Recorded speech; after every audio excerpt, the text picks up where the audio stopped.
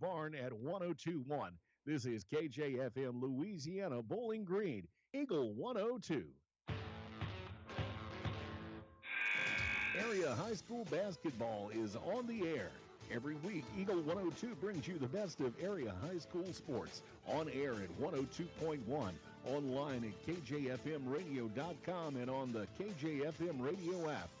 Now to the court for high school basketball on your area sports leader, KJFM Radio.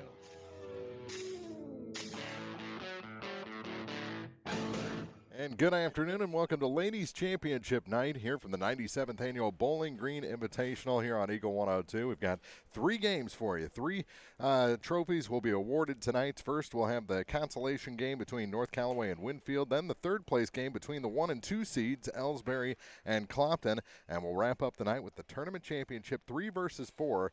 The Silex Lady Owls taking on the Van Far Lady Indians. So a fun night, a full night of basketball, and we'll end it all with the championship, then the all-tournament team. So a lot between now and then, and it should be exciting here on the second to last night of this 97th Annual Bowling Green Invitational. We'll talk about it when we start the pregame show next on Eagle 102. Game of the Week coverage brought to you by Eisenbath Auto and Supply, Remax Realty Shop Agent Kelly Crane, and the Cross Lumber Company in Vandalia.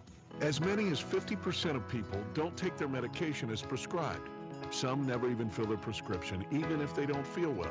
Missing or not taking medication can be deadly. For questions about medication, your local Health Mart pharmacy is here to help. For fast, friendly service and affordable prices every day, visit your local Health Mart pharmacy, Bowling Green Pharmacy, located right on the square at 8 North Court in Bowling Green. This is Tracy Brookshire with Pike County Health Department Home Health and Hospice.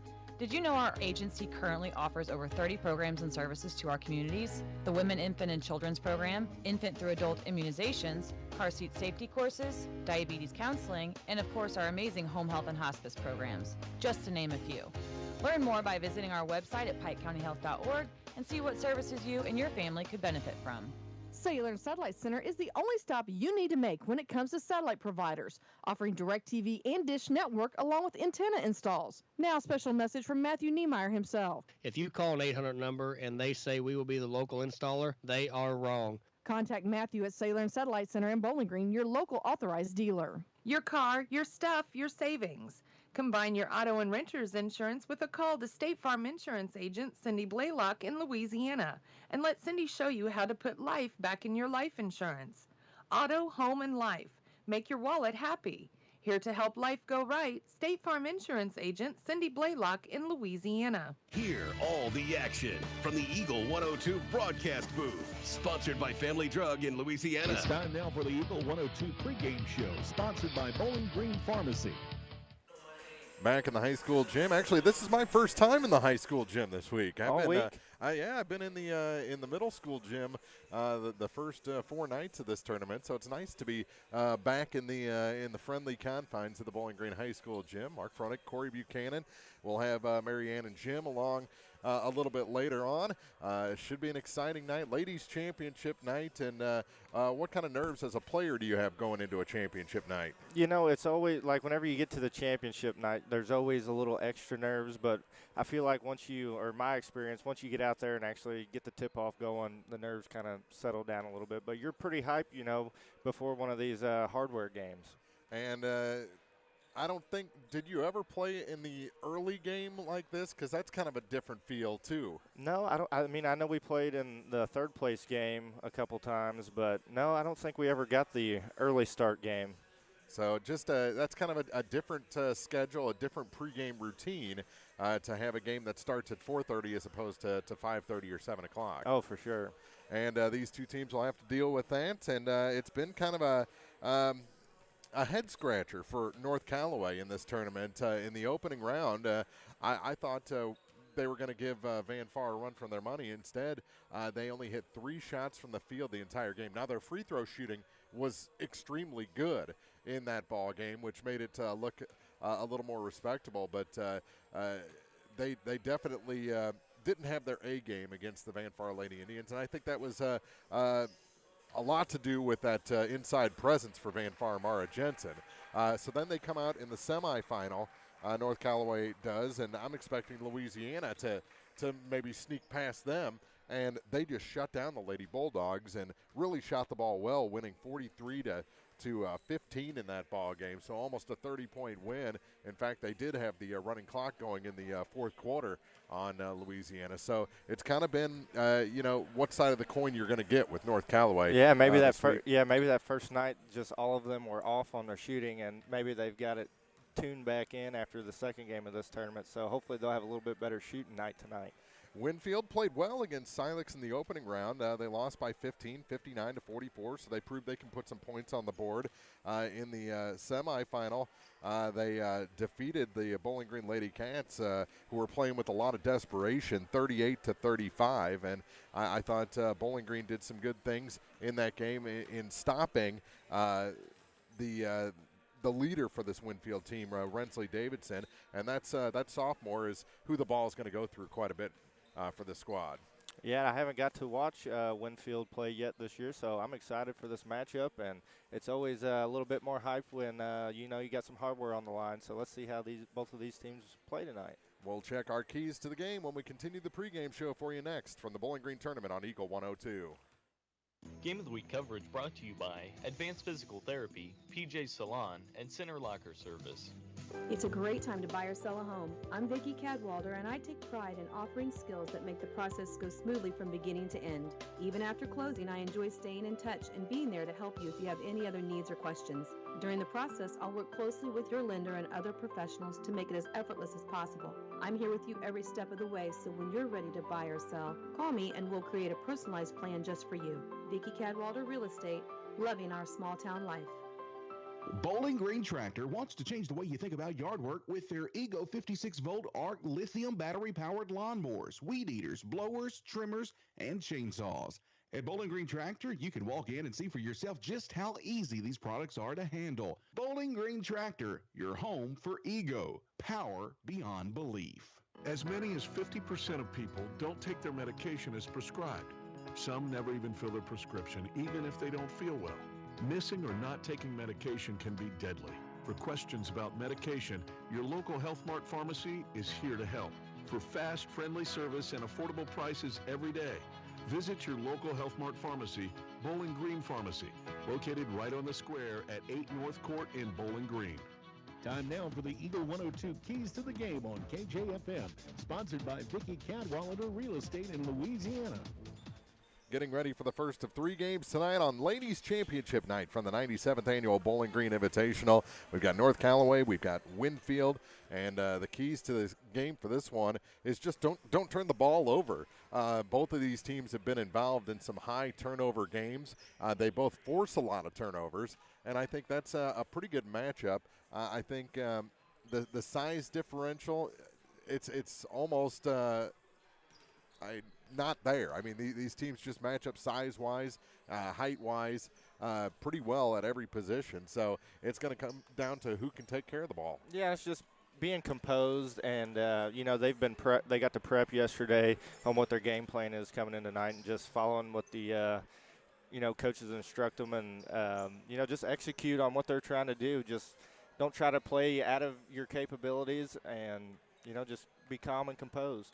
And keeping the emotions in check as well. It's a championship night. I mean, both of these. It's a consolation game. I think can be the most loose and fun game of any championship night. So I'm expecting these teams to come out here and just let it go up and down the floor. Yeah, and with these championship games and this being the first game, there's going to be more and more people coming in, towards the, second half and towards the end of the game. So you're going to have more and more crowd noise. So you just kind of got to block that out and stick to what you're trying to do. And those are our keys to the game. We'll check starting lineups next on the Eagle 102 pregame show.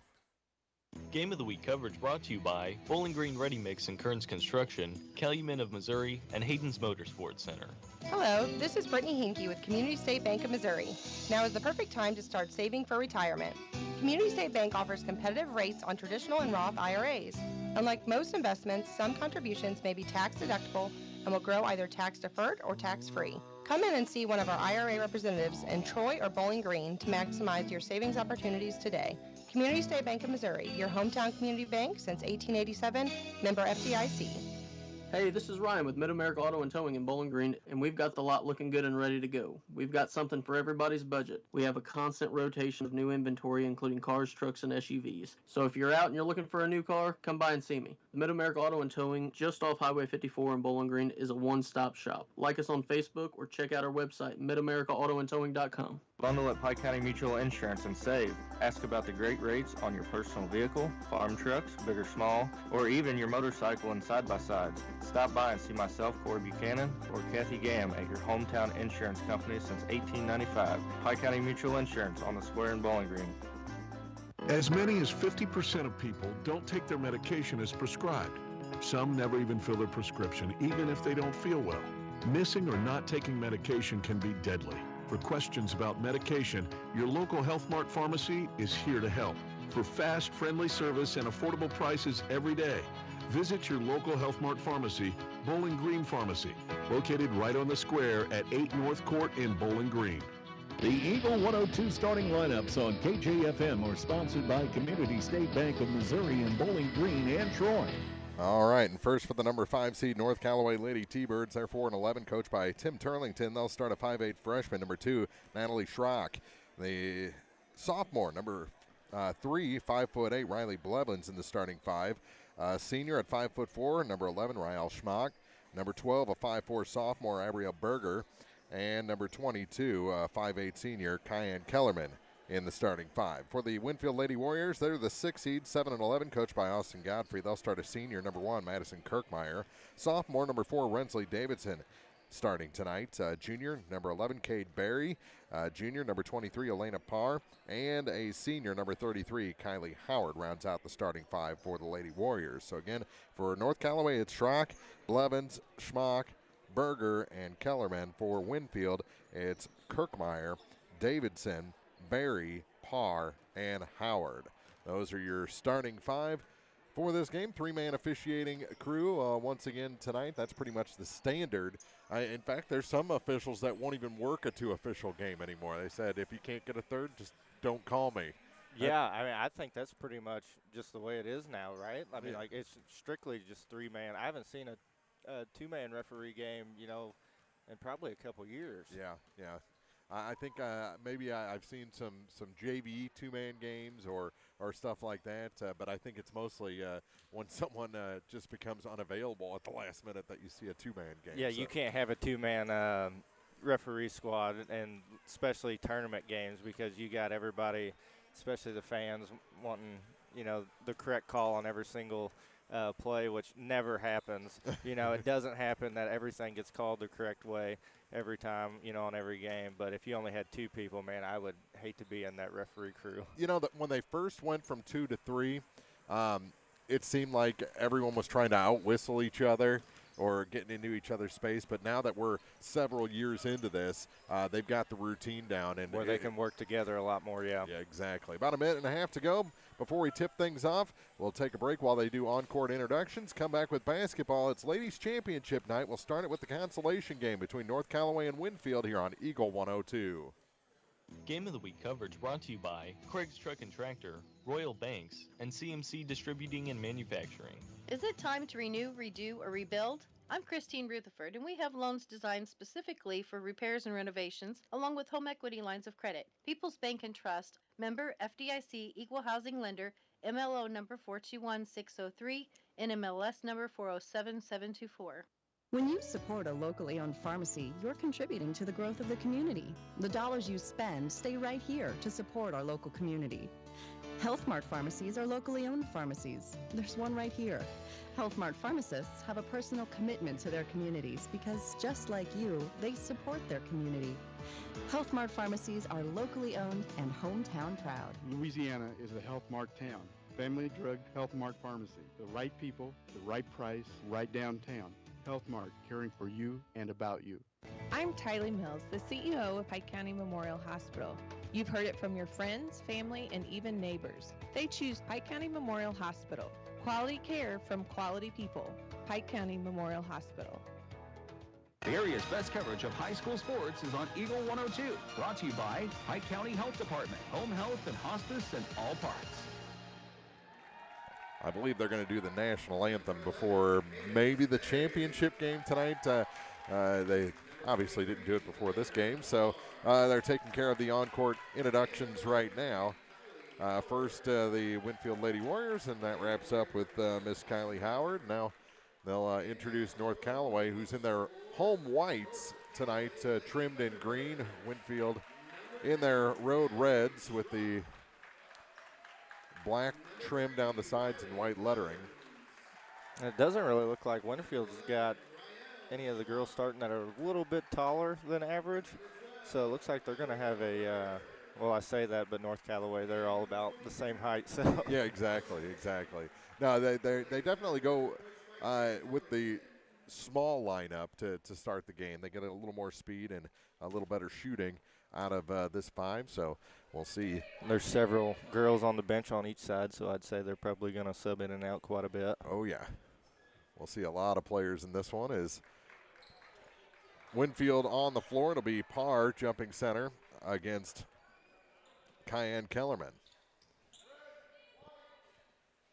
We're ready to go here on Ladies Championship night of the Bowling Green Invitational, 97th edition, and it's one back, but picked off by Winfield, then taken right away by Rael Schmock. Schmock will bring it up the floor for North Callaway. Now the ball is taken away again. Going back the other way is Cade Berry. She goes off the glass, can't hit, and the rebound tracked down to the far side by Rensley Davidson. Davidson will drive the lane and is taken to the floor, and they're going to say it's a travel. That was 2 turnovers in 14 seconds starting this game. We talked about the turnovers. So. That was one of our keys to the game. Both of these teams really good at forcing turnovers, so it's whoever takes care of the ball the best here tonight. Berger with it, drops it back for Rael Schmock. Schmock going to drive, kicks it back, and they'll reset with Cayenne Kellerman, and it's taken away again. Having a good start defensively is Cade Berry. She goes off the glass, no good, but a foul. Actually, that was Madison Kirkmeyer, 1, not 11. That will head to the line. And Natalie Schrock's going to pick up her first foul of the evening. Of the afternoon, I should say. It's the same thing, though, right? Evening, afternoon. Late afternoon, early evening, they run together.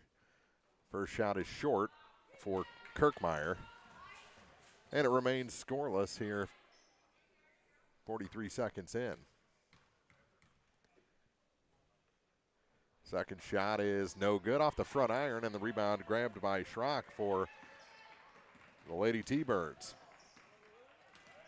They bring it up the floor, trying to go coast to coast. No good on the shot is Gabert. Now they'll kick it out for a 3 near side. That one rattles down. Leanne Ford. Excuse me, not Leanne Ford. Other 12. That's Berger. And it's 3-0 North Callaway. Another turnover by Winfield. They get the steal.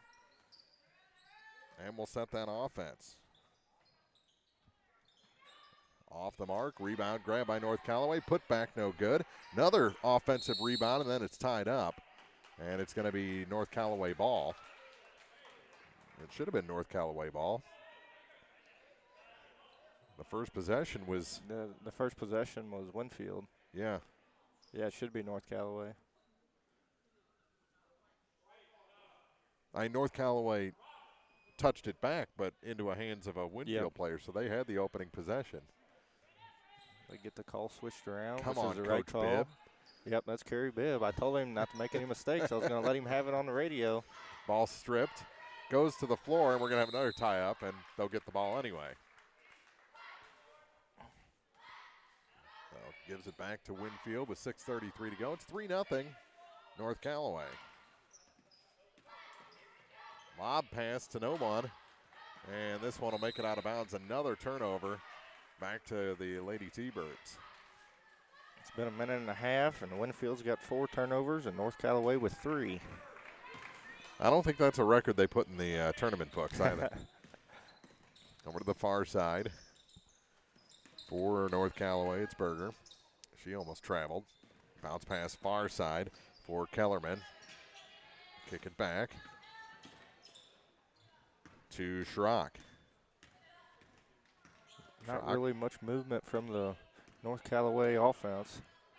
Now I need someone to cut. They'll bring out Kellerman. There's finally a down screen. Try to hit Schrock, and it's tied up, or we're going to have a foul. We're going to have a foul against Winfield, and that's going to go on Cade Berry. So each team with a foul. 5:50 to go here in the opening quarter.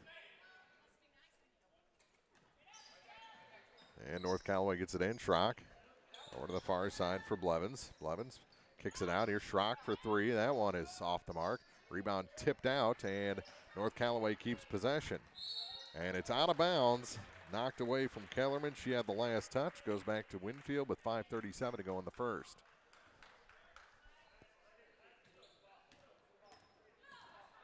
Up the floor with it is Cade Berry. Stopped her dribble. Now gives the ball to Rensley Davidson. Davidson looking for her first great pass. Yep. Got it to Kirkmeyer. Kirkmeyer's going to go back to the line for the second time. And Berger's going to pick up the personal foul. Kind of rotated a little bit late. Got beat on the back cut. 5:26 to play here in the first. And that one's long. So she's 0 for her first three. North Callaway hasn't been to the line yet, but they're a very good free throw shooting team. Second shot, that one is good, and Winfield's on the board.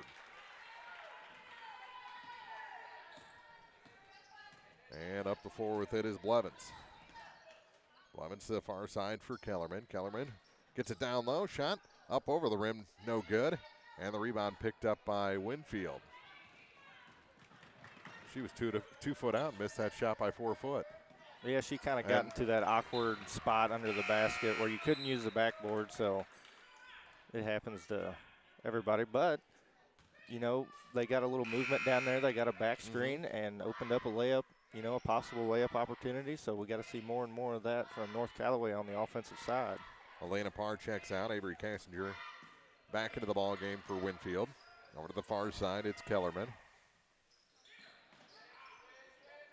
Gives it to Schrock. Schrock down low for Berger. Kicks it back out to Schrock from in front of the free throw line. Her shot's no good. And the rebound pulled down by Kassinger. Pass down low for Gillespie. Her shot's no good. And the rebound pulled down by Schrock. Long pass ahead to Berger. Berger tripped, gives it off to Schrock. Let's get past the far side now for Schmock. She can't hit, but she is fouled, and we'll head to the free throw line. First free throws for North Callaway tonight. 4:25 to go in the first. It's 3-1, Lady T-Birds. The first shot is long. How many times did I say in the pregame and early on they were very good at shooting free throws? Yeah, it seems like we always jinx them whenever we start talking about free throws. And the first one was long, and that one was nothing but net.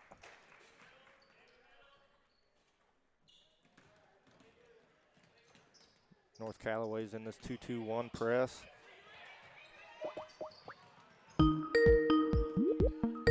Simplify your life and building a strong, high-performance services organization. Community State Bank in Bowling Green and Troy, your community bank since 1887, member FDIC.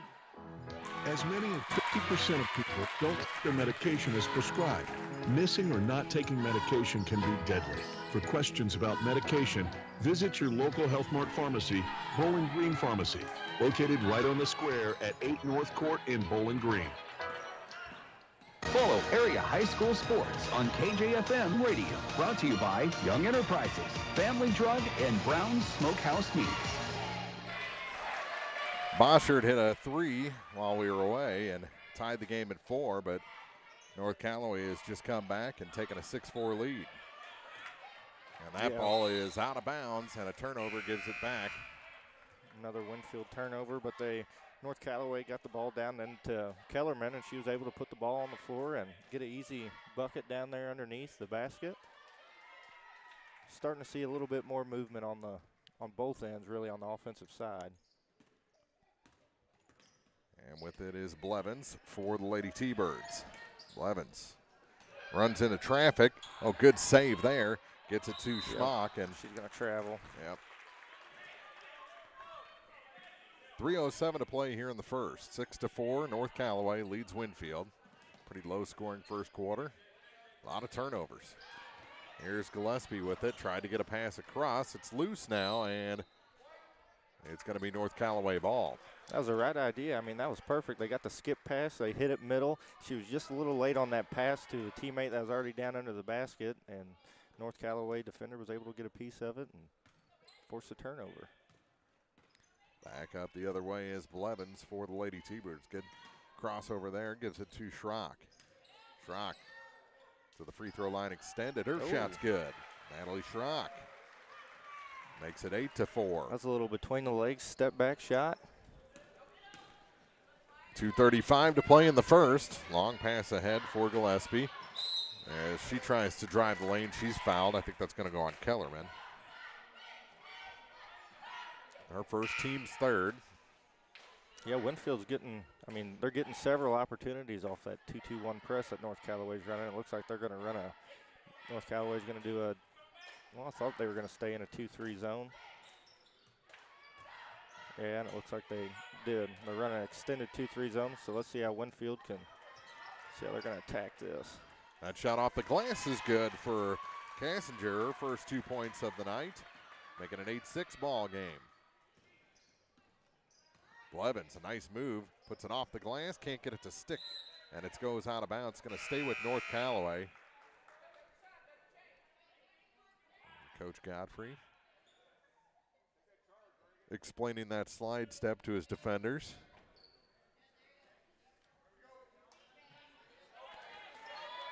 And North Callaway to inbound. They get it to Blevins. Blevins facing the wrong way, so she'll kick it out. Schrock, a three, long three, and it's good. Natalie Schrock. And now more pressure from the Lady T-Birds. Winfield breaks it, goes to the floor, and it's picked up by Blevins, and she avoids the tie-up, gets it to Schrock. It's a 2-on-2, and she's fouled by Reagan Gabert.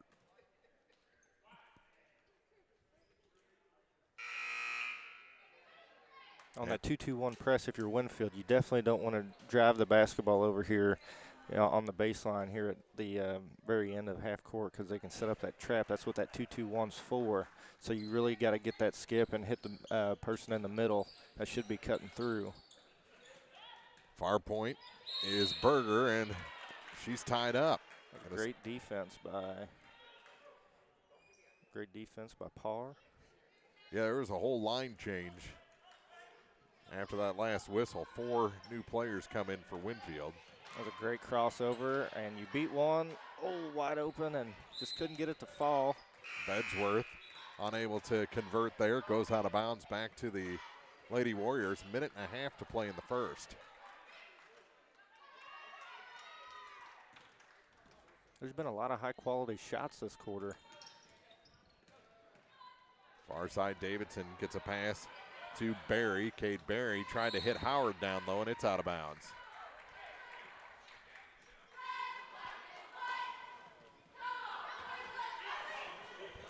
Minute 22 left to go in the first quarter. First of 3 games here on Ladies Championship night from the 97th Annual Bowling Green Invitational. Here's Bedsworth with it. Out high for Lady T-Birds. Goes to the far side for Berger. Berger cuts the free throw line, loses her defender to the ground. Blevins has it, back to Berger. Her shot is good from behind the free throw line. She's got 5. 13-6. North Callaway leads. Pass tipped, gets all the way to Rensley Davidson. Davidson off the glass, and she scores. First 2 points tonight for Rensley Davidson. Winfield's getting a lot of quality opportunities off that 2-2-1 press. I look for North Callaway to maybe make a change after this quarter. Out high, it's Bedsworth. Down to 30 seconds to go here in the first quarter. Blevins. Out high. Schrock going to try the three. That one's off the line this time, but a offensive rebound. Kick it out. She'll go to her dribble this time. Natalie will. Shot no good again. Bedsworth had the rebound momentarily, and it's taken away by Parr. Down to 10 seconds. Got to hurry. Parr across the time stripe. Down to 6. Here's Barry. Kicks it far side for Davidson, and she can't save. We're down to 0.9 seconds to go. I'd let that 0.9 roll off. Not much you can do with that. If Bowling Green was playing, I bet that 0.9 would have run off. And there it goes. 13-8, our score after one. It's North Callaway leading Winfield here in the Consolation Championship of the 97th Bowling Green Invitational on Eagle 102. Game of the Week coverage brought to you by McCoy Blossom Funeral Home, Northeast Missouri Title Company, and the Ivins Insurance Agency. From the classic cheesesteak and rich crab cakes to the Philadelphian favorite water ice, a taste of Philly in Bowling Green is a fan favorite. A meal ready for you before or after the game, and game day jerseys are welcome. Open 7 days a week. A taste of Philly. Business Highway 54 West in Bowling Green. Hi, this is Brock Mitchell, and I am a physical therapist with Advanced Physical Therapy in Bowling Green. At Advanced Physical Therapy, we treat everything from sports injuries to work rehabilitation, arthritis, and post-surgical rehabilitation. This includes spinal care, balance issues, and vestibular treatment. You have a choice when it comes to physical therapy, and we hope you choose Advanced Physical Therapy. Conveniently located across from Bowling Green High School on Business 61. Call us today to schedule your next physical therapy appointment at 573-324-6079. Bringing you all the action from the Eagle 102 broadcast booth. Sponsored by Family Drug in Louisiana. Start of the second quarter, Winfield will have the ball. Davidson set to inbound. Winfield trailing North Callaway 13-8 after 8 minutes. Out high with it is Berry. Over to Kirkmeyer. Kirkmeyer to the hoop. She scores. Madison Kirkmeyer makes it a 3-point game. Her first bucket from the field. Here's Blevins. Over to the far side for Schrock. Thought that was kind of either caught between a lob pass and a shot there, and we're coming back the other way. Good reverse by Davidson, but she hits the bottom of the backboard. Got in too deep, and Blevins has the ball for North Callaway. Behind the back dribble, gets her across the line. She weaves her way up the floor. Now drops it off for Schmock. Schmock, center of the lane. Kind of push that one to the side, kicks it back out. Up and around to the near side for Blevins. Blevins for Schrock on the far point. Lob pass. Great good pass down low. Shot off the glass. Good. That's Kellerman with the finish. She's got 4, and it's 15-10, North Callaway. Just over a minute gone here in the second quarter, and now a steal by Schmock. She goes to the hoop and scores. Little spurts like this are what's going to win this game for North Callaway. Schrock gets the steal. Ahead, Blevins to the hoop, and she scores. Just like that. Timeout. Blevins' first points of the night. A timeout is taken by Winfield. 6:35 to go in the second. It's 19-10, North Callaway on Eagle 102. Game of the Week coverage brought to you by Penrod Real Estate, People's Savings Bank in Bowling Green, and Ann Lane Boutique. Great hair doesn't happen by chance. It happens by an appointment with PJ Salon. Make your appointment today and look your absolute best. PJ Salon in the Raintree Mall in Louisiana is your full-service salon, offering manicures, pedicures, tanning, and much more. Gift certificates for your someone special are always available, and walk-ins are welcome at PJ Salon. You may have 99 problems, but your hair doesn't have to be one of them. PJ Salon in Louisiana. High school sports on your area sports leader, Eagle 102. Brought to you by Bowling Green Tractor, Vicki Cadwalder Real Estate, and Ingram Plumbing. I like both of these teams. You know, we've known the assistant coach for Winfield, Maddie Hankey, for years since she was a student athlete at Silex. We've known Chop over on the North Callaway side for forever. For all his funny jokes. He's got new material every time you see him. Yeah, he doesn't say the same joke twice. I've 20 years worth now. And now Winfield, they did a really good job with this 2-2-1 press that first quarter, and they've struggled so far the second quarter. So I'm not too sure what's changed, but here's a shot, a good little long. look. Davidson gets it back, hands it to Gillespie. Gillespie free throw line, kicks it back through Berry to the near side for Kirkmeyer. That shot no good, and Parr gets the long rebound for Winfield. So second chances here for the Lady Warriors. See if they can capitalize. To the near side, here's Madison Kirkmeyer. Kirkmeyer to the free throw line, drops it off for Rensley Davidson. Davidson, kind of a wild shot from the baseline across her body, and the rebound picked up by Natalie Schrock. Schrock will bring it up the floor herself with 5:45 to go here in the first half. Hanson off for Riley Blevins. Back up top now. Schrock with it. Hands it off to Blevins. North Callaway's kind of gone to that weave action. They get it down low. Shot no good, but a foul will send Cayenne Kellerman to the line for the first time. Just the second set of free throws for North Callaway here in the first half. Honestly, the best way to stop that weave if you're Winfield is if you just switch every time they go do that handoff, just switch defending, and you can kind of do that. I mean, that kind of takes the opportunity for them to get down into the kill zone there. Made the first, makes it a 10-point lead, biggest of the night, and that one makes it an 11-point lead at 21-10. North Callaway ahead of Winfield with 5:30 to go here in the first half. Gabert with it in the backcourt to Rensley Davidson across the line. Long pass ahead as they beat the press. Shot no good for Kassinger, and the rebound is taken away. Oh, kind of a dangerous pass. Yeah, a little close there. Got to work on their spacing. That shot from the far side Great turns into offensive rebound. Perfect pass to Berger, off the miss by Schmock, and it's 23-10.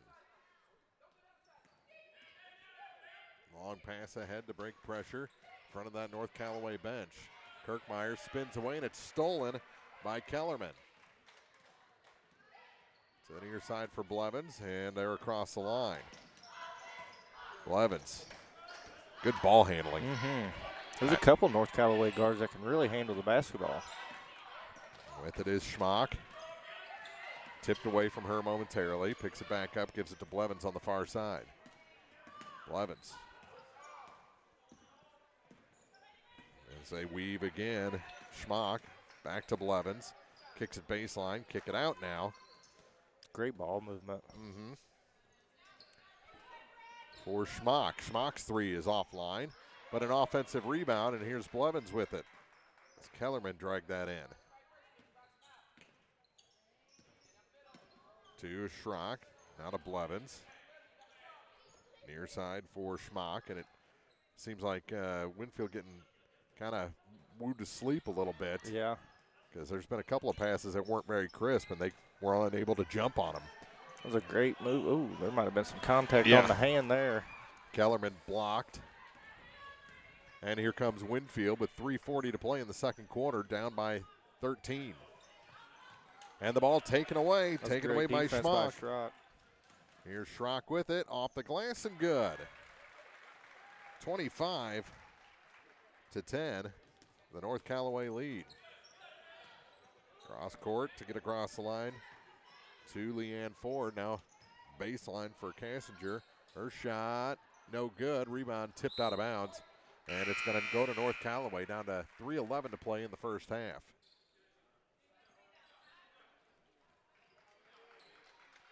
Checking out Berger for North Callaway.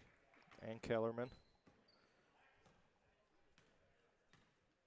And here come the Lady T-Birds into the ball game. There's Leibel and Bedsworth. That shot, no good. Short. Howard picks up the rebound for North Callaway. And on the dribble is Lily Boschert. Boschert out high for Gabert. Now for Kassinger, free throw line. Going to start her dribble, kick it near side for Ford. Her three is offline. Rebound all the way to the corner and out of bounds. Last touch by Leibel, who slipped on a backpack there, and she's lucky to avoid injury. Yep, the backpacks are getting moved as we speak. That one backpack is huge. I'm not sure what's all in that.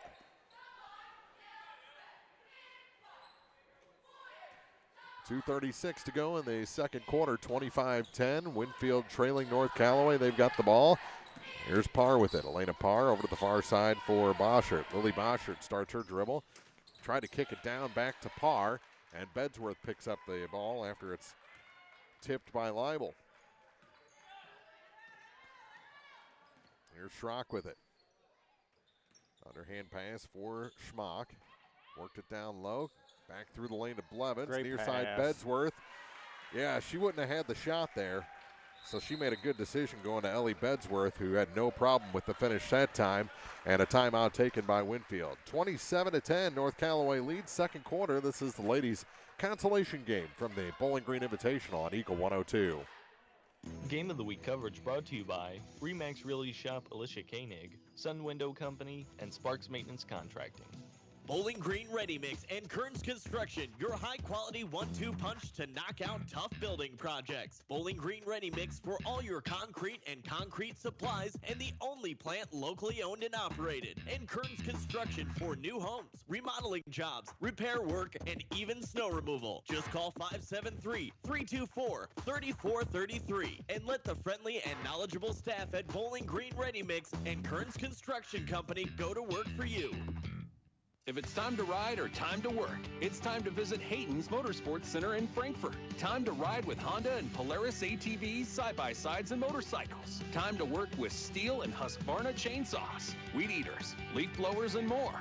There isn't a friendlier or more knowledgeable staff than those at Hayden's. If you need help at work or at play, let Hayden's Motorsports Center be your one-stop shop for the most fun and hard-working power sports equipment in the area. They're always ready to help. Hayden's Motorsports Center, just off Highway 61 North in Frankfort. The most complete coverage of high school sports on Eagle 102. Brought to you by Mid-America Auto and Towing, the Mercantile Bank, and Pike County Mutual Insurance.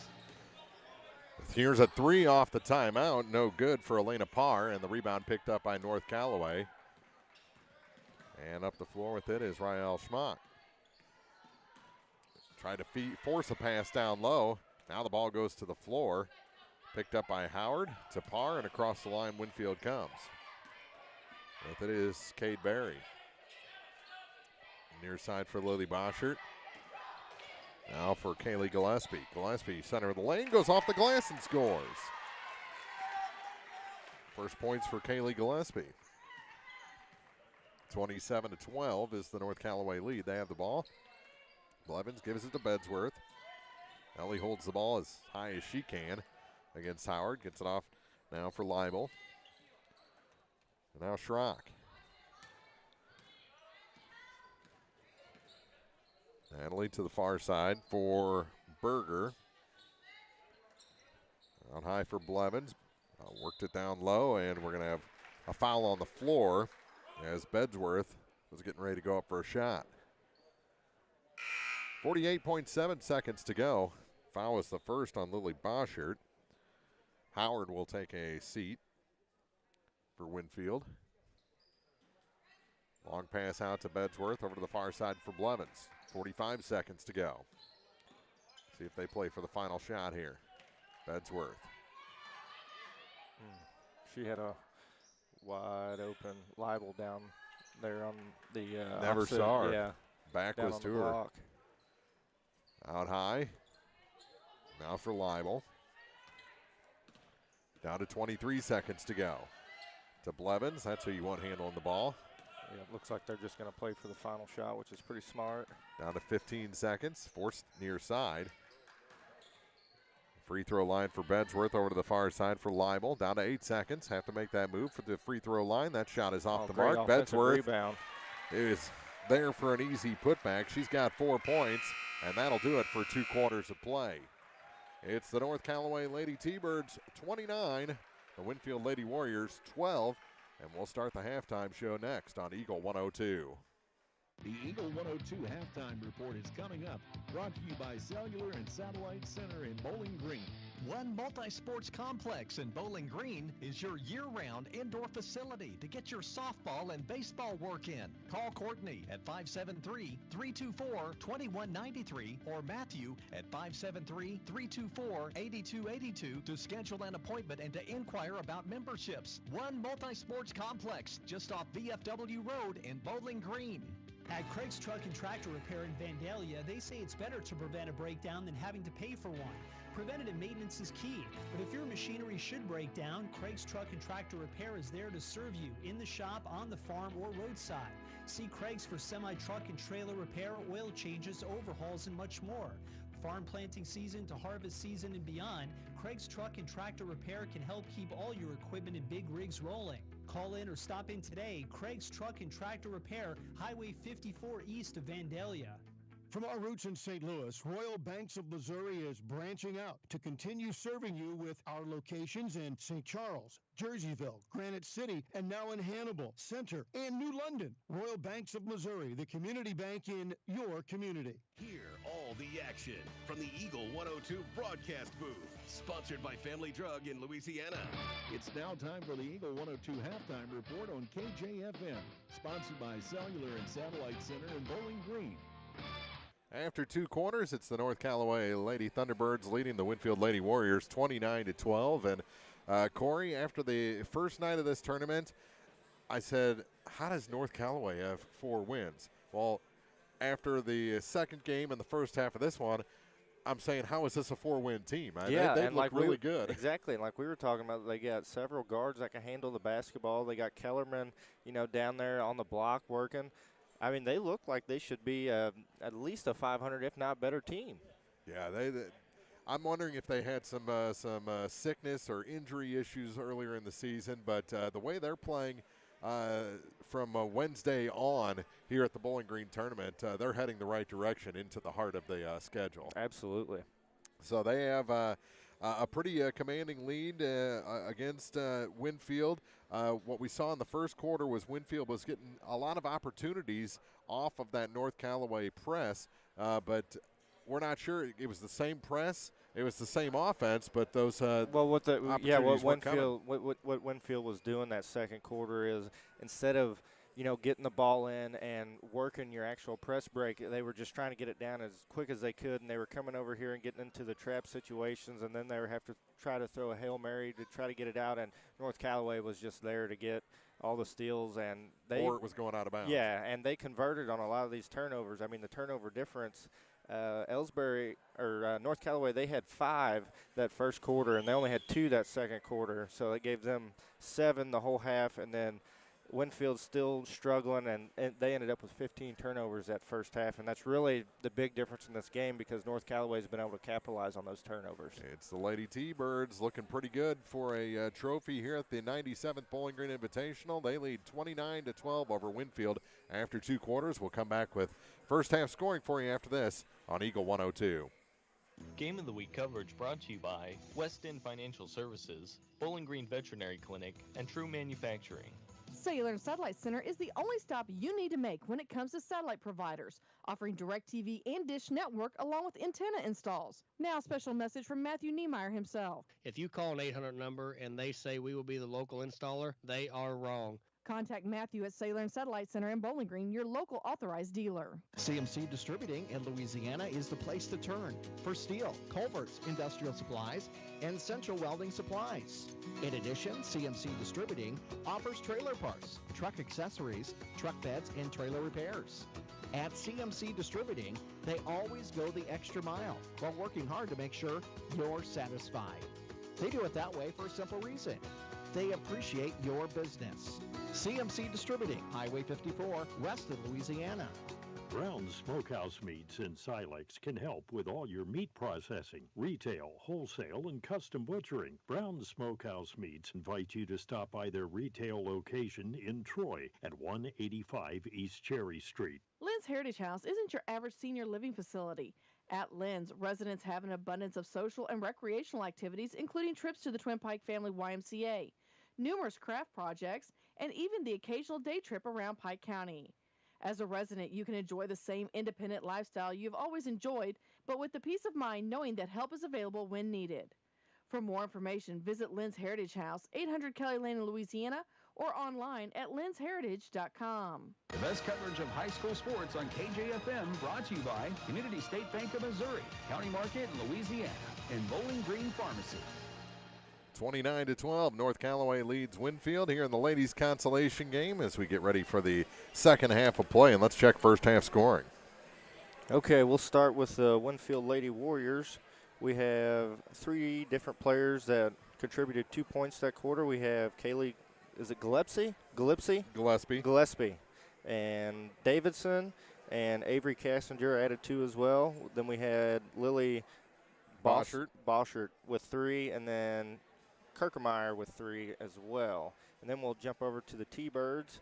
The Lady T-Birds, we have Riley Blevins with 2, Schumacher with 3, Bedsworth with 4, and then we have Kellerman with 6, and Berger and Schrock both with 7 that first half. So a lot more scoring on the T-Bird side. They're kind of distributing the wealth a little bit better right now.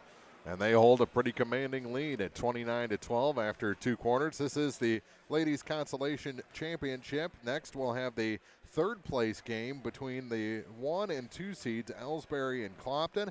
And we'll round out the night with the tournament championship, Van Far and Silex. Silex, the 3 seed, Van Far, the 4 seed. And Van Far's looked really good the first 2 games. And they had a matchup very early in the season. I believe it was the first game of the season, and Silex won that ball game. So Van Far looking for a trophy and some revenge tonight against the Silex Lady Owls. 29-12 in this game after 2 quarters. North Callaway in the driver's seat as we head to the second half from the Bowling Green Invitational on KJFM. Game of the Week coverage brought to you by Young Enterprises Incorporated, B&R Auto Body and Sandblasting, and Billy Collins Construction. One multi-sports complex in Bowling Green is your year-round indoor facility to get your softball and baseball work in. Call Courtney at 573-324-2193 or Matthew at 573-324-8282 to schedule an appointment and to inquire about memberships. One multi-sports complex just off VFW Road in Bowling Green. Hello, my name is Lisa Blossom Payne. My family owns and operates McCoy Blossom Funeral Homes and Crematory. We have 3 locations to serve you: Bowling Green, Troy, and Hawk Point. We provide both traditional funerals and cremation services. In addition, we also offer pre-arrangement options that freeze the cost. If you would like further information, please contact McCoy Blossom Funeral Homes and Crematory at 573-213-5110. If you expect the best in customer service and want quality insurance coverage on the things you love, the Evans Insurance Agency is a must call. Call 816-772-5182 and talk to Scott to tap into his many moons of experience, or Shaylee for her friendly attitude. And if all else fails, ask to talk to Will Evans. She's the real boss anyway. The Evans family is here for your home, auto, and business needs. Tell my mom and dad put into it. Buying a home can be scary, but not with RE/MAX Realty. Whether you're looking to sell or to buy a home, commercial property, investment property, or land in Pike County and the surrounding area, the RE/MAX Realty Shop is here to help. When you or someone you know wants a passionate advocate to share the home buying experience with, call me. We will both be glad you did. I'm Elisha Koenig, RE/MAX agent. Area High School Sports on Eagle 102, brought to you by People's Bank and Trust, State Farm Insurance, Cindy Blaylock, agent, and Perkins Electrical Services. 29-12 after 2 quarters here from the Bowling Green Invitational. It's North Callaway leading Winfield, first of 3 games tonight from Ladies Championship night. Tomorrow we'll have Men's Championship night, and it's an early start. 2:45 pregame, 3 o'clock tip-off between Bowling Green and Clopton for Consolation. Then North Callaway and Louisiana will battle for 3rd place. Finally, the tournament championship starts at 6 p.m. tomorrow between Elsberry and Winfield, and that one is going to be back and forth end to end, pretty high pace to that championship game. It should be fun. 29-12 our score here after 2 quarters is Winfield. Let's see what kind of adjustments Coach Godfrey and Coach Hankey have made heading into this second half. I'm guessing a lot of it has to do with that press break. And they know they can break it because they did a very good job of it in the first quarter. They just couldn't hit some of these shots. They get a 2-on-1 after they break it, and they just couldn't quite get the pass to the person ahead. And they missed out on several good opportunities down here on the offensive side. Yeah, Coach Godfrey said I jinxed him the other night. Kind of killed their shooting mojo by talking it up ahead of the semifinal. So we'll see if they can break that jinx here in the second half and shoot a little better, especially in those high percentage areas. It's North Callaway with the ball on the near side. Blevins, as North Callaway now moving from left to right to Schrock. Out high for Kellerman. Kellerman to the far side for Blevins. She's going to try a three. It's short. Long rebound and Parr. She seems to gobble up a lot of rebounds on both ends of the floor. Back the other way for Winfield is Cade Berry. Skip pass to the far side for Rensley Davidson. Davidson gets it to Kirkmeyer, and she's fouled. 7:22 to go in the third quarter. Kind of a slow start to this second half. And Kellerman picks up her, pick up her second. And Winfield has it underneath the basket. They go to Parr on the baseline. She's in too deep. They'll have to kick it back out. Here's Rensley Davidson for three. That'll get you back in the ball game. She hits the tray and makes it 29-15. A lot of good movement on that possession for the Winfield Lady Warriors. And now a steal. Coming back the other way is Cade Berry off the glass and in. So pretty nice little 5-point swing there for Winfield, and it's 29-17 now to a 12-point North Callaway lead. Let's see if they go back to that weaving action. Kick out to the near side for Schrock. Schrock in front of the free throw line, has it knocked to the floor. It's tied up, and it's going to be Winfield ball again, trailing by 12. So nice start here for Winfield. This is exactly what you want if you're Winfield. Another tray here, and we got a ball game. Ooh, almost a travel. In the backcourt. Now they get across the line with Berry, and it's thrown away. Picked up by North Callaway, and here comes Schmock with it. Over to Schrock. Back to Schmock. She'll take the three. Little step out there. Off the mark. Rebound grabbed by Kellerman, and then it's thrown away.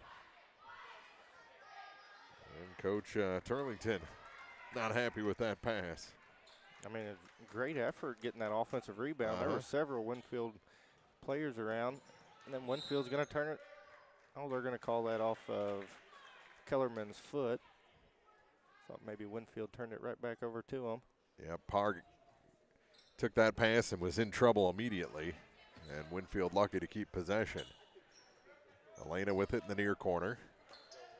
North Callaway still in this extended 2-3 zone. Berry to the far side. Here's a three. It's short, and the rebound picked up on this end by Cayenne Kellerman.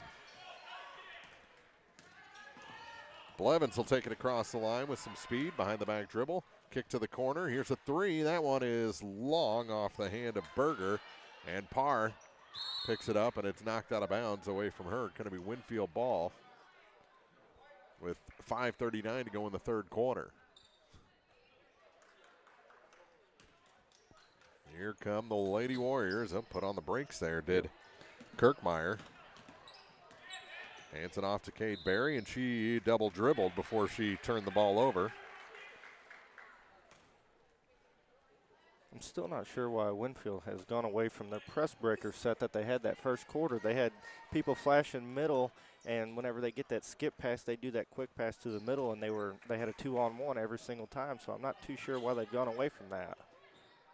Near side at Schrock to Blevins. Blevins back out to Schrock. Thought she was going to hit the three there. Instead goes to free throw line. Her shot was no good. Another shot no good. And the rebound goes out of bounds back to Winfield. 3 minutes gone here in the second quarter. 5:06 to be exact. 29-17 our score. Within the backcourt is Rensley Davidson. Kind of been held silent tonight after a good couple of games in this tournament. Gets it to Gillespie. That shot missed the backboard. Did Kirkmeyer. Ball goes to the floor, and a timeout. That was great hustle down there by everybody. There was about 3 or 4 bodies on the floor, and North Callaway ended up getting the possession, and Coach called a timeout to save them the ball. 29-17 they lead. Just under 5 minutes to go here in the third quarter from the Bowling Green Invitational on Eagle 102. Game of the Week coverage brought to you by Trophy Properties and Auction, Joe Ogden Agent, Louisiana Flowers and Gifts, and La Crosse Lumber in Louisiana. You simply can't buy a better replacement window than one from Sun Window Company. Energy-efficient windows and doors with a lifetime warranty on both the window and installation. Sun Window Company, family-owned and operated since 1989, offers low factory direct prices on high-quality vinyl windows, custom designed to fit perfectly and built to last. See how much you can save. Call Sun Windows, 573-549-2080 for details and a free estimate. Sun Window Company, Highway 161 in Middletown. Follow area high school sports throughout the season on Eagle 102, brought to you by Mike's Tire and Service Center, Veolia Landscape Supply, and a taste of Philly. A little lazy on the pass off the timeout, and it's turned over to Winfield, and Davidson goes off the glass and scores. Rensley Davidson with 2 more. That's 5 points for her this quarter. She's given the Winfield squad a big boost, down to a 10-point game. Yeah, outscoring. It's a 7-0 run here by Winfield to start the second half. Here's Blevins. Down low, shot. No good, and a wide open rebound that time for Kaylee Gillespie. Here come the Lady Warriors trying to dig out of this hole. Get it down to Rensley Davidson. Davidson center of the lane. Shot no good, but a foul is going to send Davidson to the line for the first time tonight. 4:01 to play here in the third quarter.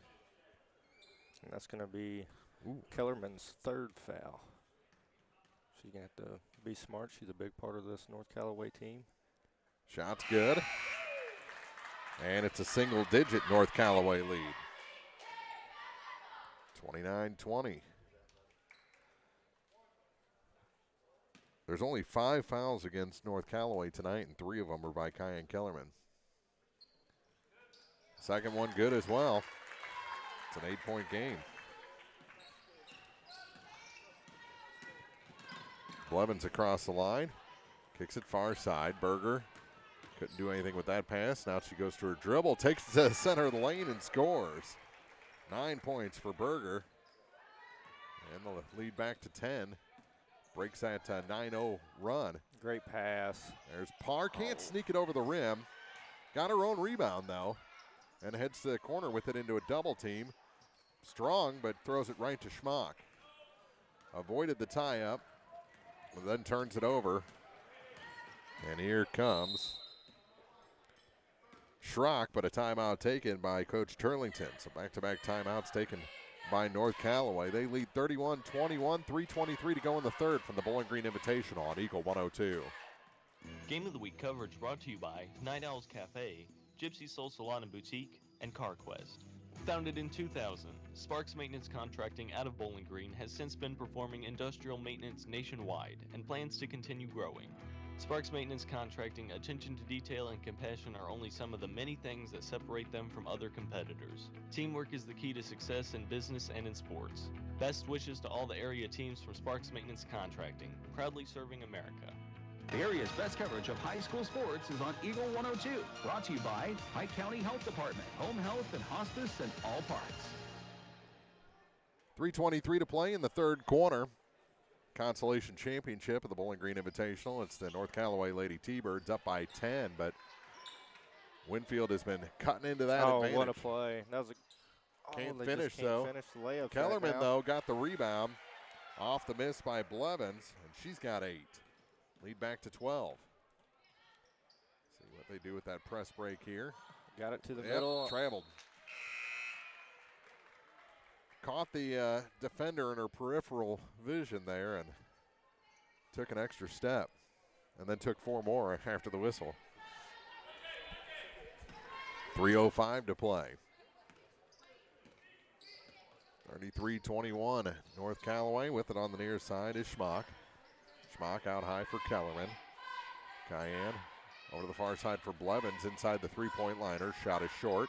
Kellerman the rebound. Rebound by Kellerman. Tied up by Parr. It's going to stay with the Lady T-Birds. Kellerman. Looks like she kind of got, maybe she might have caught an elbow in the nose. Nose or the lip. And now it's stolen away by Parr. She's kind of a bulldog, isn't she? And then Winfield turns it right back over to him. She has just got a nose for the ball. Elena Parr. Davidson checks out. So does Boschert. As coming back in the ball game, Cade Berry and Leanne Ford for Winfield. Here's Blevins. Riley comes to the near side, hands it off for Rael Schmock. Schmock, a couple of twists there, gives it to Schrock. Oh, what a pass.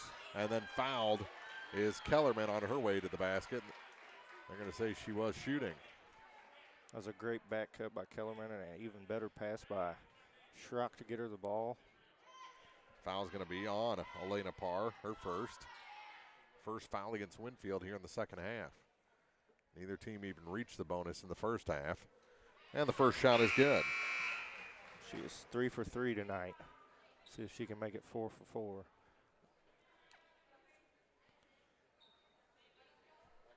.224 to play in the third quarter. And the second shot is good as well. She beat the Jinx. Yep. It usually never fails whenever you start talking about how well they're shooting free throws. They always miss it. Parr in the backcourt for Berry. Now caught on the far side is Ford. Tries to spin out of it. And a timeout taken by Coach Godfrey. With 2:10 to play in the third quarter, it's North Callaway 35, Winfield 21 for Consolation at the Bowling Green Tournament on Eagle 102. Game of the Week coverage brought to you by Eisenbath Auto and Supply, Remax Realty Shop Agent Kelly Crane, and the Cross Lumber Company in Vandalia. West End Financial Services in Louisiana will tell you, of course money isn't everything, but it certainly is something. No matter how you feel about it, it's impossible to get along without it. You may not need extra funds now, but if it happens to you, remember solving money problems is West End Financial Services business. West End Financial Services offers check cashing and short-term loans along with Western Union. Open Monday to Thursday 10 to 5, Fridays 10 to 6, and Saturday 10 to 2. Locally owned and operated West End Financial Services in Louisiana off Georgia Street. Area High School Sports is on Eagle 102, brought to you by Pike County Memorial Hospital and Cellular and Satellite Center. Well, that's something I've never seen, Corey. Winfield cheerleaders out on the floor doing their Let's Go Warriors, clap, clap, clap. The North Callaway cheerleaders were clapping along with it. Yeah, well, I've actually seen that several times. I don't know if that's like a new thing the cheerleaders do, but it's pretty cool to see. Yeah. I forget who it was the other night when I was watching. The cheerleaders were clapping along with them. Winfield with the ball. Here's Parr to the corner. Ball fake and a foul going to be whistled on Schrock, her second. Nope, they're not going to give it to Schrock. They give it to Schrock? No, they gave it to Berger, sorry. 12-2, and Parr will inbound underneath on the baseline. Gets it to Berry. Trying to force a pass to Howard, and it's taken away by Ebriel Berger. You gotta get it across. With it is Blevins. Blevins out high for Schrock. She's going to take the long-range three and nail it from the top of the key. It's her second tray of the night, first of this half. And she's into double figures with 10. Parr has that pass tipped and out of bounds. It's going to stay with Winfield, and more substitution as Bedgeworth coming back in, as well as Jalen Leibel for North Callaway. Berger and Kellerman will take a seat. Saving them for the fourth quarter. Now a steal by Blevins. Great pass, too. To Schmock, all alone, and scores. 5 points for Ryle Schmock. See, nobody's in that middle. Nobody's flashing to the ball for these guards. Yeah, it's all they got a skip cross pass court. and then another skip pass and a travel. Yep. Before the shot by Cassinger, she took an extra step, so it won't count and goes back to North Callaway on the turnover. A 9-0 run, wasn't that what Winfield had to start this second half? Yep. And now that got it down to a 9-point deficit, and all of a sudden it's back up to 19. Here's Bedsworth with it. To Schrock. Oh. And an offensive foul. That's going to be her second. She got the elbows up a little bit and put one on to Leanne Ford. Yeah, it didn't really seem like it affected Leanne. It looked like it might have hurt. Caught her right on the side of the head. 50.5 seconds to go. The two officials now talking in the backcourt. Could be a possible.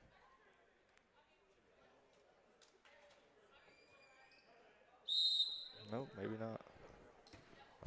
If they were talking about maybe a double foul or something? No, I don't think it would have been that. What is it? It could have been a flagrant. Oh, yeah. Yeah, I don't think it was anywhere near that. Yeah, but it's got Scooper Davidson. Oh, that's a beauty right there. Rensley Davidson.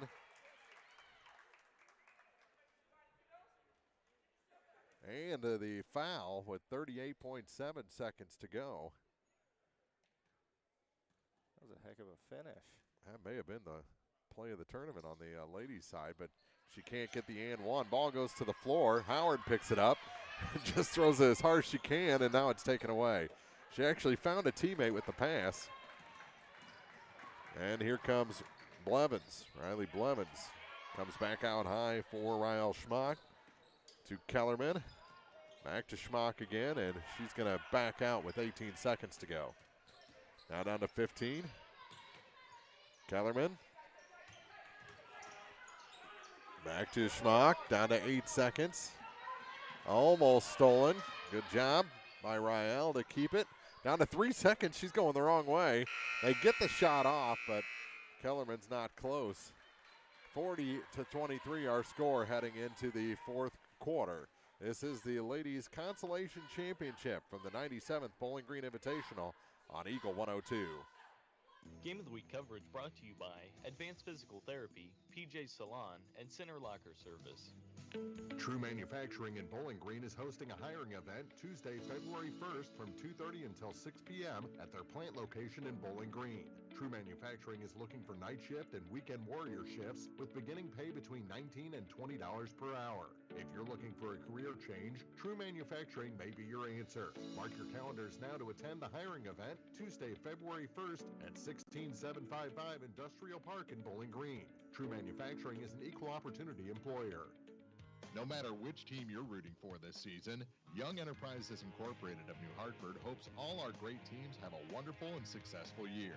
Young Enterprises Incorporated features A.K. and Kent Feeds, Asgrow and DeKalb Seeds, RCIS Crop Insurance, fertilizer, chemicals, interstate batteries, and more. Young Enterprises Incorporated online at youngenterprisesinc.com. Young Enterprises Incorporated of New Hartford. Stay with us. Bringing you all the action from the Eagle 102 broadcast booth, sponsored by Family Drug in Louisiana. Stay with us for the ladies' third place game coming up next. It'll be the 1 seed versus the 2 seed, Elsberry versus Clopton. Here it's North Callaway in control heading into the final quarter. Winfield with the first possession that comes up empty, and Leibel with the rebound for the Lady T-Birds. Ahead 40-23, 20 seconds gone here in the final quarter. Up high with it is Cayenne Kellerman. Kellerman to the near side for Riley Blevins. Just inside the three-point line. That shot from Leibel's no good. She gets the rebound, comes out the far side with it. Now kick it back and run a little more clock here. Leibel off the wing with it on the dribble. Well, goes back to the wing. Now baseline. Still nothing there available for her, and it's knocked out of bounds. They just did not give Leibel an inch. Nope, that was great help defense down there by Howard. She stepped over and cut off the lane that Leibel was trying to take. Here's a three from the corner off the inbound. Riley Blevins has 5 points. And it's 43-23, a 20-point advantage for the Lady T-Birds. Winfield in the backcourt, long pass ahead for Howard. It's rejected, but right to Kirkmeyer and then taken away by North Callaway. They just come in waves defensively, yes, don't they? They do. Over to the far side for Leibel. And it's taken away by Elena Parr. She's on the break, 1-on-2, and trying to put on the brakes, almost lost the ball. Kicks it back, Howard for a three. That one misses, turns into a pass, another pass down low, and a block on Kirkmeyer, and it's tied up. Bedsworth flying, and it's going to the Lady T-Birds. 6:29 to play. Things getting a little wild here. This Bowling Green tournament. 43-23 par checks out. And Blevins with it in the backcourt. Riley Blevins. Across the line, long pass to Leibel. Nothing there for her, and she throws it into the backcourt. I said it was tipped. So North Callaway keeps possession. Oh, what a crossover. Yeah, the C's open with that crossover by Ryal Schmock. And she adds to her total for the night. She's got now 7 points. Seems like the whole team has 7 points. Ball goes to the floor. And the tie-up goes to Winfield this time on the arrow. Blevins out, Schrock back in. Into the ball game for the first time in the second half is Ricky. Actually, that's the first time she's been in tonight, isn't it? Bedsworth takes a seat.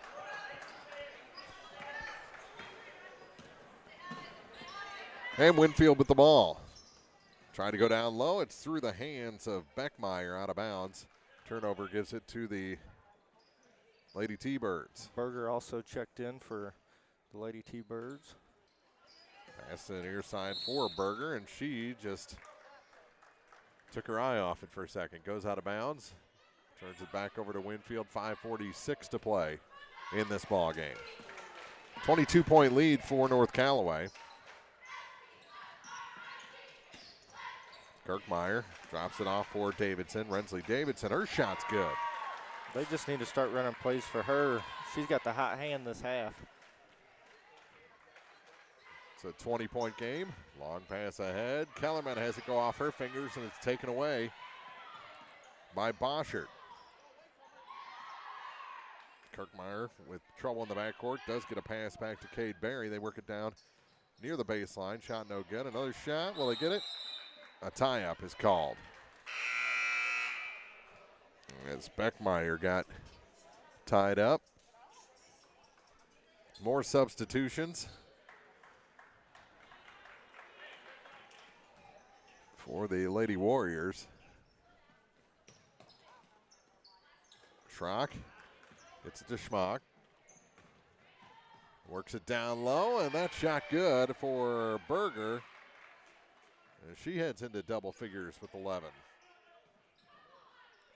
47-25, North Callaway. We're down to 4:50 to play. That was a great pass. Yes, by it Davidson. was. Off the glass, Cassinger let the defense go by and gets the deficit back to 20. And now it's off the hands of Schmock, out of bounds. Pass was just a little bit behind her. And the Warriors have it. Here's Rensley Davidson with it. Starts her dribble, goes to the far side now for Leanne Ford. Ford almost tied up and then throws it away. Couldn't connect with Avery Cassinger. And the ball goes back to North Callaway. A little delay as Natalie Schrock has to tie her shoe. Elsberry and Clopton coming up next for third place. Then it's Van Far and Silex for the championship to round out championship night. Turnovers really starting to pile up for the North Callaway Lady T-Birds. Just here really in the past couple minutes. I think they've kind of let their foot off the accelerator a little bit. Little floater off the glass too high, and the rebound picked up by Winfield, and then a block. We're going to have a foul on Ryal Schmock. Block from Schmock. 4:01 to play. 47-27. North Callaway leads Winfield. Standing at the line is Cassinger. Her first trip there tonight. Hasn't been a whole lot of free throw shooting. And the first shot is good. She's got 5 points.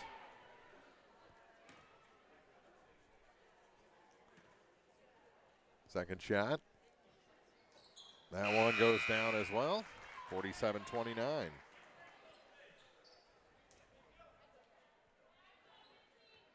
Midway point of this fourth quarter.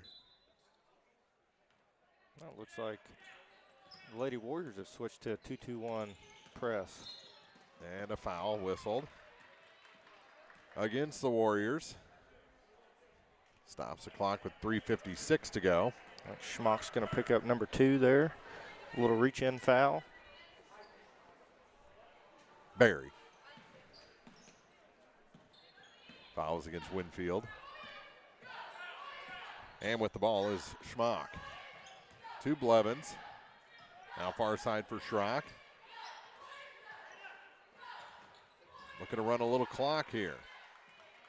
Schrock with it. Steps inside 3. That shot a little bit long, and the rebound pulled down by Cassinger. Hands it off to Cade Berry. Cadence across the line. Comes to the near point. Now dumps it in the corner for Madison Kirkmeyer. Kirkmeyer going baseline. Blocked and taken by Berger. She's strong on that baseline. Doesn't have a whole lot of height, but she's a good player down at the post. Schrock gets it to Blevins. Leaves it. Cross-court pass for Berger. Kellerman kicks it back. Thought about the 3. Schrock. Skip pass to the near side for Blevins. Wasn't there. Not the shot they wanted, but Kellerman bails him out. Here's Berger for 3. Was leaning before she even shot that one. And finally, Winfield takes away the ball with Kirkmeyer. Up the floor with it is Berry. Wild shot off the glass is good. Cade Berry with 4 in the quarter. We're here in the second half, and it's 47-31. Winfield calls the timeout, trailing by 16 with 2:35 to go in the fourth on Eagle 102. Game of the Week coverage brought to you by Bowling Green Ready Mix and Kearns Construction, Calumet of Missouri, and Hayden's Motorsports Center. B&R Auto Body and Sandblasting in Silex specializes in sandblasting, painting, and bodywork on large equipment such as road tractors, semi-trucks, dump trucks, and more. The team at B&R Auto Body and Sandblasting has the knowledge and skill to get your large equipment in tip-top shape. Call B&R today for a quote at 636-262-4304. That's 636-262-4304. B&R Auto Body and Sandblasting in Silex. Follow Area High School Sports on KJFM Radio.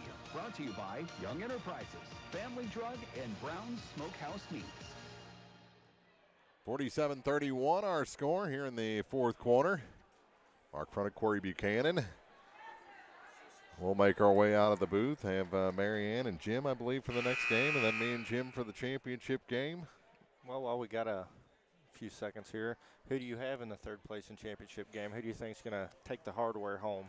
Ooh, of the 4 teams left, I just like everybody, and I think both matchups are going to be so close. I think Clopton is going to be looking for a little revenge from the Clopton tournament championship game. I think neither of those teams really want to be in the third place game, so they're going to be hungry to end this tournament with a victory. And then Van Far Silex, it depends on how the post players play in that ball game, whether it's Jensen or Gradicke. Yeah. Whoever can control the paint. I think both games are going to be fun to watch. This one has had its moments. North Callaway leading 47-31. Winfield had a nice run to start the second half, got it down to single digits, and then North Callaway just put the game plan back in effect. Winfield's had another couple of good minutes here. And North Callaway turned the ball over a couple times, but this one looks like it's going to go to the Lady T-Birds, and an easy 2 points there for Riley Blevins to add to that North Callaway lead. It's 49-31, down to 1:27 to go here in the fourth quarter. Pass tipped, and Berry keeps it for Winfield. They'll kick it out. Here's Kirkmeyer. Thought about 3, steps inside, takes the shot.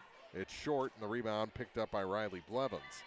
Knocked away from her momentarily by Parr.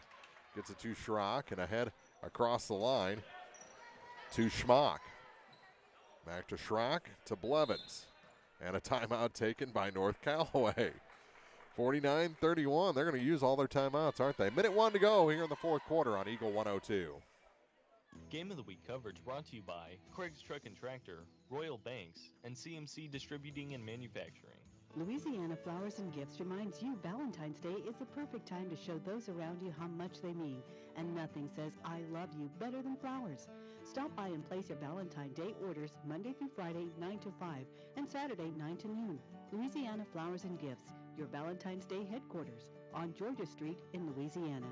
High school sports on your area sports leader, Eagle 102. Brought to you by Bowling Green Tractor, Vicki Cadwalder Real Estate, and Ingram Plumbing. 49-31, and North Callaway leading here in the final minute of this third place or consolation game. We've got the third place game coming up next between Elsberry and Clopton. Looking like North Callaway is going to leave with a trophy here from this Bowling Green Invitational. 97th Bowling Green Invitational. Minute 1 actually to go in this fourth quarter. Blevins gets the ball in to number 25, which our roster doesn't even go that far. I think it was Hartley. I think that was their name. Ford's going to pick up the foul with the body contact. Schrock with it to, I believe, Hartley on the far side, and she's fouled again by Rensley Davidson. So she picks up her first. A couple of free throws coming here. I'm just going to write 25 down here. The shot is good.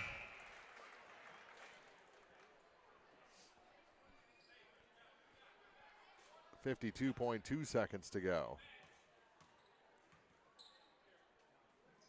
At least second, off the back iron and out, and picked up by Elena Parr. Almost a double dribble on Ford, but she gets across the line, gives it to Rensley Davidson. Davidson back to Ford. She finds some space to the basket and scores. Leanne Ford, first 2 points of the night.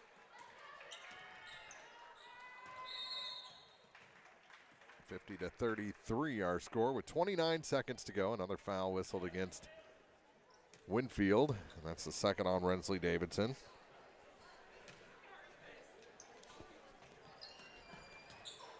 Winfield pass tipped and taken. Winfield not backing off. Boschert lost the ball, and actually we're going to have a whistle. Not sure. I think he thought the ball was kicked, but just hit off the knee. Yeah. There was one like that the other night where there was one off a high thigh, and they called it a kick. Here's Parr for three, no good. Winfield, an offensive board, goes to the floor, and it's picked up by Rael Schmock. Schmock, little stutter step, finds some more space, kicks it back to Schrock, and she's fouled by Davidson. That's her third.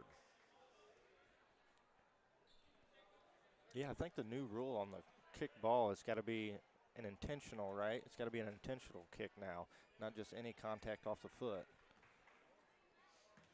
Here's Schrock. Down to 6 seconds. Schmock with it to Schrock, and she'll hold the ball. Well, no, she'll give it back to Schmock, and that'll be it.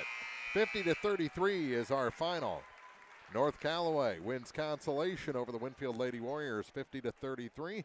Back with the postgame show for you in a minute on Eagle 102. The Eagle 102 postgame show is coming up. Before and after the game, Night Owls Cafe has your fix for breakfast, lunch, dinner, and dessert. Night Owls is the perfect spot for down-home cooking, offering a full menu of tasty items sure to fit your taste buds. From breakfast sandwiches and waffles to pizza, burgers, and wraps, Night Owls has it all. Check out the Night Owls Facebook page for daily specials and updates on their freshly baked pastries. Night Owls Cafe, 115 Main Street in Silex. Here to answer all your automotive questions, Eisenbath Auto and Supply in Silex. With parts, tools, and equipment to keep you and your farm or business operating smoothly with quality that stands the test of time. All this plus Napa know-how. Eisenbath Auto and Supply, Highway E in Silex. When on a quest for parts to get you back on the road, look no further. CarQuest has all of your automobile and agricultural needs.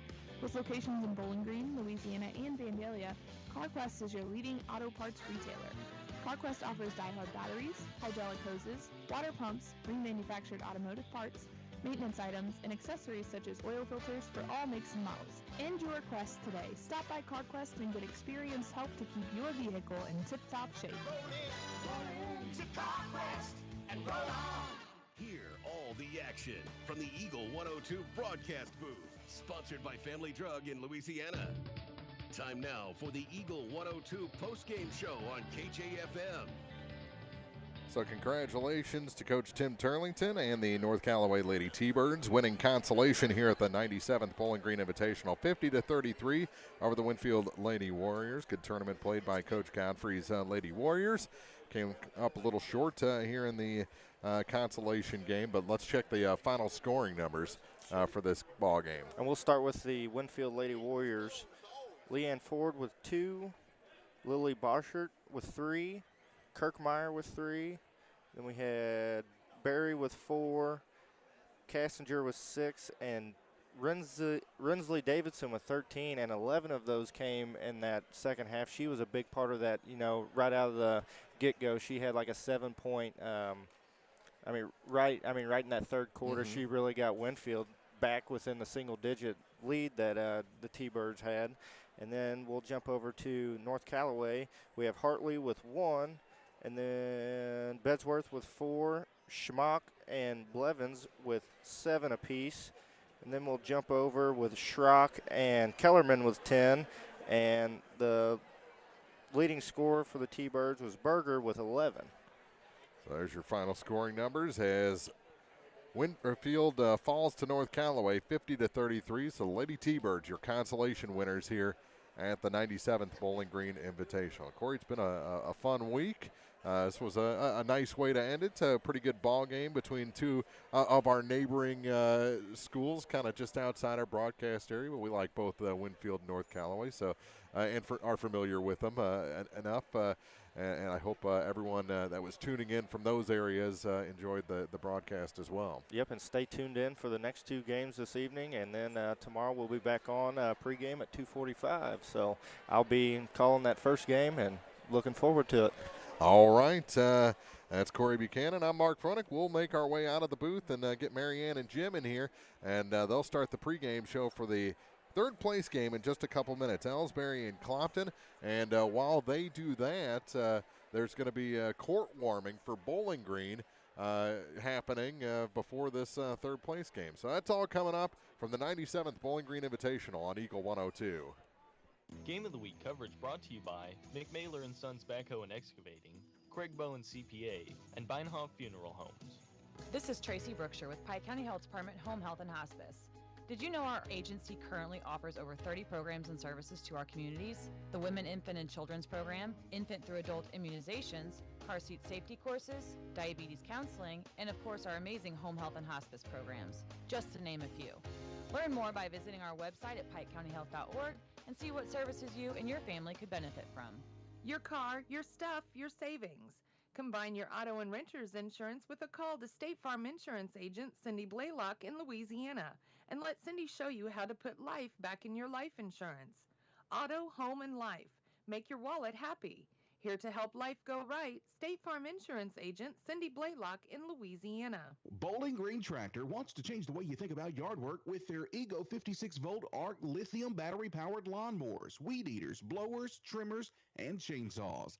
At Bowling Green Tractor, you can walk in and see for yourself just how easy these products are to handle. Bowling Green Tractor, your home for Ego. Power beyond belief. Hi, I'm Kelly Crane with Remax Realty Shop in Bowling Green. I know what it's like to be on the hunt for the perfect home, and sometimes it can be stressful. As a Remax agent, I'm dedicated to helping my clients find the home of their dreams. I'm committed to making your real estate experience memorable and enjoyable as an agent and as a neighbor. If you or someone you know are looking to sell or buy a home in Bowling Green or the surrounding area, give me a call. Kelly Crane, 573-470-3009. The most complete coverage of high school sports on Eagle 102. Brought to you by Mid-America Auto and Towing, the Mercantile Bank, and Pike County Mutual Insurance.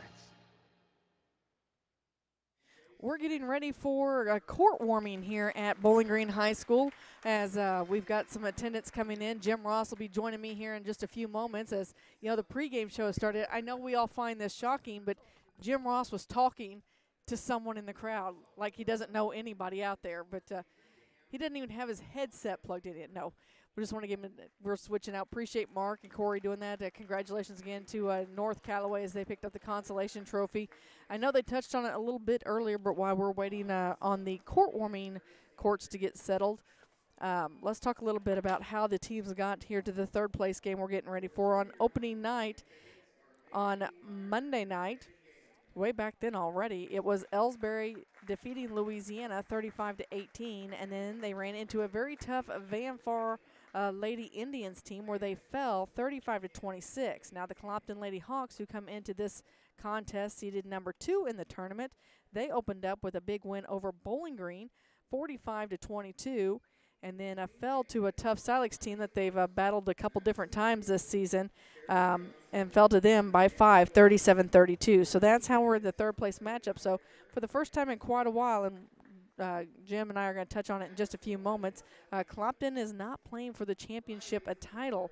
We'll tell you about that coming up as we continue the Bowling Green Pharmacy pregame show next here on Eagle 102.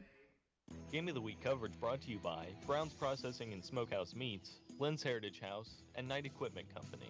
Cellular and Satellite Center is the only stop you need to make when it comes to satellite providers, offering DirecTV and Dish Network along with antenna installs. Now a special message from Matthew Niemeyer himself. If you call an 800 number and they say we will be the local installer, they are wrong. Contact Matthew at Cellular and Satellite Center in Bowling Green, your local authorized dealer. Is it time to renew, redo, or rebuild? I'm Christine Rutherford, and we have loans designed specifically for repairs and renovations, along with home equity lines of credit. People's Bank and Trust, member FDIC, equal housing lender, MLO number 421603, and MLS number 407724. As many as 50% of people don't take their medication as prescribed. Some never even fill their prescription, even if they don't feel well. Missing or not taking medication can be deadly. For questions about medication, your local Health Mart pharmacy is here to help. For fast, friendly service and affordable prices every day, visit your local Health Mart pharmacy, Bowling Green Pharmacy, located right on the square at 8 North Court in Bowling Green. Bringing you all the action from the Eagle 102 broadcast booth, sponsored by Family Drug in Louisiana. It's time now for the Eagle 102 pregame show, sponsored by Bowling Green Pharmacy. So, Jim, I went back and did a little research here. You did? I know. You're going to find this shocking. Hi, by the way. How are you? I'm all right. How are you? In the past 20 years, okay, so went back to 2002. Wow. Okay, in the past 20 years, only 3 times has either the Bowling Green Lady Bobcats or the Clopton Lady Hawks not won the championship game in this tournament. Really? And I'm looking through here, and I think they normally played each other when they did go through that. When the other team won? Yeah, so this began back in 2002 when the Elsberry girls won it. So Coach Carrie Coke Dow was on the team playing. In 2007, the Mark Twain Lady Tigers won it, and in 2015, the North Callaway girls won it. Wow. Those are the only 3 teams in the past 20 years who have won the championship here at the Bowling Green Invitational Tournament that wasn't either the Bowling Green Lady Bobcats or the Clopton Lady Hawks. Well, and we were talking last night. I don't know if you were listening. You know, Bowling Green girls got beat, and the Bowling Green boys were in the consolation semi.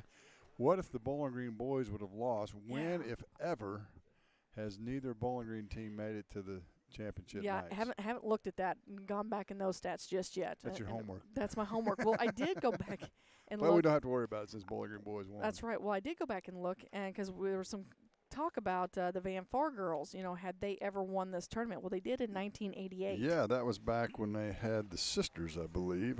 Their name escapes me. You got the records? Probably one of those is in the records.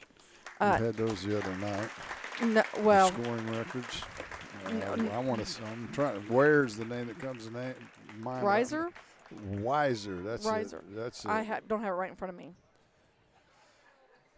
So, but I What will get that. happened? You had all that. Oh, it's right there. No, that's the boys. Oh, you don't have the girls with you? I do, but it's tucked away somewhere, and I have to do right. something else real quick because of we will be picking all tournament teams coming up here in just a little bit. So that's some interesting stats for you. Absolutely. If you were curious about the past and who has won, so on and so forth, here we go. See, I do have it right here for you. Weiser. Rosalind Weiser, yep. See, something memory worked for me for once. Yeah, that's good. That's pretty good. You So- did good. 'Cause so- that's a long time. I don't think you were born when she played, were you? I was. I wasn't in school, but I was playing. But let's talk about this game. Number 1 and number 2 playing for third place. That's not a huge shock to us No. with the teams that we have in this tournament. You know, I don't know. These two teams have played. Elsberry's come away both times with wins, once in double overtime, and then at the Clopton Invitational Tournament where they won pretty handedly. Well, and both teams are disappointed in how they played on Wednesday night, Yeah, for sure. they are. Neither one of them scored very many points. Clopton 32, Elsberry 26. Just to give you a little reference point, the overtime games, 53-51, and then in the Clopton tournament, 47-28. So Clopton really didn't score a lot of points in that one either. But you don't win too many games scoring 26 points and 32 points. And so we'll see how it goes tonight as they square off into third place game. Obviously disappointed they're not in the championship game, but you got a trophy to be had tonight, so you bring your best stuff and see what happens. Either way, you're looking to take home 2 wins from this tournament and a piece of hardware. We're going to talk about keys to the game for you coming up as we continue with the Bowling Green Pharmacy pregame show next here on Eagle 102. Game of the Week coverage brought to you by McCoy Blossom Funeral Home, Northeast Missouri Title Company, and the Ivins Insurance Agency. It's a great time to buy or sell a home. I'm Vicki Cadwalder, and I take pride in offering skills that make the process go smoothly from beginning to end. Even after closing, I enjoy staying in touch and being there to help you if you have any other needs or questions. During the process, I'll work closely with your lender and other professionals to make it as effortless as possible. I'm here with you every step of the way, so when you're ready to buy or sell, call me and we'll create a personalized plan just for you. Vicki Cadwalder Real Estate, loving our small town life. When you support a locally owned pharmacy, you're contributing to the growth of the community. The dollars you spend stay right here to support our local community. HealthMart pharmacies are locally owned pharmacies. There's one right here. HealthMart pharmacists have a personal commitment to their communities because, just like you, they support their community. HealthMart pharmacies are locally owned and hometown proud. Louisiana is a HealthMart town. Family Drug HealthMart Pharmacy. The right people, the right price, right downtown. HealthMart, caring for you and about you. As many as 50% of people don't take their medication as prescribed. Some never even fill their prescription, even if they don't feel well. Missing or not taking medication can be deadly. For questions about medication, your local HealthMart pharmacy is here to help. For fast, friendly service and affordable prices every day, visit your local HealthMart pharmacy, Bowling Green Pharmacy, located right on the square at 8 North Court in Bowling Green. Time now for the Eagle 102 Keys to the Game on KJFM, sponsored by Vicki Cadwalader Real Estate in Louisiana. Well, Jim, what are the keys to this game? Because, as you mentioned, watching these two teams play this week, we haven't exactly seen the best of both teams. Make some baskets, take care of the basketball. Both of them had abundance of turnovers and did not make very many baskets, and those are the keys to winning tonight. They're very well acquainted with each other, so there's not any secrets tonight about what's going to go on, who's going to do what. It's who can execute the best, who can handle the basketball, take care of the basketball, and score points. For Elsberry, I think they need to keep Peyton Robinson out of foul trouble. She got in foul trouble the other night in the game against Van Far and didn't play near the minutes that she's accustomed to, and that probably hurt Elsberry a little bit. And Clopton they just didn't make shots, and they didn't shoot from the free throw line very well. They just had a bad shooting. Let's just leave it at that, and I don't think, talking to the coaching staff, they're going to agree. And as I was walking in, I ran into a father of one of the players from Elsberry, and he asked me if we'd taken the cellophane off of the rims, cut from covering up the rims. I said, boy, it was something else, wasn't it? He said it sure was. So well, and the sad part is we saw that again last night with the boys' action. So it's been all tournament. It hasn't just been one team or another. It's been all tournament. That looks like some of the shooting they've really struggled.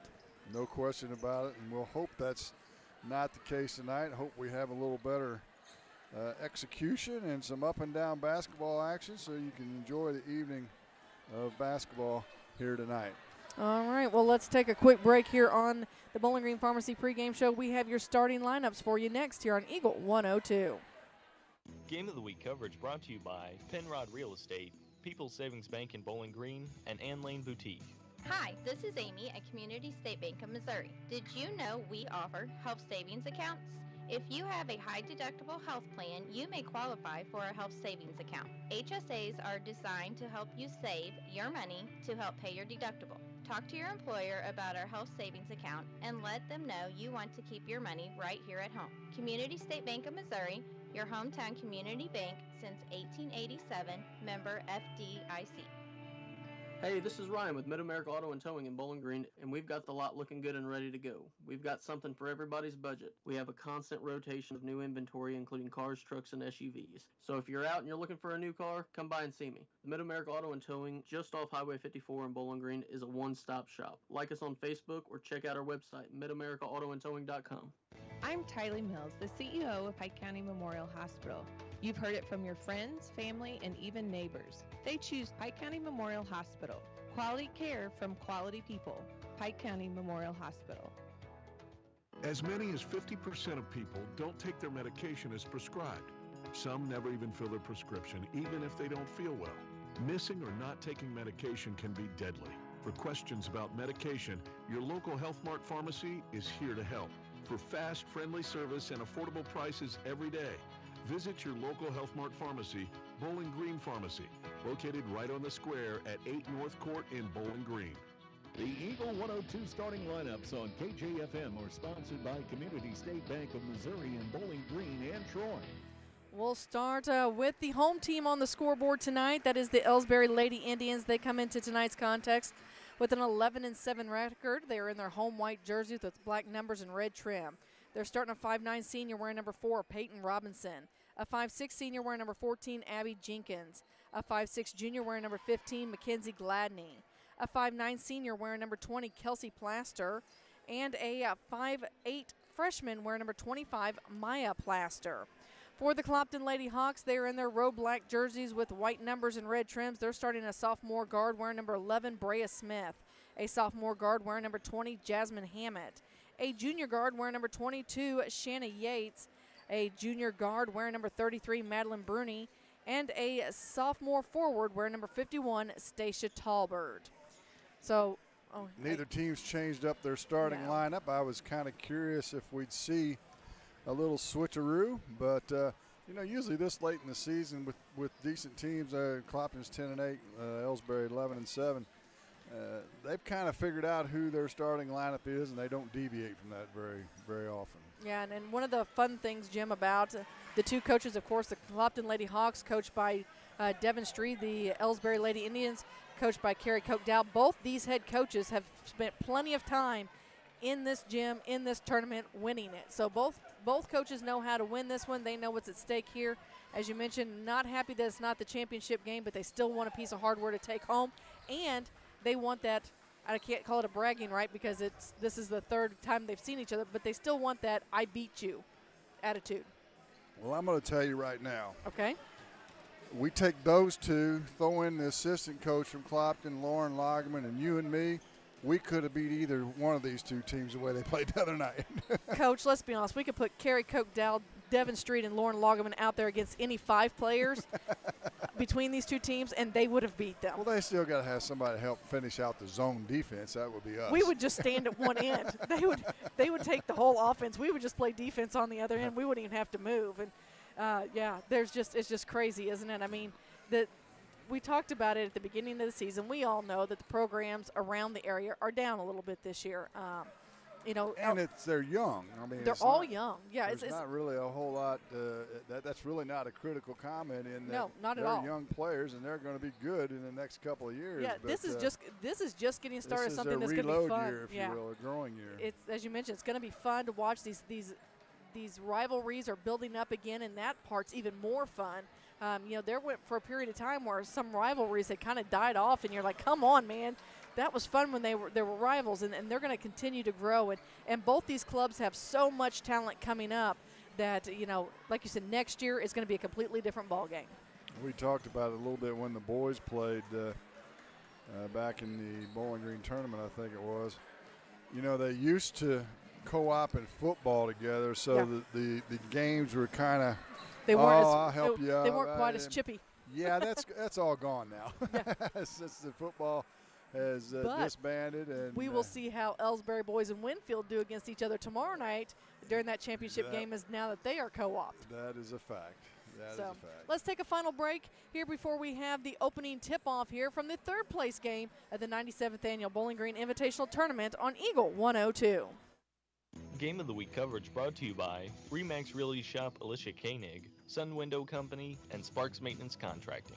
Bundle at Pike County Mutual Insurance and save. Ask about the great rates on your personal vehicle, farm trucks, big or small, or even your motorcycle and side-by-sides. Stop by and see myself, Corey Buchanan, or Kathy Gam at your hometown insurance company since 1895. Pike County Mutual Insurance on the square in Bowling Green. The Mercantile Bank of Louisiana is introducing MercBK Mobile. With the ability to take a picture of your check and deposit it into your Mercantile Bank account, you'll never have to worry about getting to the bank. Find more information by visiting mercbk.com. The Mercantile Bank, located on the corner of 3rd and Georgia Streets in downtown Louisiana. Member FDIC. Ingram Plumbing has always been known for its outstanding plumbing service. But did you know that Ingram's is also the largest retail plumbing supply store in the area? We carry Delta faucets, a complete line of Whirlpool tubs and showers, jacuzzi pumps, and many other specialty items. Stop by Ingram Plumbing today, Highway 61, Bowling Green. The best coverage of high school sports on KJFM, brought to you by Community State Bank of Missouri, County Market in Louisiana, and Bowling Green Pharmacy. Our next game is the Van Far Lady Indians taking on the Silex Owls, and I would like to point out the Silex Owls last won this tournament in 2001. Woo. That's the year they went to state under Coach Tony Francis. No kidding. Well, it's been a while since Van Far won it too. Well, it has. It was back, didn't you say it was back 88. in the 90s? No, 88. 80s? Yeah, 1988. Yeah, that would be a long time ago. Yeah. So kind of interesting. That's kind of fun. That is fun, and I think it's going to be a good, fun matchup. So there's nothing better to do this evening, literally, than either come here to the gym and watch all this in person, or turn it on and let us pass along on this excitement. So both teams at their benches and ready for the starting lineups. I was waiting to see. I guess they'll wait and do the national anthem before the championship game. Yeah, I don't know. Did they do it? They did not. The first one, they did not. They did not, and Bowling Green's not playing, so I didn't know when they would. No band, right? Yeah, no band. So I'm assuming they'll do it before the championship game. Well, while they're announcing the starting lineups, let's clue the folks in on tomorrow night, as we'll have the boys' championship night at 4:30. A little bit earlier, the North Callaway Thunderbirds will face the Wind. No, that's the today. girls. I was going to say, tomorrow's games start at 3. They start at 3, yeah. 3 o'clock is when they start for the boys tomorrow night. Bowling Green, the host team, will take on Clopton. And in the third place game at 4:30, North Callaway will take on Louisiana. And the championship game at 6 will have Winfield and Elsberry. And I'm going to take a little privilege here since I'm got the mic. Yep, you promote it. And People's Bank and Trust, our bank, is going to pay the admission for the first 200 high school students to come to the game tomorrow. So if you're a high school student and want to get in free, get here early and be one of those first 200, and you'll get in compliments of People's Bank and Trust. And I don't want there to be any confusion because I saw some posts out there, and it doesn't matter which school you're here for, the first 200 get in. That's correct. There you go. That is correct. So those guys and girls in the Winfield Elsberry contingent you may want to come early and eat some food at the concession stand. Oh, man, that food is awesome, isn't it? Yeah, absolutely it is. I've got a whole grocery store over here. I was going to say, I see a burger here. Yeah, is the hot dog over there? Yeah, okay. I've got backup. Okay. Well, because I figure I'm going to have to go get some cheese fries here after this game because my stomach's kind of growling a little bit. Yeah, these early starts make it kind of hard on us, but that's okay. We enjoy it. My waistline forgives me. Yeah, mine as well. Mine's going to hate me about 7:30 when I'm finished with all this. So it'll be Robinson against Talbot. Clopton will move from our left to our right on your radio dial. The officiating crew's out of the Columbia Officials Association, so nobody's ever seen him, which we mentioned last night is a good thing. Elsberry controls the opening tip, kind of a weird tip. Robinson tipped it and it hit a player outside the circle and came right back to her. So they'll start against this man-to-man defense that Clopton has employed forever. Plaster over on the far sideline. That's Kelsey. Gets it down low to Maya. Her shot up off the glass and good. Well, and if you're going to start, that's a way to start. Maya, the 5'8 freshman, puts Elsberry on the board. Little half-court trap for Elsberry, no problem. They get it inside to Smith, now to Talbot, up off the glass and good. So Clopton comes right back and answers. Well, and it's positive for both teams that I think it took them several minutes to get on the scoreboard on Wednesday night, both teams. Exactly. So maybe they took the cellophane off. But like we said, they both know the other team very well. We've got our first whistle tonight. And I believe that's going to be on Yates. Her first, team's first. And Elsberry will have it 28-foot mark just below us here. We're opposite the benches in the score table. If you have never been here, brand new court here at Bowling Green. They get Maya Plaster on a backdoor cut, but she travels. So the first turnover of the game is on Elsberry. Nice crowd on hand here tonight and more piling in. Yeah, there's plenty of seats still available. They just must like sitting in front of us. Well, I mean, we're the cool kids. I guess. You are. Smith into paint for Clopton. Goes to the glass. It's partially blocked by Gladney. Loose on the floor. Who's going to come up with it? We'll have a jump ball. Possession arrow will favor the Hawks after the Elsberry won the tip-off. Jump ball number 1 of the night. Shall we keep track of that tonight? No, we're not going to have very many tonight. I just got a feeling we're going to have a well-played game. Yates will throw it in right side of the paint for the Lady Hawks. Gets it into Hammett. Bruni, left wing now to Smith. Back to Bruni between the circles. We played a minute and a half in this first quarter. We're tied at 2. Bruni to the right wing, gets it to Smith in the corner. They play a little pitch and catch. Elsberry in that 3-2 zone they like to employ after the press. It's worked good so far, and it slows the game down. They lob it inside, and it's stolen away by Robinson. First turnover of the game on Clopton. Back come the Indians. Plaster right wing to Jenkins. Back to Kelsey. She'll shoot the 3 front of the rim. No good. And Maya will be called for her first foul. Yeah, she was trying to swap that ball away, and then she made contact with the back of the Hawks player. So. Yep, just a little poke. Got caught from behind. Sometimes you actually put that hand in the middle of their back. So try not to fall off. 1-2-2 half-court trap, no problem for the Hawks. Well, yeah, there is a problem. As Smith throws it away. Second turnover of the game. Back come the Indians. Maya Plaster to the head of the key, gives it to Gladney. Gladney right wing to Kelsey. Kelsey holds it on her hip and looks, guarded by Yates. And they both go to the floor, no whistle, and it's thrown away. Stolen by Hammett. She'll head the other way. Can she beat the defense? She does not, but Gladney will foul her as she tried to go up with the left-handed layup. And we'll have our first free throws, and Jasmine Hammett will have the honors. So tonight, key for, as you mentioned in the pregame show, key tonight is for the Hawks to make their free throws, which they did not do on Wednesday night. Yeah, it's just been not a very good shooting tournament for most every team, to be quite frank. First free throw by Hammett is good.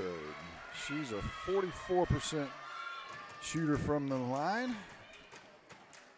Leading scores for Clopton, Smith and Yates at 11.7 and 11.6. Second free throw is no good. Talbot with the rebound. Her putback's up and good. Great work by Stacia on the offensive glass. Here comes the full court pressure. Biggest lead of the night is 3 for the Hawks. Into the front court now. Jenkins backs out to the wing, looks for some help. Gets it to Kelsey. Head of the key to Maya, now to Robinson. Robinson on the left wing, penetrates into paint. She'll run it up from 8, no good. Gets her own rebound, puts it up off the backboard, no good. Gets her own rebound again. It's blocked that time. But Talbert's going to pick up the foul. And Stacia will have her first. And Elsberry will get their first free throws. It'll be Peyton Robinson, the 5'9" senior. She'll get 2. First one rattles home off the front of the rim, crawls over, and drops. Skylar Parker in for the first time for the Lady Hawks. Bruni will take a seat.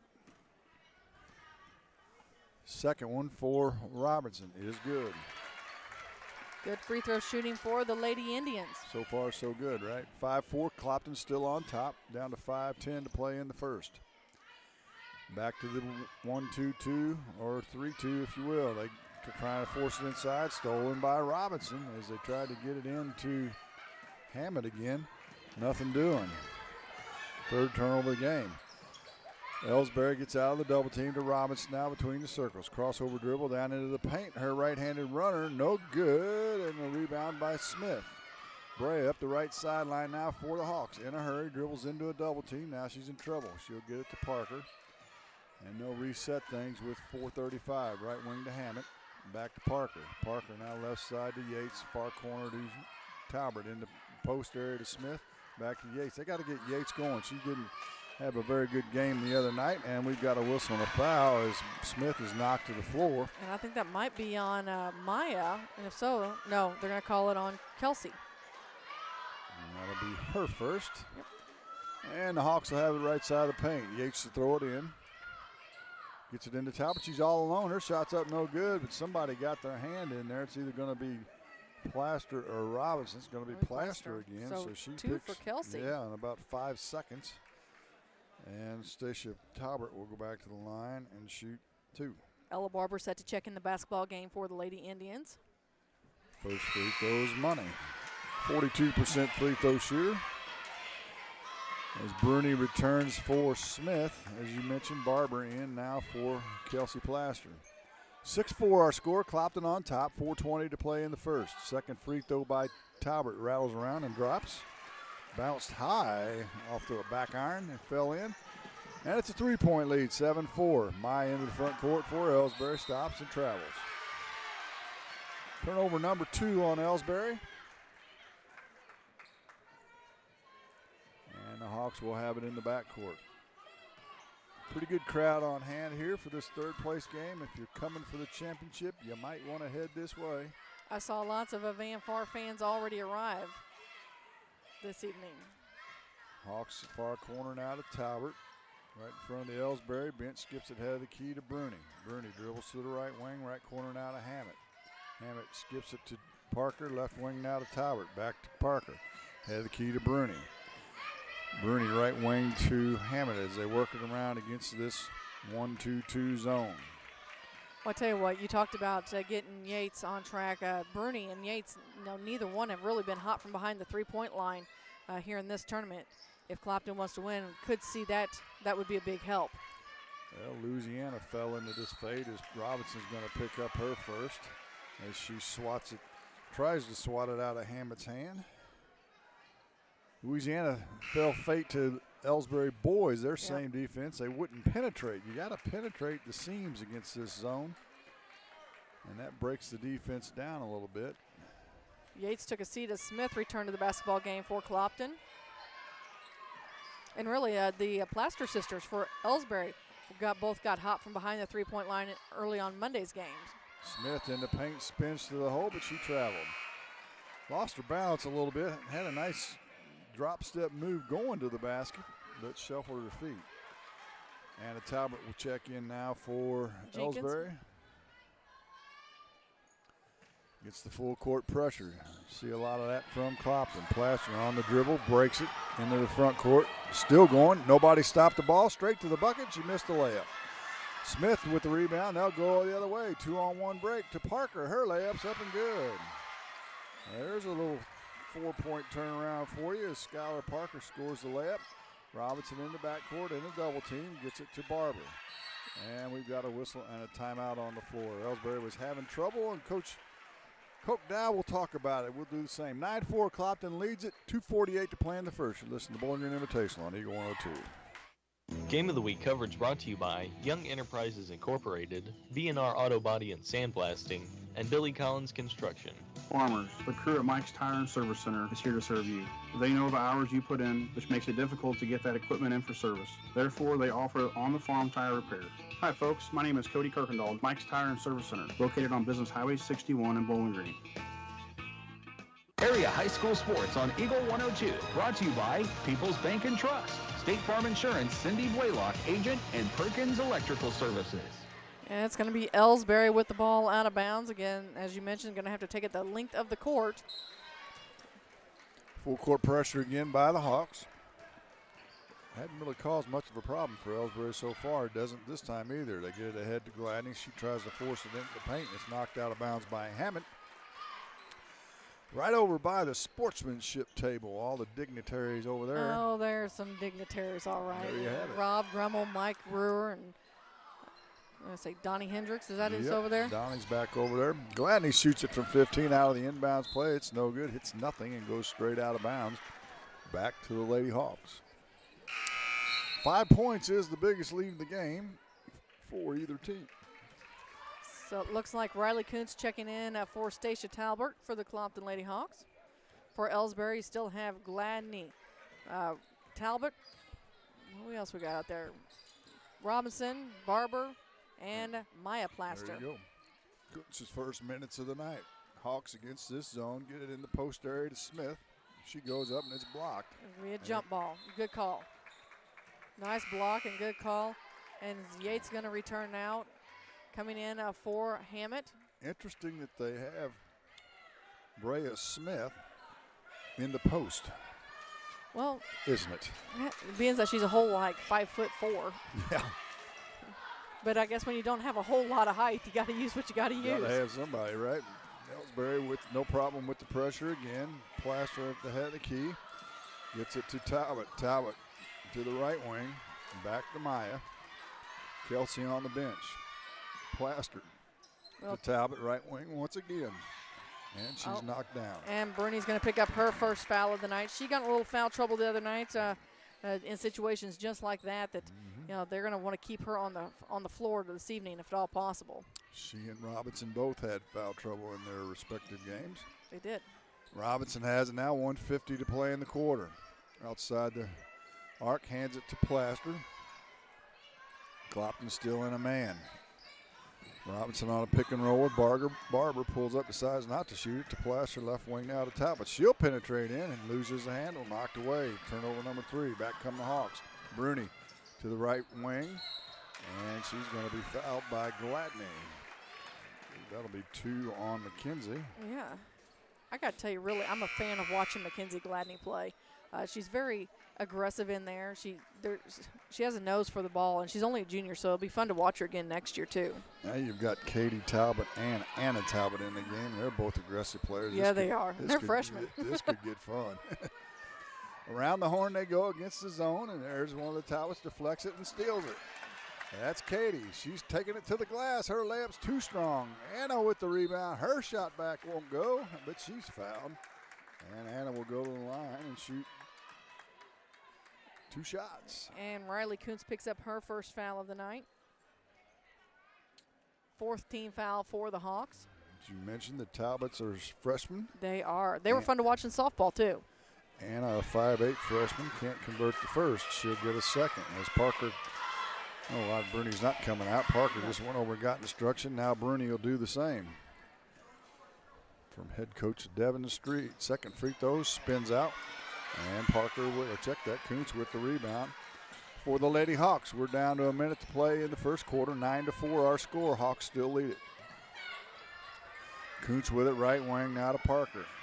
In the mid-post area to Smith. She puts it on the floor, gets in the paint. Her shot's up and good. And that's why they have her playing that post position. Exactly right. And on the press, it's deflected out of bounds by Yates, away from Talbot. And Elsberry will have it back. Free throw line extended in the backcourt.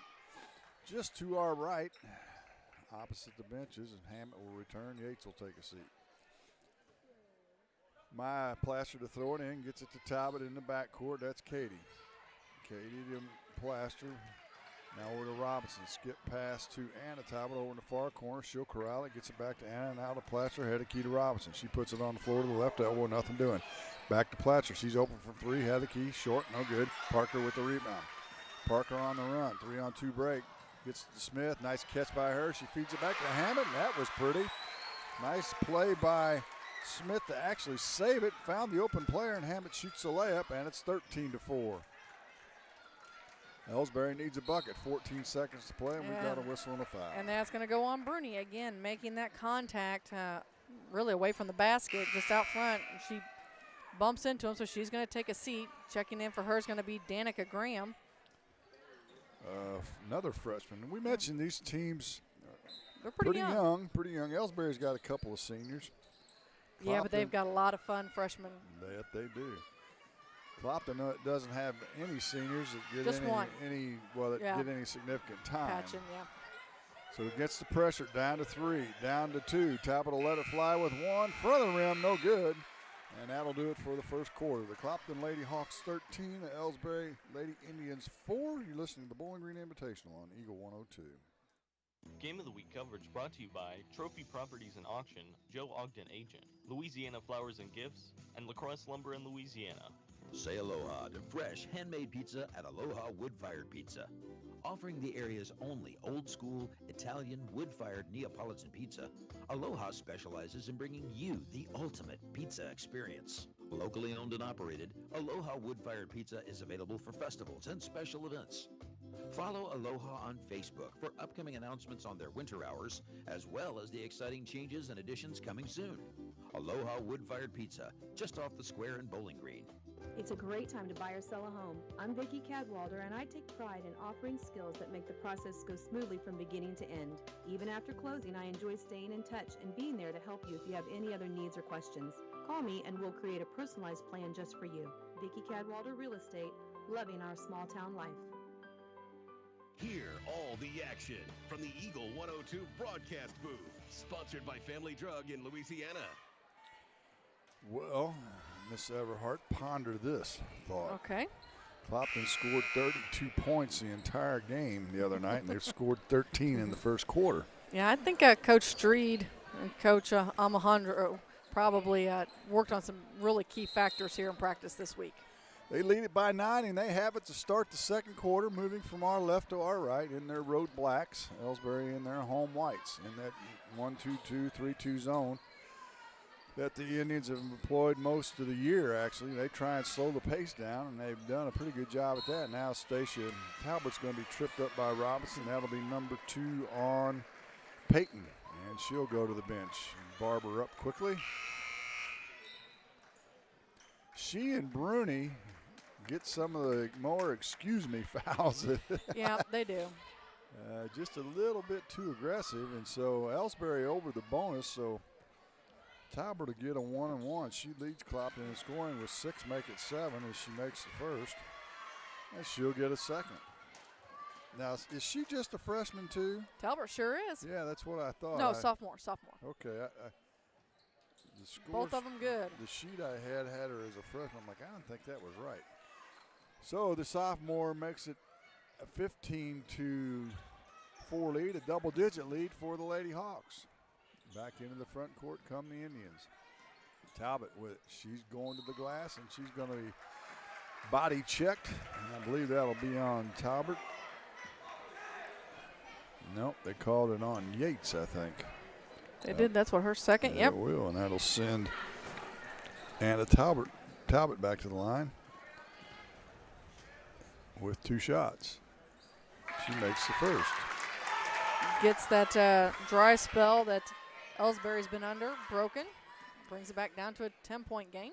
Elsberry has Talbot's, T-A-L-B-O-T. Clopton, Talbert, T-A-L-B-E-R-T. Second free throw's no good. Elsberry with the rebound. Barber can't get the put back to go, however. And it's a 10-point lead for the Lady Hawks. Smith to the head of the key now, hands it back to Parker, and they'll reset the offense with 7:20 to play in the half. Right wing to Hammett. Hammett back to Parker. Parker gets it in the high post to Smith. Short corner, kicks it to Hammett for three. In and out, no good. And Barber with the rebound for the Lady That's Indians. not Barber. That's the one I can't pronounce. That's Chigola. Chigola, there Another you go. freshman. Barber's Yeah. a freshman. A lot of freshmen. Into the front court comes Jenkins, who returned to the game. Gets it to Talbot. Now they get it inside to Chigola. Her shot's up no good. Well, that's Barber. Now Chigola. Hey, 31-32. They look just alike. They do. Which one made that? Chigola, right? Chigola. And I promise by the time she's a senior, I will get her last name down. But They look just do. alike. They were 31-32. So I think you can count on me screwing them up all night. Into paint goes Parker. It's no good off the mark. Long rebound out to Smith. I can get Smith. She'll get it to Parker. Now to Yates. Left wing to Hammett. Hammett back to Yates. She needs to take a pop from three, see if she can get things going, because she can shoot from out there. Smith thought about a three, gives it back to Parker. Back to Smith. She'll step inside the arc, tries to penetrate, and we've got a blocking foul. And that'll be on Barber, her first. And well, and that's kind of what Brea Smith's MO is hers is to draw those fouls, either whether she's taking it into the paint and straight to the hole. She wants to draw the fouls, or in a situation like that. I had a buddy, well, I still have a buddy, he's still alive, and his theory was you do three things in basketball: penetrate, penetrate, and penetrate. You know what you do when that doesn't work? Penetrate. Penetrate. Yeah. And they've got to figure that out. And think about the Elsberry boys and Kinsler and Dotson. That's what they do. If you don't pick the ball up, we're going to penetrate until you stop us. Smith tried it. It didn't work. She got fouled, and she missed the free throw. And I think she they called a foul on the free throw on Kuntz, I believe. No. Or is Patchen. Or excuse me, Talbot. Yeah, that's kind of wild. So we'll walk to the other end. As Smith, I thought she was going to get two. She only got one. Yeah, no, it was the 1-and-1. And so Barber's going to head to the free throw line for a 1-and-1. Glad you brought these erasers. Well, some of us know that we make a lot of mistakes, and we keep erasers, Jim. My cheap pencil doesn't have it. To the line is Barber. She drains the first. Nothing but net. She'll get a second. We've seen free throws chip away at leads all week long. Second one's off the back of the rim, no good. And they're passing around chicken nuggets up here, it looks like. Gee, I should have got those. I could have had just every food group there is. You could have. 6:05 to play in the half. 15-8 now. Clopton still on top. Yates in the far corner. Back to Hammett. Head of the key now to Bruni. Right wing to Smith. She traveled. Took off running before she put it on the floor. 6th turnover. Yes. So at least the turnovers have slowed down here a little bit in the second quarter. Elsberry against the full court press. Plaster throws it in. Gets it into Jillian Reller, who checked in the game during that last free throw. And now we have a foul in the backcourt. It'll be her first. And we'll shoot more free throws. Both teams in a bonus. It could be a long 5 minutes and 48 seconds. It could be. Because we could go to the line a lot. Plaster's first trip tonight. She hadn't scored yet. Now she has. She makes the first. She'll get a second. 15-9 as Elsberry chips away. Crawling back into this thing. Second one off the glass and good. Banks still open. And she brings it within 5. Closed a half hour ago, but we'll count it nonetheless. 15-10. Back come the Lady Hawks, and they've got a timeout. They haven't scored for a while, and Coach Street's going to try and figure it out. 15-10, as I said, 5:42 to play in the half. You listen to the Bowling Green Invitational on Eagle 102. Game of the Week coverage brought to you by Night Owls Cafe, Gypsy Soul Salon and Boutique, and CarQuest. Hello, this is Brittany Hinkey with Community State Bank of Missouri. Now is the perfect time to start saving for retirement. Community State Bank offers competitive rates on traditional and Roth IRAs. Unlike most investments, some contributions may be tax deductible and will grow either tax deferred or tax free. Come in and see one of our IRA representatives in Troy or Bowling Green to maximize your savings opportunities today. Community State Bank of Missouri, your hometown community bank since 1887, member FDIC. Follow area high school sports throughout the season on Eagle 102, brought to you by Mike's Tire and Service Center, Veolia Landscape Supply, and a taste of Philly. 5:40 to play in the first half. You know, I see Brian Dempsey bringing food up here to everybody else. Looks like it. Bucket by Smith that time on a backdoor cut. I know he's not bringing us anything. He's one bringing the chicken nuggets. Turnover on the press. Clopton gets it back, and then we have a foul. And Brea Smith is hurt. Oh, again, she's going to be fine. She's had an ankle problem, hasn't she? She has, but I'm telling you right now, we saw this at the Clopton tournament. She got in the championship game, got up, went to the bench. Pike County Memorial Hospital's either Casey Sutton or Eric Schaefer wrapped her up, and she was back within moments. Well, they'll be showing up momentarily. Oh, Casey's over there with her already. There. Yep. So who's at the line? Bruni's at the will go to the line. Yeah, we got to get a sub in for her first. And then comes Riley Koontz. Foul was on Katie Talbot, her first. Bruni, a 61% free throw shooter, makes the first. Hit a little bit of everything, but it went in. She'll get a second. 18-10 our score. Clopton is led by as many as 9. This will match the biggest lead if she can make it. Off to the back iron, no good. Talbot with the rebound, though, for the Lady Hawks. Gets it out to Bruni. They'll reset things down to 5:15 to play in the half. Yates, left wing, or right wing, I should say. Now gives it off to Bruni in the short corner of Talbot. Her drop step to the bucket. Missed everything. Coots with the rebound, however. They whip it around to Yates. Back down inside to Coots. She's all alone. Her layup's up and good. Great look that time by Shanna Yates with the assist. And it's a 10-point lead for the Lady Hawks. 20-10. Plaster in the backcourt now. Looks for some help. Gets it in the front court to Talbot. That's Katie. Katie to the right elbow. Kicks it back to Reller. Now to Plaster. Plaster holds her above her head. Left side to Jenkins. Now in the corner to Talbot. Talbot puts it on the floor, and we've got a blocking foul. Is that on Bruni? That's going to be her third. I believe so. Trouble run. This is what she had trouble with on Wednesday night as well. So we got Katie back at the free throw line. Yes, we do. And actually, this is her first trip, isn't it? It is her first trip. So Skylar Parker's going to come in for Bruni. Just a one-on-one opportunity. Also back in for Elsberry is Barber. Yeah. I got you. I was trying to see a number. I know you were. First free throw is good by Talbot. She'll get a second.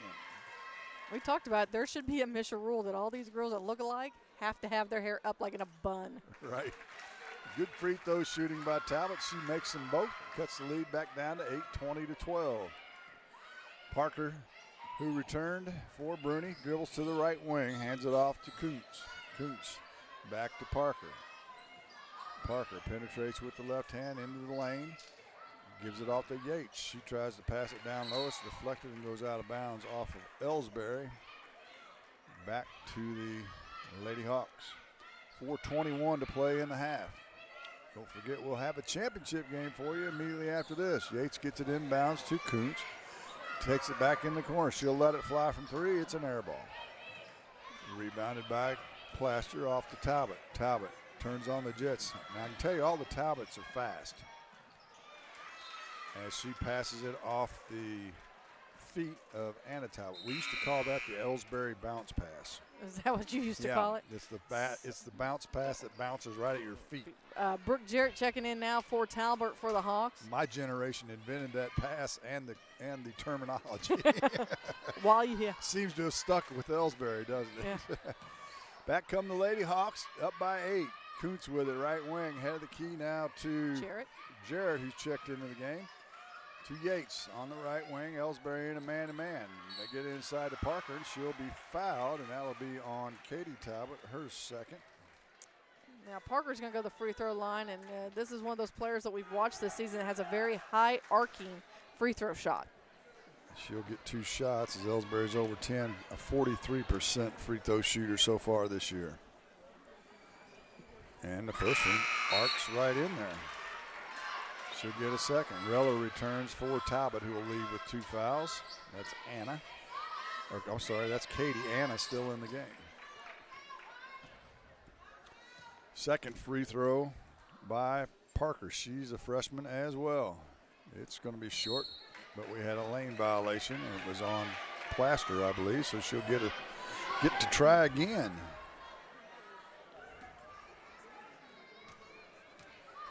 See if she can go 2 for 3. That's going to be short and an air ball. Needs a little legs to it and doesn't hit the rim. So Elsberry will have it out underneath their own bucket. Back to a 9-point lead, 21-12. Plaster, baseball pass over the top. He's got Talbot on the fly pattern. She makes the catch, got pushed from behind, and they didn't call it. Oh, my. That's going to get the faithful from Elsberry riled up. Yeah, it did. Got a hand right in the middle of the back. Pushed her. She lost her balance and traveled, and they didn't call the foul. Woohoo! Welcome to Pike County. Well, if nothing else gets Elsberry fired up, that's going to. It certainly will. Clopton goes back into their old patented weave. Yates stops and pops from the free throw line. It rattles home. Maybe she'll get going now. Her first bucket. And it's back to an 11-point lead. Barber in the backcourt and throws it away. Too tall for Plaster. She tries to save it, but she's out of bounds. And the 7th turnover on Elsberry. Gives it back to the Lady Hawks as Chicola will come in. For Barber. Yates to throw it in the far corner. She is on the baseline, however, right on the B of Bowling Green. If you haven't been here, they redid the floor. It looks fantastic. Little pitch and catch back to Parker. She'll shoot the 3. It's off the back iron, no good. Chigola with the rebound for Elsberry. Gets it off to Plaster. Plaster into the front court.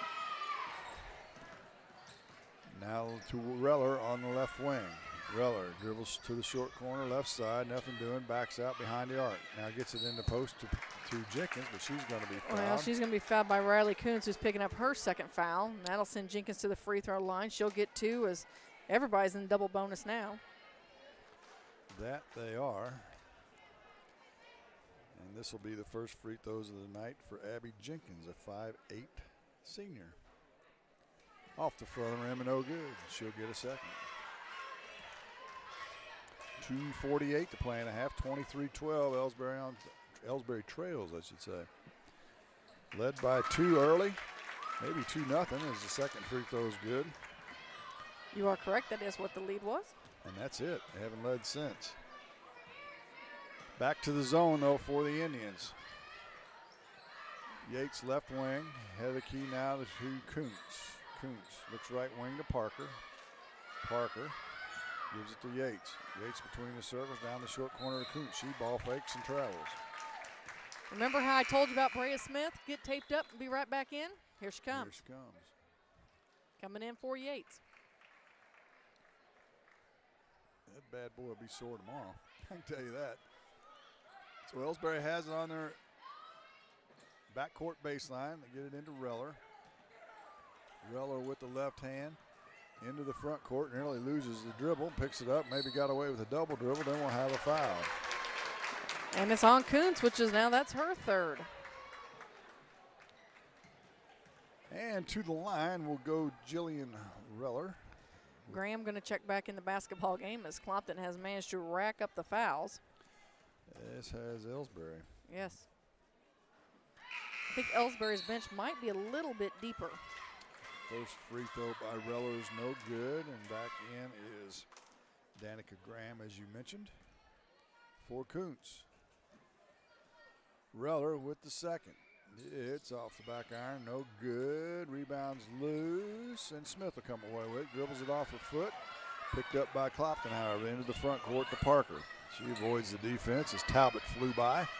Right wing now to Graham. Graham in the post to Smith on the block, and she traveled.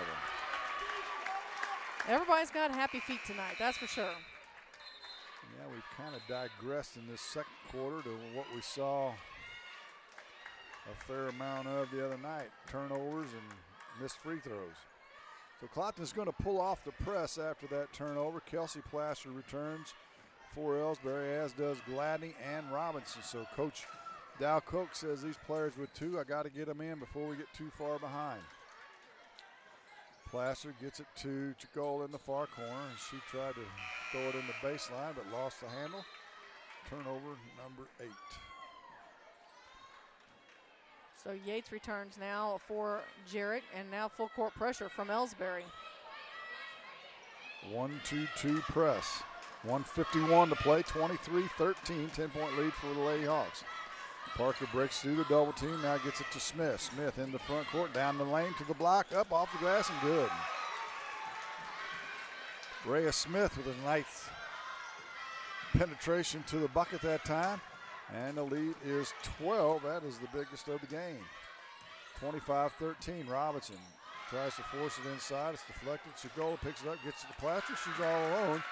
And Kelsey with her, check that, Maya with her first field goal of the second quarter. She's got 4. Back come the Lady Hawks. 1:17 to play. 10-point lead. Into Smith in the paint. Spins, turnaround jumper from 8, partially blocked by Chicola, but they're going to say she got fouled. Chicola will pick up her first. And Smith will go back to the free throw line. You know, it is awfully nice of these referees this evening. They're doing a fabulous job of making sure everybody gets a foul tonight. No question about it. Spreading the wealth. First free throw by Smith is good. She's got 7. Can she make it 8? She does. 66% free throw shooter, best on the team. Coach's daughter, she ought to be able to shoot free throws, right? That's right. Coach, when he's doing paperwork, always makes his kids shoot free throws. Plaster drives in, but she double dribbled, grabbed it with both hands. That was Kelsey. And that is turnover number 9 for the Lady Indians with exactly 1 minute to play. We're in the second quarter. Clopton up by 12, 27-15. Yates, they work it nicely to Smith. Shield ball fake, goes to the glass, up and good. One around Robinson, who has those 2 fouls, didn't want to pick up a third. And it's a 14-point lead for the Lady Hawks. Neither team's been this far ahead in either one of the meetings. No. Robinson back to Kelsey Plaster. She'll dribble to the left wing. Back to Robinson beyond the arc. To the paint. She finds some space. Layup, no good. Rebounds loose, and Robinson's going to grab it, but she hadn't reestablished herself in bounds. So another turnover will give it back to the Hawks again, number 10. 23 seconds. We'll see if the Hawks want to play 4-1. They get it in the corner to Yates, to Hammett, in between the circles now to Parker, down to 11. Hammett, as it's deflected by Gladney, goes back to Yates, to Parker. Parker to Yates now with 3. She'll shoot a deep 3. It's an air ball, and it'll go out of bounds, and that'll end the first half of action. The Clopton Lady Hawks, they go to the locker room on top. They lead at 29-15 over the Elsberry Lady Indians. The halftime show's next on Eagle 102. The Eagle 102 halftime report is coming up, brought to you by Cellular and Satellite Center in Bowling Green. One Multi-Sports Complex in Bowling Green is your year-round indoor facility to get your softball and baseball work in. Call Courtney at 573-324-2193 or Matthew at 573-324-8282 to schedule an appointment and to inquire about memberships. One Multi-Sports Complex just off VFW Road in Bowling Green. Hi, this is Brock Mitchell, and I am a physical therapist with Advanced Physical Therapy in Bowling Green. At Advanced Physical Therapy, we treat everything from sports injuries to work rehabilitation, arthritis, and post-surgical rehabilitation. This includes spinal care, balance issues, and vestibular treatment.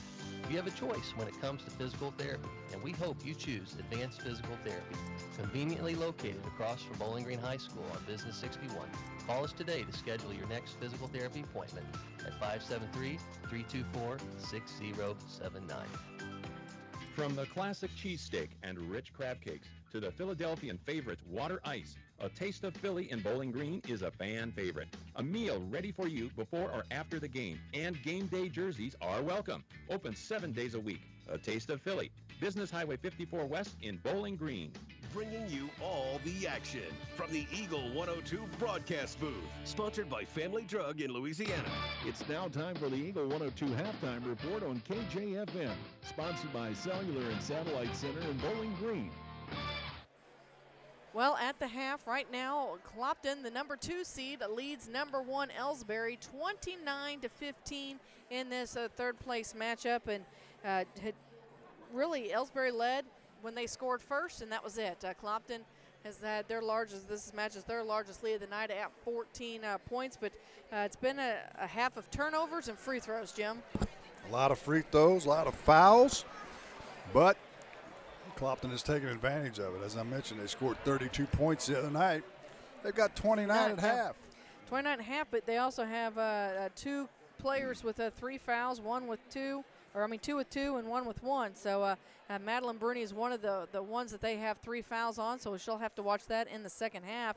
But the fouls are basically just as bad over on Elsberry side. They don't have anybody with 3, but they have several with 2, including Kelsey Plaster, Mackenzie Gladney, and Peyton Robinson, who are all starters. So we'll see how that adjustment is made what adjustments they're going to make for that here in the second half. No question about it. 29-15, our score. We're at half of the third place game at the 97th Annual Bowling Green Invitational. We'll have the scoring for you right after this on Eagle 102. Game of the Week coverage brought to you by Eisenbath Auto and Supply, Remax Realty Shop Agent Kelly Crane, and the Cross Lumber Company in Vandalia. Cellular and Satellite Center is the only stop you need to make when it comes to satellite providers, offering DirecTV and Dish Network along with antenna installs. Now a special message from Matthew Niemeyer himself. If you call an 800 number and they say we will be the local installer, they are wrong. Contact Matthew at Cellular and Satellite Center in Bowling Green, your local authorized dealer. Great hair doesn't happen by chance. It happens by an appointment with PJ Salon. Make your appointment today and look your absolute best. PJ Salon in the Raintree Mall in Louisiana is your full-service salon, offering manicures, pedicures, tanning, and much more. Gift certificates for your someone special are always available, and walk-ins are welcome at PJ Salon. You may have 99 problems, but your hair doesn't have to be one of them. PJ Salon in Louisiana. As many as 50% of people don't take their medication as prescribed. Missing or not taking medication can be deadly. For questions about medication, visit your local Health Mart pharmacy, Bowling Green Pharmacy, located right on the square at 8 North Court in Bowling Green. The area's best coverage of high school sports is on Eagle 102. Brought to you by Pike County Health Department, home health and hospice and all parts. All right, let's run down some scoring. We'll start for the Elsberry Lady Indians. Leading them tonight so far is Maya Plaster. She has 6 on the evening. Katie Talbot, Peyton Robinson, and Kelsey, tell me her last name again. Chagola each have 2. And then adding 1 each, Ella Barber, Abby Jenkins, and Anna Talbot. They are 9 for 16 from the charity stripe this evening. Fort Clopton leading them in scoring and leading all scorers so far this evening. Brea Smith has 10, Stacia Talbot with 8, Skylar Parker and Jasmine Hammond each with 3. With 2 each, Riley Coons and Shanna Yates, and then Madeline Bruni has added a free throw, and they are 9 for 14 from the free throw line this evening. So 30 free throws shot in that first half. Elsberry turned it over 10 times. Clopton turned it over 8, so 18 turnovers. So a lot of things not going the right way, but the Hawks have taken advantage where they can, and they lead it 29-15. We'll take another break. We'll come back and tell you what we think about the second half after this on Eagle 102.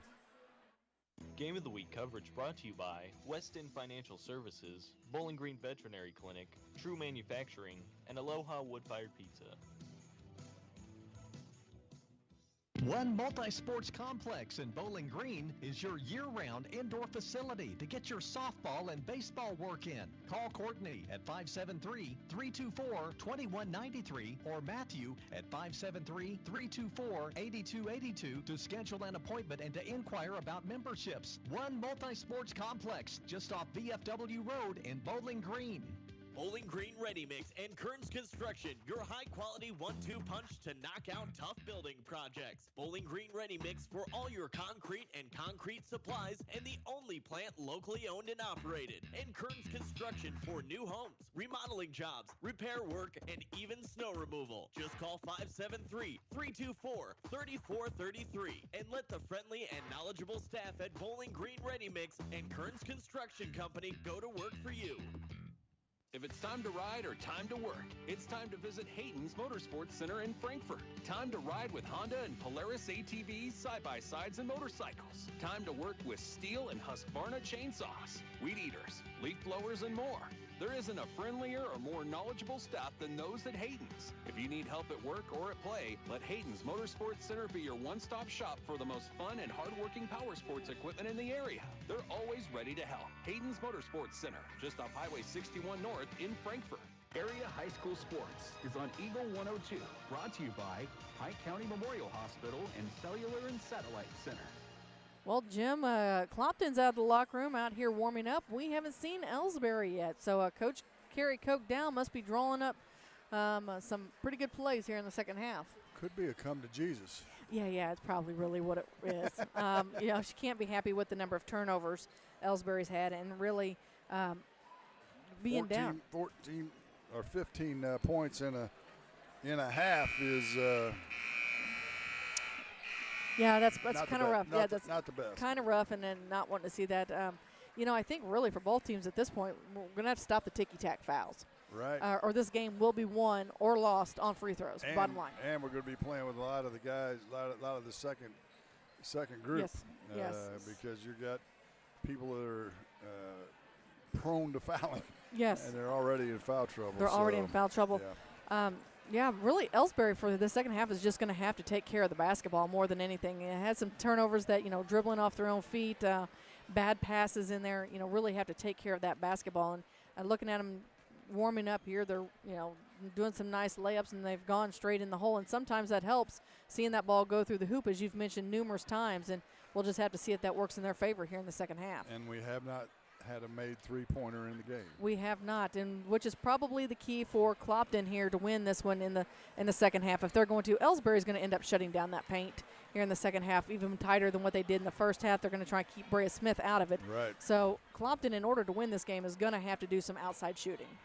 I agree. That's going to do it for the halftime show. Second half's next on Eagle 102. Game of the Week coverage brought to you by Advanced Physical Therapy, PJ Salon, and Center Locker Service.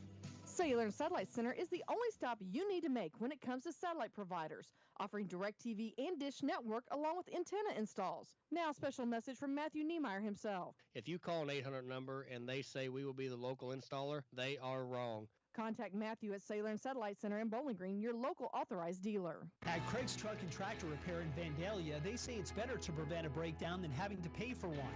Preventative maintenance is key, but if your machinery should break down, Craig's Truck and Tractor Repair is there to serve you in the shop, on the farm, or roadside.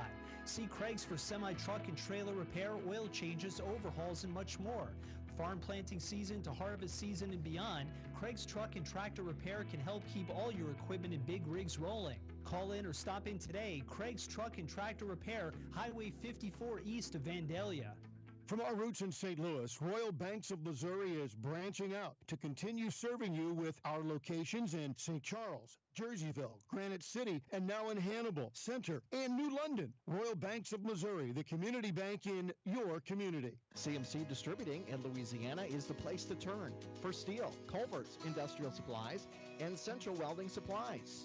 In addition, CMC Distributing offers trailer parts, truck accessories, truck beds, and trailer repairs. At CMC Distributing, they always go the extra mile while working hard to make sure you're satisfied. They do it that way for a simple reason. They appreciate your business. CMC Distributing, Highway 54, west of Louisiana. Follow Area High School Sports on KJFM Radio. Brought to you by Young Enterprises, Family Drug, and Brown's Smokehouse Meats. Well, Elsberry had it to start the second half. They threw it into Robinson. She dribbled it off her foot and turned it right over. So Clopton has it now.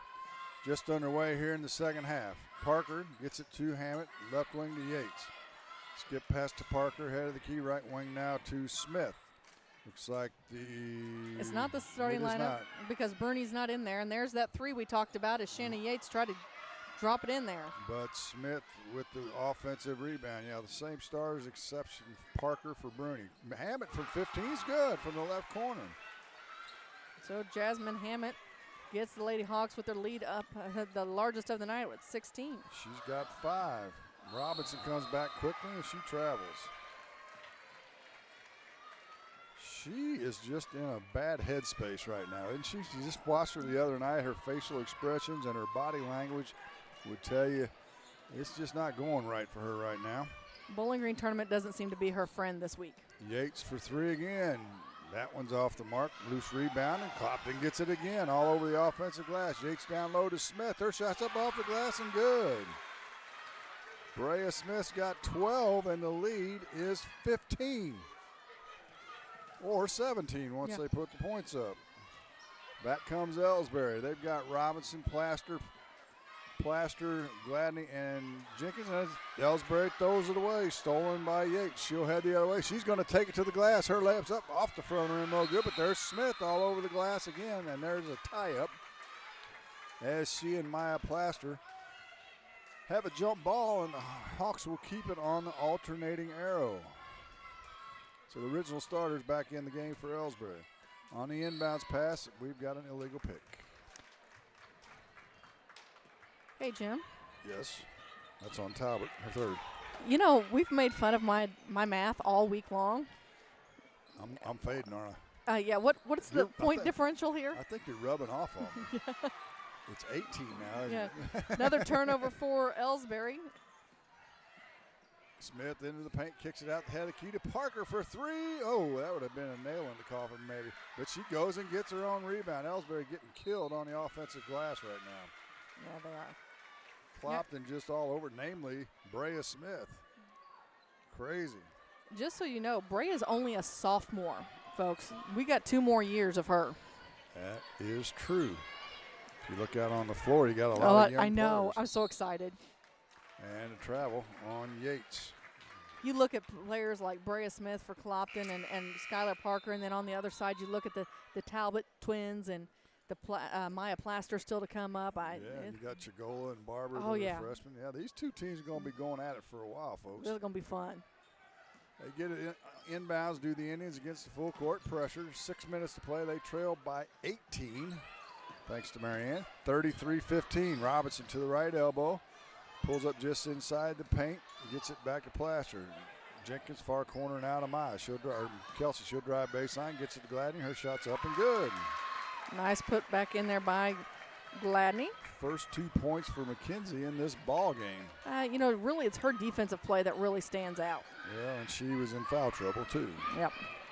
She and Kelsey, Plaster, and Robinson. So Elsberry had 3 of their starters on the bench most of the second quarter. Hawks come back into the paint, Hammett, and she's going to be fouled. If it's on Kelsey, that's going to be 3 for her. And that's exactly who they call it on. Sometimes you just can't get away from those fouls. No. Bruni to trigger it in for the Lady Hawks. Gets it to Parker. Parker to the left elbow, skips it over to Hammett. Hammett tries to get inside, throws it right into Kelsey Plaster's hand. First turnover of the second half for the Lady Hawks. Back comes Maya. Maya to the right wing. She stops, kicks it back to Kelsey. Kelsey on the dribble to the right block, whips it over to Jenkins. Jenkins will penetrate in the paint, kicks it to Robinson, right corner and out of Maya Plaster. 4-3. Front rim, no good. Rebound loose on the floor. Talbot picks it up, gets it to Parker. They got a 3-on-1 break. To Hammett. Hammett to Smith, but the defense got back, and Clopton will reset it now. Parker with 4:45 to go into third. Gets it to Bruni. She'll penetrate to the free throw line to Parker, right wing now to Smith. Smith back to Parker. Right over by Coach Streed. Now to Bruni, left wing to Hammett. She'll shoot it from 17. Back of the iron, no good. Robinson with the rebound for Elsberry. Gets it off to Jenkins. Jenkins does a 360, still has her dribble into the front court. To Maya Plaster, to Robinson on the right wing. Robinson drives baseline, and we've got a pushing foul. Yeah, that one's going to go on Jasmine Hammett. It's only her first foul. She's one of the lone starters who isn't in some type of foul trouble. Brooke Jarrett and Shannon Yates returning to the ball games for Talbot and Parker. And Maya Plaster will throw it in for Elsberry underneath their own bucket right side. She tries to get it to Robinson, throws it away. Right. Stolen by Smith. 2-on-1 break with Yates. Gets it to Yates. She'll shoot the layup. No good. And Gladney with the rebound. She'll be fouled on the rebound. And who'd they call that on? I had to wait for him to put up the numbers because I missed it. Jarrett be her first. Well, you know, you come in the game, you might as well join the fun and get a foul. That's right. They're doing such a nice job of making sure everybody has them. Plaster back into the front court. Man-to-man defense by the Lady Hawks. Hammond on her.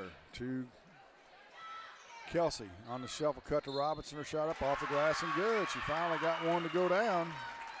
Maybe that'll get her going, and she'll go to the line for the old-fashioned three-point play. Who picked up the foul? That's going to be the second one on Hammett. And Rello will return for Maya Plaster for Elsberry. Robinson with the freak, though, does a 360, spins out. Yates with the rebound. 3:50 to play in the third. Clopton still on top, 33-19. Bruni has her pass deflected, stolen by Gladney. Gladney has it poked away by Bruni, and Elsberry will have it on the baseline. Bruni's got to be careful. Yeah, she does, playing with 3 fouls. Robinson will throw it in for the Lady Indians. Gets it to Plaster in the near corner. That's Kelsey to Robinson. She whips it through, and it deflects off 2 or 3 players, but Gladney was the last to touch. And turnover number 16 in the game. They give the ball back to Clopton as Anna Talbot up at the bench. And Kelsey Plaster will take a seat. No pressure from Elsberry as Clopton will have it right in front of the Elsberry bench. She gets it into Bruni, and she'll just slow things down. Elsberry drops into that zone. I'm thinking I'd pull it out, make them come and get me. They're going to get it to Smith. She said, hex with that. I'm shooting it from 14 and scoring. You're going to give me some space? I'm going to take it. 14 points for her now on the night. 3:12 to play. 35-19 our score. To Gladney. Gladney drives from the left wing, spins at the block, shoots it, and scores. Way for her to pull back and make some space there and drop the shot. Did a little 360, didn't she? She did. Back comes Clopton. Bruni up by 14. They whip it around the horn against this press. Bruni left wing to Hammett. Hammett in the near corner to Yates. Yates skip pass over to Bruni at the head of the key. Now to Jarrett, who's in the far corner. They play a little pitch and catch. Jarrett and Bruni. Bruni with it now. Hammett skips it down low to Jarrett. Makes a nice catch. She's alone, but a great block by Gladney. And she controls it. Gets it to Robinson into the front court. She'll look for some guard help. Gets it to Reller. Reller. Right wing pass to Jenkins. Guarded by Bruni. Down to 2:10 to play in the third. 35-21 as Yates drops the entry, pokes the entry pass out of bounds, I should say. And Elsberry will maintain possession. So Kelsey comes back in along with Ella Barber. Bruni comes out as Parker comes back in. Jenkins and Robinson take a seat for the Indians. I think I got everybody straightened out now. I'm glad you do, because it's like a bus station over there. In and out they come. Gladney hands it off to Maya. She'll set up the head of the key, right wing now to Gladney. Gladney puts it on the floor, one dribble, nowhere to go, and then it's deflected out of bounds by Hammett. Down to 1:57 to play here in the third. Plaster to throw it in bounds.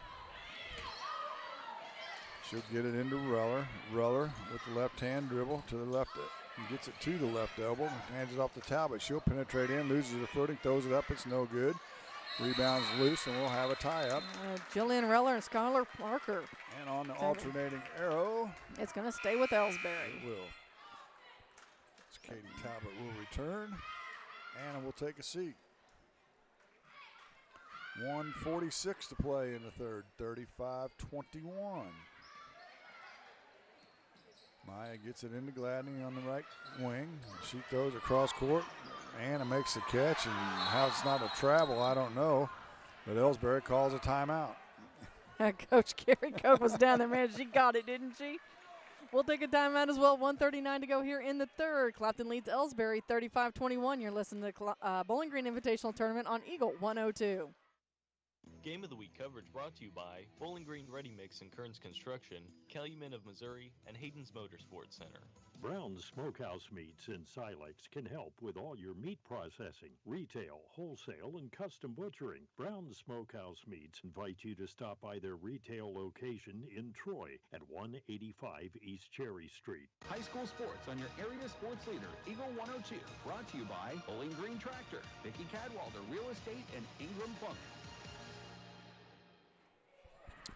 35-21, Clopton on top. We are late in the third quarter. Here from the third place game, if you're just joining us, North Callaway won the Consolation Trophy as they defeated Winfield. Did you write that score down, Mary? I did. They beat Winfield 50-33. Fairly handily. Yep. So congratulations to the Thunderbirds on their Consolation Trophy, one of my favorite mascot names. And I believe the Thunderbird name came from someone down in the Clopton School District that's tied to the Clopton School District now. Oh, you can connect everything to Clopton. No, I learned that at the Legends Banquet. On the inbounds pass, it's to Talbot. That's Katie. She shoots it from 10 and scores. She's got 4. And the lead down to 12. Elsberry trying to creep back into this thing after trailing by as many as 18. In that zone still, they get far corner to Jarrett. She'll pull up from 15, no good. Rebound by Reller. Reller has it swatted out of bounds by Parker right into the Clopton bench. And Robinson will come back in for Reller for the Lady Indians. 1:14 to play. Again, we're in the third, 35-23. Little half-court trap, ball's deflected, and Yates tried to save it, but it goes out of bounds. And Elsberry will get it back right below us.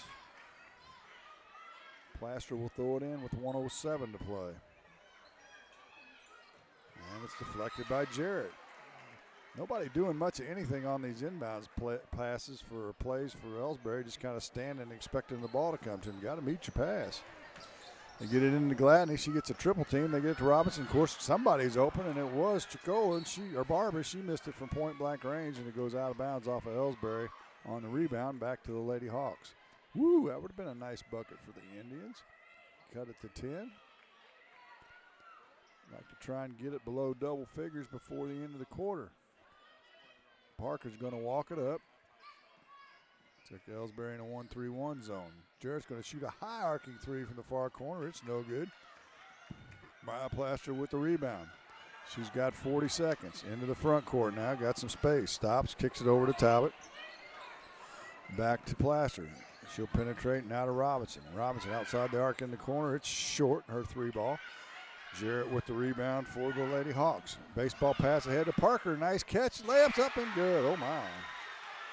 That was a sweet pass and catch, wasn't it? That was. Nice little baseball pass. Was that Yates that threw that? I think so. Showed She's that a pitcher. softball arm, didn't she? Yes. Down to 12. Elsberry loses it again. Another turnover. Back come the Hawks. Well, Smith double dribbled. Actually carried it would be the right word. And the 11th turnover of the game will give Elsberry 5.3 seconds and a chance to try and cut into this 14-point lead. Placer gets it in the backcourt, and we got a whistle and an offensive foul on Robinson. Yes, it is. Little forearm shiver to get open, and the official was standing right there. She's going to come out. And that is her fourth. No, it's a third. It's her third. I have That's rubbed. That's actually what I've got written down, too. We've got a timeout as Coach Devin Street wants to take one as well. Right now, 5 seconds. You know what? Actually, we better keep it right here because there's only 5 seconds left here in the quarter. Yeah, I need to work on some math skills while you're thinking about that. You need to work on some. I rubbed off on you. It's been a long day at the office, man. I had too much math during the day. So is that what it is? That's the excuse I'm going to use. All right. Well, again, don't forget we have championship action for you coming up. As number 4 Van Far is going to take on number 3 Silex, and I really expect Jim, for you and Mark to have a pretty active game there. I think it's going to. I would expect so. It's going to be chippy. Going to be fun. Going to be fun. It is. Neither team, this is what we've been talking about all week. Van Far won, scoring 34 points. Silex won, scoring 37 points. Silex turned it over 28 times in that game against Clopton and still won. So if they can clean that up, that certainly will help their chances. So let's see what Coach Street drew up in this final 5 seconds, exactly 5 seconds. Smith to throw it in, gets it to Hammett. She'll dribble, spins around, gets it back to Smith. She'll shoot the three ball, back to the rim, no good. It was from about 28 foot, no good, and that'll do it for the third quarter. Your score, the Clopton Lady Hawks 37, Elsberry Lady Indians 23. Fourth quarter's next on Eagle 102. Game of the Week coverage brought to you by Craig's Truck and Tractor, Royal Banks, and CMC Distributing and Manufacturing. Lynn's Heritage House isn't your average senior living facility. At Lynn's, residents have an abundance of social and recreational activities, including trips to the Twin Pike Family YMCA, numerous craft projects, and even the occasional day trip around Pike County. As a resident, you can enjoy the same independent lifestyle you've always enjoyed, but with the peace of mind knowing that help is available when needed. For more information, visit Lynn's Heritage House, 800 Kelly Lane in Louisiana, or online at lynsheritage.com. At Nutrient Ag Solutions in Bowling Green, they are focused on one thing and one thing only, providing their customers with the products and services they need to grow the best crops possible. They are full service when you need an extra hand, other custom spraying along with fertilizer and lime application. And don't forget, they sell seed and chemicals at the best prices around. Nutrient Ag Solutions, 16083 Business Highway 61 North in Bowling Green, for all your farming inputs.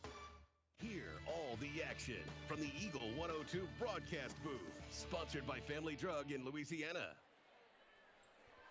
So the question will be is, can Clopton hold on to their lead here in the fourth?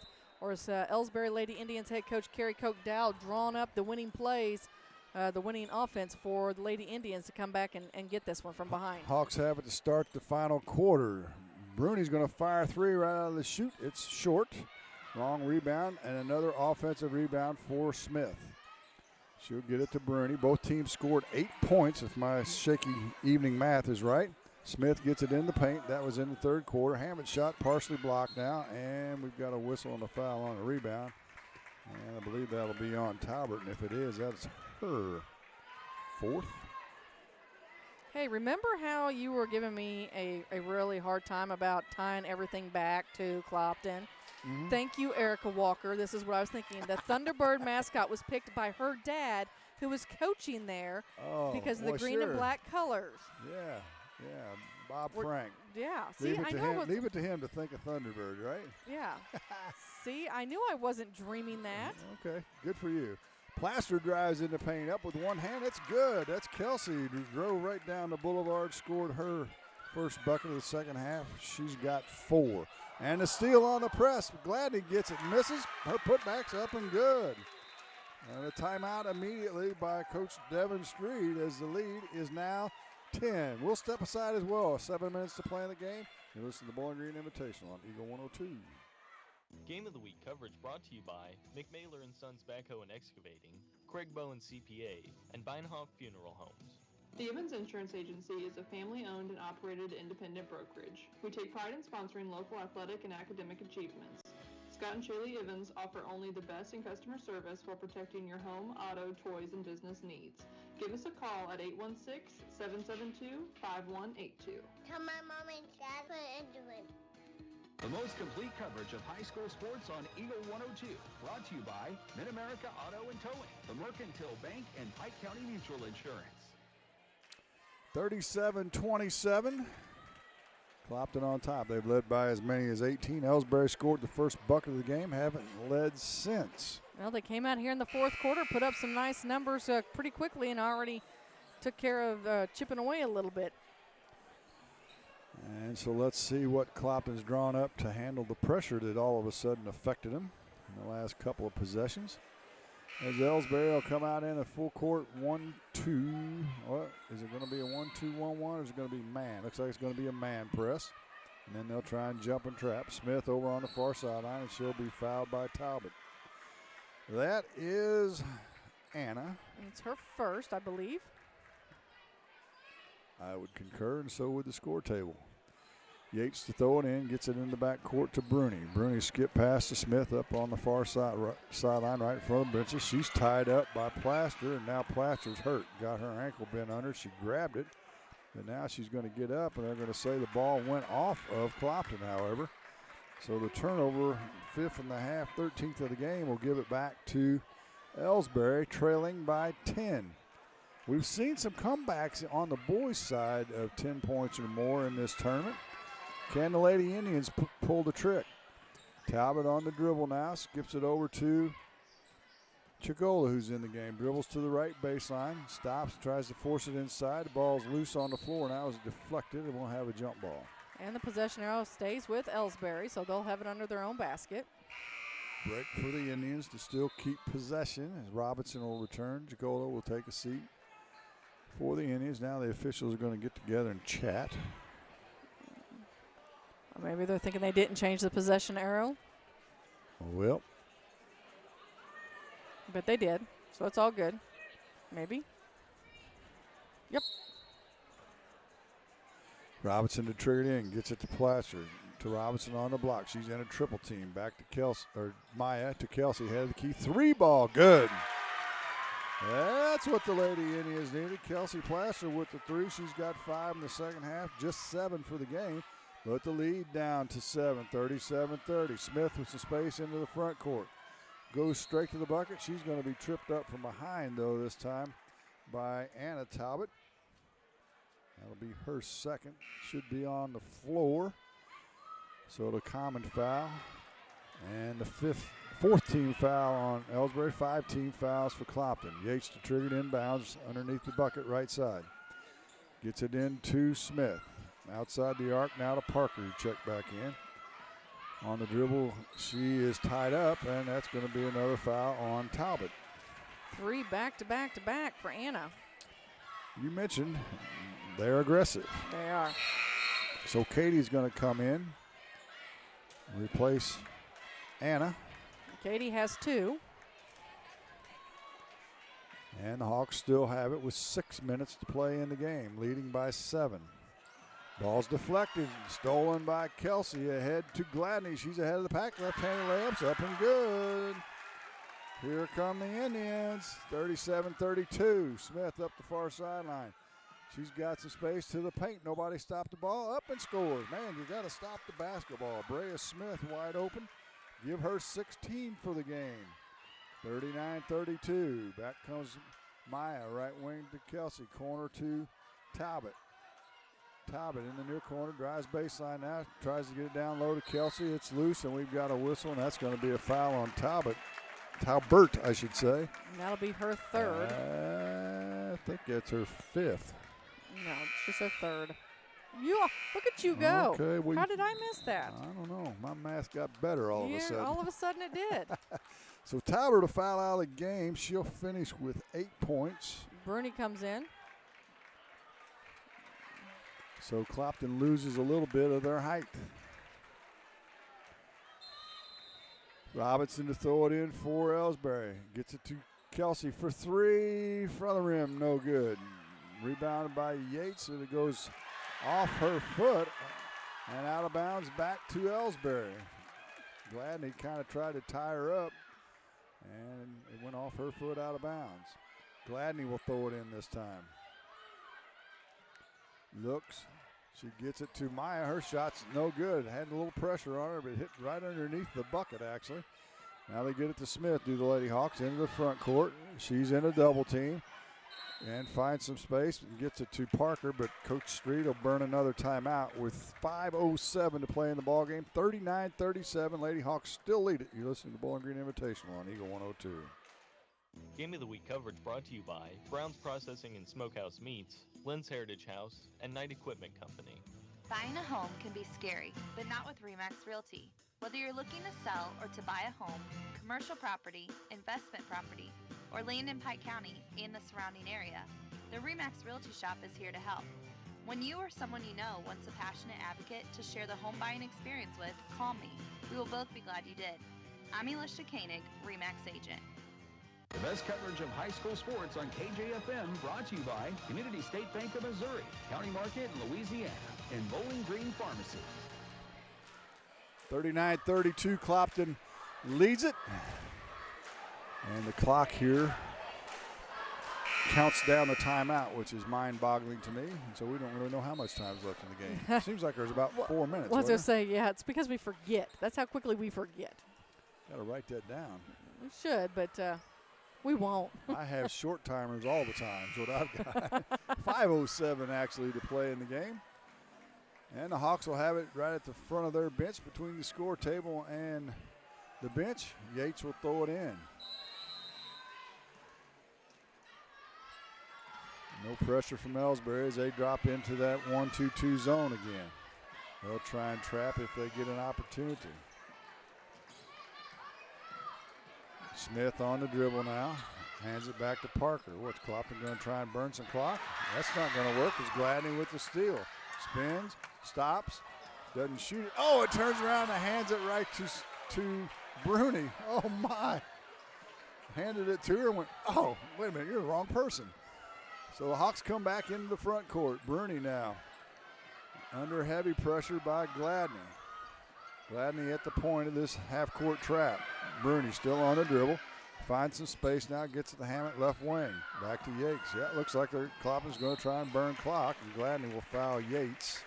That's her third, I believe. That'll be the 6th team foul. So from here on out, everyone shoots free throws with 4:21 to play. They're saying that's her 4th foul. I've missed some fouls along the way somewhere. And back in is Anna Talbot, who has 3 in her own right. Get it into Parker to Yates.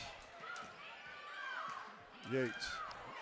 Nice crossover dribble to get away from Jenkins. Hands it back to Bruni. Bruni to Yates.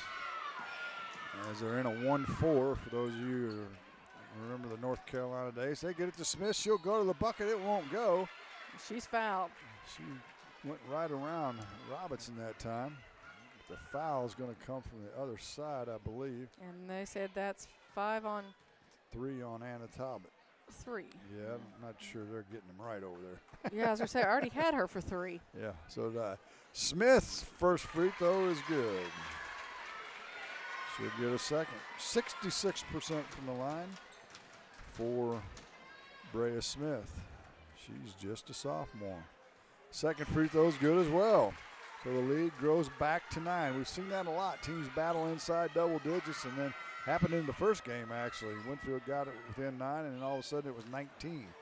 Back comes Talbot for Elsberry. Gets it to Jenkins. Talbot's now going to penetrate up off the glass. No good. Robinson on the offensive glass. Her putback's up and good. And a timeout on the floor. This time Elsberry will do the honors. A full timeout for them. 41-34, 7-point lead for Clopton. 3:38 to play in the ball game. You're listening to Bowling Green Invitational on Eagle 102. Game of the Week coverage brought to you by McCoy Blossom Funeral Home, Northeast Missouri Title Company, and the Ivins Insurance Agency. You simply can't buy a better replacement window than one from Sun Window Company. Energy-efficient windows and doors with a lifetime warranty on both the window and installation. Sun Window Company, family-owned and operated since 1989, offers low factory direct prices on high-quality vinyl windows, custom designed to fit perfectly and built to last. See how much you can save. Call Sun Windows, 573-549-2080 for details and a free estimate. Sun Window Company, Highway 161 in Middletown. Founded in 2000, Sparks Maintenance Contracting out of Bowling Green has since been performing industrial maintenance nationwide and plans to continue growing. Sparks Maintenance Contracting attention to detail and compassion are only some of the many things that separate them from other competitors. Teamwork is the key to success in business and in sports. Best wishes to all the area teams from Sparks Maintenance Contracting, proudly serving America. Area high school sports on Eagle 102, brought to you by People's Bank and Trust, State Farm Insurance, Cindy Blaylock, agent, and Perkins Electrical Services. Out of the Elsberry timeout, Clopton has it in the backcourt on the baseline. They get it into Bruni. And her pass is deflected. The press works. They get it underneath to Talbot, and she misses from point-blank range, but she'll be fouled on the rebound. Yep, Shanna Yates will pick up her third, we think. And Talbot will just get a 1-and-1 opportunity. that is Yates' third. And Anna Talbot to the line for a 1-and-1. First one's up and good. She'll get a second. Lead down to 6, closest Elsberry's been for a while. Talbot's second, nothing but net. Good free throw shooting by her. You win your games in the fourth quarter. You hear us say that all the time from the free throw line. And in a double team, Parker loses it, but Bruni's going to pick up the loose ball. Now she's got Hammond ahead of the pack. Her left-handed layup's up and good. Ooh, good break there for the Lady Hawks as they went from a potential turnover to a wide open layup. Plaster back to Robinson outside. They aren't now. Left corner to Jenkins. She'll shoot it from 18. No good, but Plaster with the rebound. Her putback won't go. And Smith with the rebound on the defensive glass. Off to Yates. She dribbles through trouble, gets it to Bruni with 3 minutes to play in the game. Bruni, her pass deflected, and we're going to have a whistle and a foul. Woo. Yeah. And is that 4 or 5 on Gladney? They called it on Jenkins. Oh, they did, didn't they? They did it. That's her first. Wow. Okay. Maybe that's why the fans were howling. They thought it was on Gladney like I did, and she really wasn't that close. So Bruni will go to the line, a 61% free throw shooter, and she'll get a 1-on-1. It's no good. Jenkins with the rebound for Elsberry. She'll look for some help. Gets it to Maya. Maya on the dribble with some space. She'll go to the glass. Layup's no good, and a blocking foul. Blocking foul will be on Parker. Her first. Get out of here. She's played a lot, and now she just gets her first foul. That's an accomplishment in and of itself. So to the free throw line, shooting a two-shot foul is Maya Plaster. She drains the first. She'll get a second. Down to 2:46 to play in the ball game. Plaster wears number 25. Second one's up and good as well. And it's a 5-point lead, 43-38. They break the press, and a good job by Plaster to block it, but she'll foul Smith as she deflected the ball, went right back into Smith's hands. She tried to shoot the layup, but Plaster fouled her before she could get there, and she'll get 2 shots. And that's 4 on Kelsey. That it is. And Brea Smith, probably the one you don't want at the line, makes the first. If you're an Elsberry fan, if you're a Clopton fan, you're saying hallelujah. She'll get a second. 2:41 to play, 44-38. Hawks lead it. Second one's on its way, money. 4 for 4 in the fourth quarter for Brea Smith. And it's a 45-38 lead, back to 7. Elsberry got within 5, but couldn't get any closer. Plaster throws it, and we got a charge. And Kelsey just fouled out of this game. She did on a charging foul. As Smith, probably a nice little Hollywood move there. There wasn't a whole lot of contact there, was there? And the Emmy goes too. Yeah. So Kelsey Plaster will leave. She has 5 in the game. Yates with it now, thinks about a baseball pass, does baseball pass it, but it's nearly stolen by Robinson. It goes out of bounds, back to the Lady Hawks at the center court stripe. Bounced up in the stands, and there are some fans down there with not very good hands as they couldn't handle the pass. Yates to throw it in again, gets it in to Parker. Parker into the front court now, has 3 Elsberry players after her. They're going to try and hold it and run some clock again, look to get a layup, but it's going to be deflected and stolen away by Gladney again. How many times has she done that? I tell you what, I've said all game. Down low to Talbot, and she scores. Katie Talbot with the bucket. And it's a 5-point lead. Into the front court, Bruni gets it back to Yates with 2 minutes to play in the game. Yates hands it off to Parker. Parker skips it over to Bruni. Bruni now to Smith in the far corner. You don't want to foul her. She's going to go to the glass, loses the ball, puts it up and scores. Bounced right back to her, and she threw it up quickly, and nobody could stop it. And she has another bucket, and the lead back to 7 with 1:40 to play in the game. Robinson on the dribble, had the key to Talbot. Right wing now to Plaster. That's Maya. Tries to force it inside. Too much defense there. Stolen by Smith. Turnover number 10 and 20 in the game. Back comes Hammett with a layup from Smith and scores. Timeout on the floor. 49-40, a little 4-0 run here late in this game, and the Hawks back in control. You listen to Bowling Green Invitational on Eagle 102. Game of the Week coverage brought to you by Penrod Real Estate, People's Savings Bank in Bowling Green, and Ann Lane Boutique. West End Financial Services in Louisiana will tell you, of course money isn't everything, but it certainly is something. No matter how you feel about it, it's impossible to get along without it. You may not need extra funds now, but if it happens to you, remember solving money problems is West End Financial Services business. West End Financial Services offers check cashing and short-term loans along with Western Union. Open Monday to Thursday 10 to 5, Fridays 10 to 6, and Saturday 10 to 2. Locally owned and operated West End Financial Services in Louisiana off Georgia Street. Follow area high school sports throughout the season on Eagle 102, brought to you by Mike's Tire and Service Center, Veolia Landscape Supply, and a taste of Philly. 49-40. Elsberry got it within 5 twice here in the fourth quarter, but haven't been able to get over the hump. And the Lady Hawks scored the last 4 points, and they lead it by 9 with 1:24 to play in this game. So the hill has become pretty steep for the Lady Indians as the Indians have it in the backcourt, and they'll need to hurry. Talbot gets it into Maya Plaster. She'll dribble to the head of the key, back to Talbot. Talbot way outside of the arc, right wing to Robinson. She'll shoot the three, right wing, no good. Rebounds loose, batted around, and it's going to go out of bounds off of Yates, they say, with 1:10 to play in the game.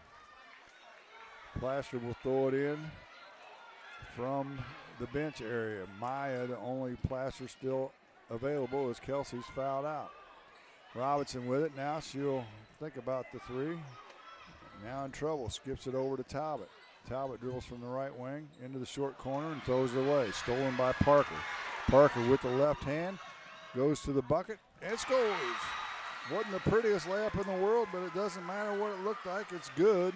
And the lead back to 11 for the Lady Hawks.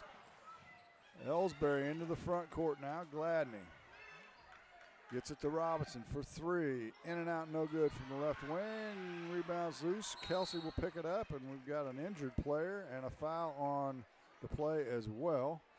Let's see who the foul is first. It's going to be on Bruni, I believe. So she'll have a seat. That'll be 5 on her. They're saying it's just 4. And I can't tell. Never mind, it is 4. Who the injured player is. Katie Talbot. I think she fell on her hip, actually. Yeah, she was holding her hip, and so hopefully she'll be okay. Maybe it's hopefully just a little stinger. If anything, based on what we watched with these girls through softball and basketball, is they're all tough, so they're probably not going to be down very long. Don't stay out long, do they? She'll wipe away a tear or two, and she'll have to come out of the game as the trainer came on the court. Along with the coaching staff, and that's a forced substitution. To the line will go Maya Plaster. And Clopton is at 9, so it's going to be, I think it was on a loose ball, was it not? I believe it was. So it's a 1-on-1. 51-40. Clopton in control with 34.9 seconds to play. First free throws no good. Smith with the rebound to Bruni. Bruni is fouled by Plaster, and ladies, it's too late for that. I think they're going to call that on Robinson, her 4th. And we'll walk to the other end, and Bruni will get a 2-shot opportunity as Elsberry is over the 10-foul double bonus limit. Bruni, they've held her in check. She's got 1 point in this game. That's kind of hard to believe. First free throws off the back. Well, she's struggling from the free throw line this week. And tonight is no exception. She'll get a second. It's good. And the lead is 12. Down to 30 ticks to go in the game. Clopton's on top. They're going to win the 3rd place trophy as Talbot drives in. It falls into the hands of Plaster, and she'll score the bucket with 19 seconds. They get it into Bruni, and she's going to be fouled again. You want your kids to keep playing hard, I guess. But I think I'm telling them, stop fouling. Yeah. Back to the line is Bruni. She can work on her free throw percentage. It's not that bad, 61% for the season. But she rattles one in and out. She'll get a second. Don't go away. The championship teams are in the tunnel and ready to rock and roll. Silex and Van Far as the second free throw by Bruni is good. And it's 53-42. Gladney left wing gets it back to Robinson. Robinson head the key, whips it down low to Plaster. Her shot up off the glass and good. Clopton, all they got to do is hold it, but they do throw it inbounds, and it nearly goes out of bounds, but that'll do it for the game nonetheless. Your final score, the Clopton Lady Hawks 53. The Elsberry Lady Indians 44. The Hawks break the two-game losing streak to Elsberry. They win the third place trophy. We'll have totals and highlights after this on Eagle 102. The Eagle 102 postgame show is coming up. True Manufacturing in Bowling Green is hosting a hiring event Tuesday, February 1st from 2:30 until 6 p.m. at their plant location in Bowling Green. True Manufacturing is looking for night shift and weekend warrior shifts with beginning pay between $19 and $20 per hour. If you're looking for a career change, True Manufacturing may be your answer. Mark your calendars now to attend the hiring event Tuesday, February 1st at 16755 Industrial Park in Bowling Green. True Manufacturing is an equal opportunity employer. No matter which team you're rooting for this season, Young Enterprises Incorporated of New Hartford hopes all our great teams have a wonderful and successful year. Young Enterprises Incorporated features A.K. and Kent Feeds, Ascro and DeKalb Seeds, RCIS Crop Insurance, fertilizer, chemicals, interstate batteries, and more. Young Enterprises Incorporated online at youngenterprisesinc.com. Young Enterprises Incorporated of New Hartford. B&R Auto Body and Sandblasting in Silex specializes in sandblasting, painting, and bodywork on large equipment such as road tractors, semi-trucks, dump trucks, and more.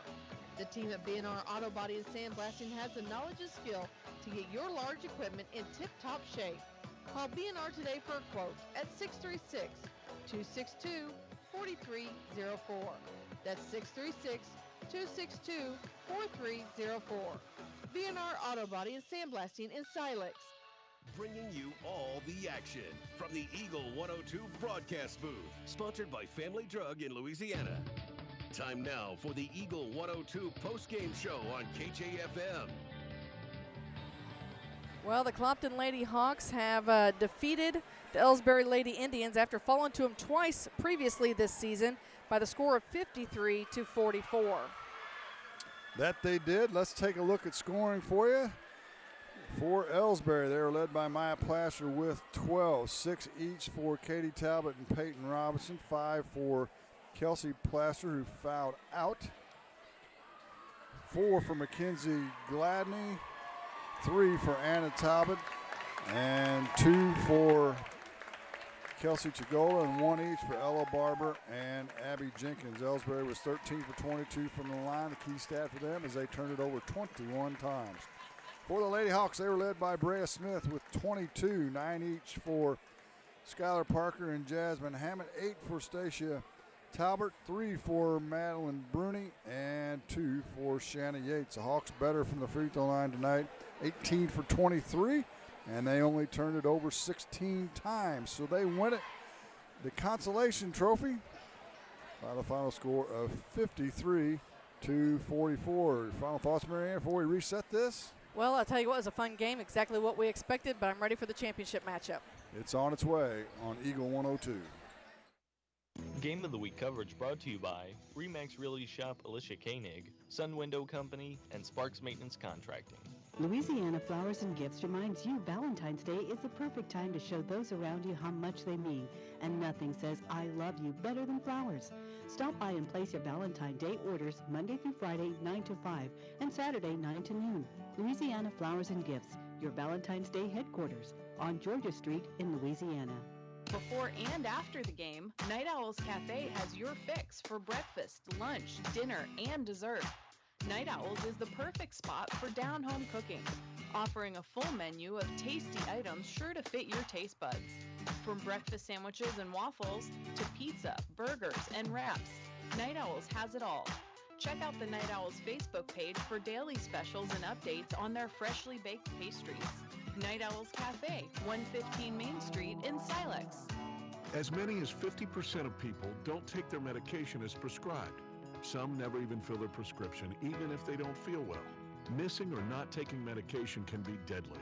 For questions about medication, your local Health Mart pharmacy is here to help.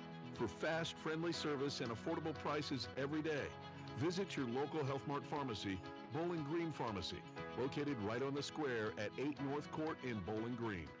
Hear all the action from the Eagle 102 broadcast booth, sponsored by Family Drug in Louisiana. It's time now for the Eagle 102 pregame show, sponsored by Bowling Green Pharmacy. And welcome back to the 97th Annual Bowling Green Invitational here on Eagle 102. Mark Froenig, Jim Ross getting ready for our Ladies Championship game as the number 3 seed Silex Lady Owls take on the 4 seed Van Far Lady Indians, and this has been a long time coming for these two programs. Silex hasn't won this tournament since 2001, even longer for Van Far, not since 1988. So I guess at least Silex is this century. Coach Heather Minter was saying I was 8 years old when Van Far won this the last time. Oh, I was 9, but I was not either one of those. you were already banking by that point. Yes, I was. But it's been a long time for both of these programs, and a lot of history. I mean, with these programs, Silex, it seems like it was good all through the 2000s into the 2010s, and Van Far, every few years they get a crop that wins some ball games and makes some noise. So it's actually kind of surprising that it's been this long. Yeah, and this should be a rock'em sock'em affair. Both teams upset winners. I'm going to give up your secret. You told me after the first night, don't be surprised if Van Far wins this thing. And, of course, Silex had just beaten Clopton a week or so ago, and so to see them both win their semifinal games wasn't exactly the shock of the century. But they're both thrilled to be here, and it should be a good one. We were talking in the hospitality room that it's just so hard in a season like this to seed a tournament, and really not a surprise that the 3 and the 4 instead of the 1 and 2 are in the championship. Not game. at all, especially in girls basketball this year. There's a lot of parity, and this tournament's just proven it. It should be fun. Packed house here at Bowling Green, and we'll give you the keys to the game for Van Far and Silex after this on Eagle 102. Game of the Week coverage brought to you by Young Enterprises Incorporated, B&R Auto Body and Sandblasting, and Billy Collins Construction. It's a great time to buy or sell a home. I'm Vicki Cadwalder, and I take pride in offering skills that make the process go smoothly from beginning to end. Even after closing, I enjoy staying in touch and being there to help you if you have any other needs or questions. During the process, I'll work closely with your lender and other professionals to make it as effortless as possible. I'm here with you every step of the way, so when you're ready to buy or sell, call me and we'll create a personalized plan just for you. Vicki Cadwalder Real Estate, loving our small town life.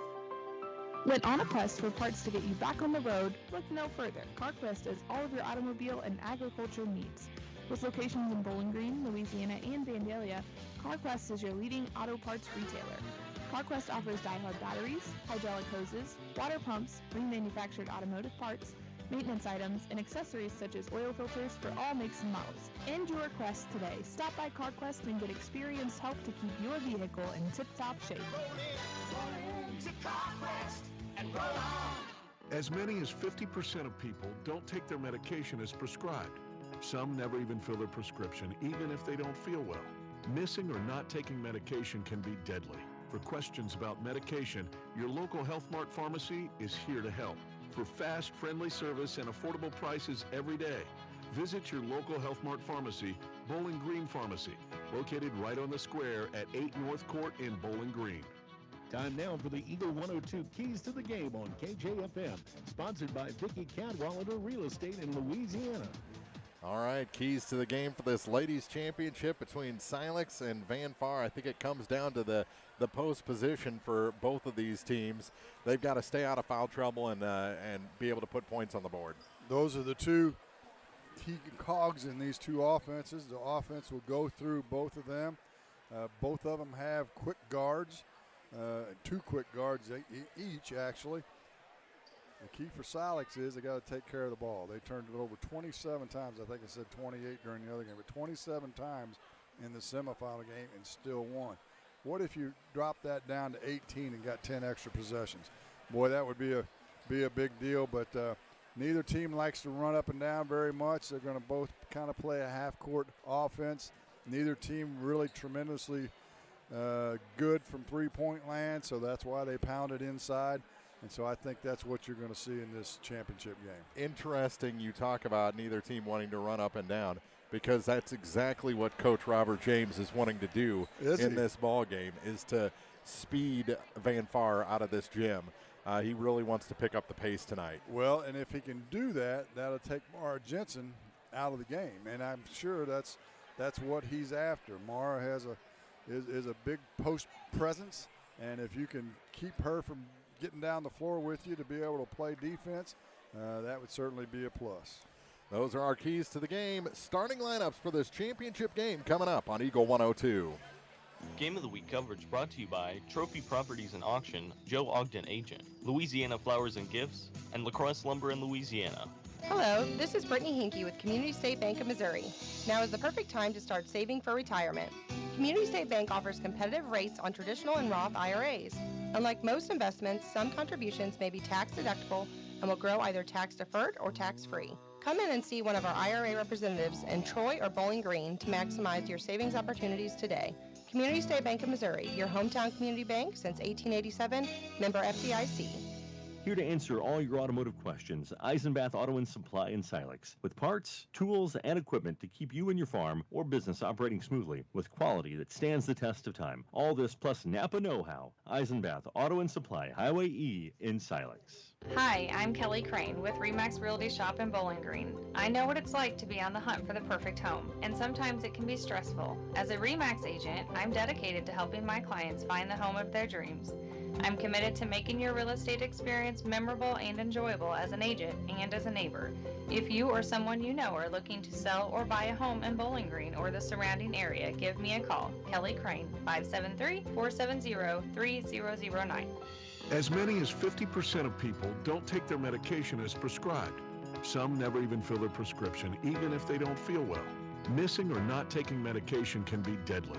For questions about medication, your local Health Mart pharmacy is here to help.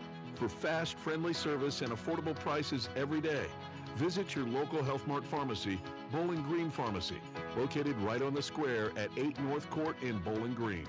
The Eagle 102 starting lineups on KJFM are sponsored by Community State Bank of Missouri in Bowling Green and Troy.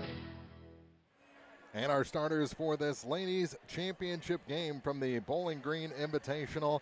First for the number 4 seed Van Far Lady Indians, 7-10, coached by Heather Mincher. They'll start a sophomore, number 2, Carmen Wilburn. Senior gets a start, number 10, Devin Keller, a freshman. Number 12, Delana Gay gets a start. A senior, number 21, Haley Basket.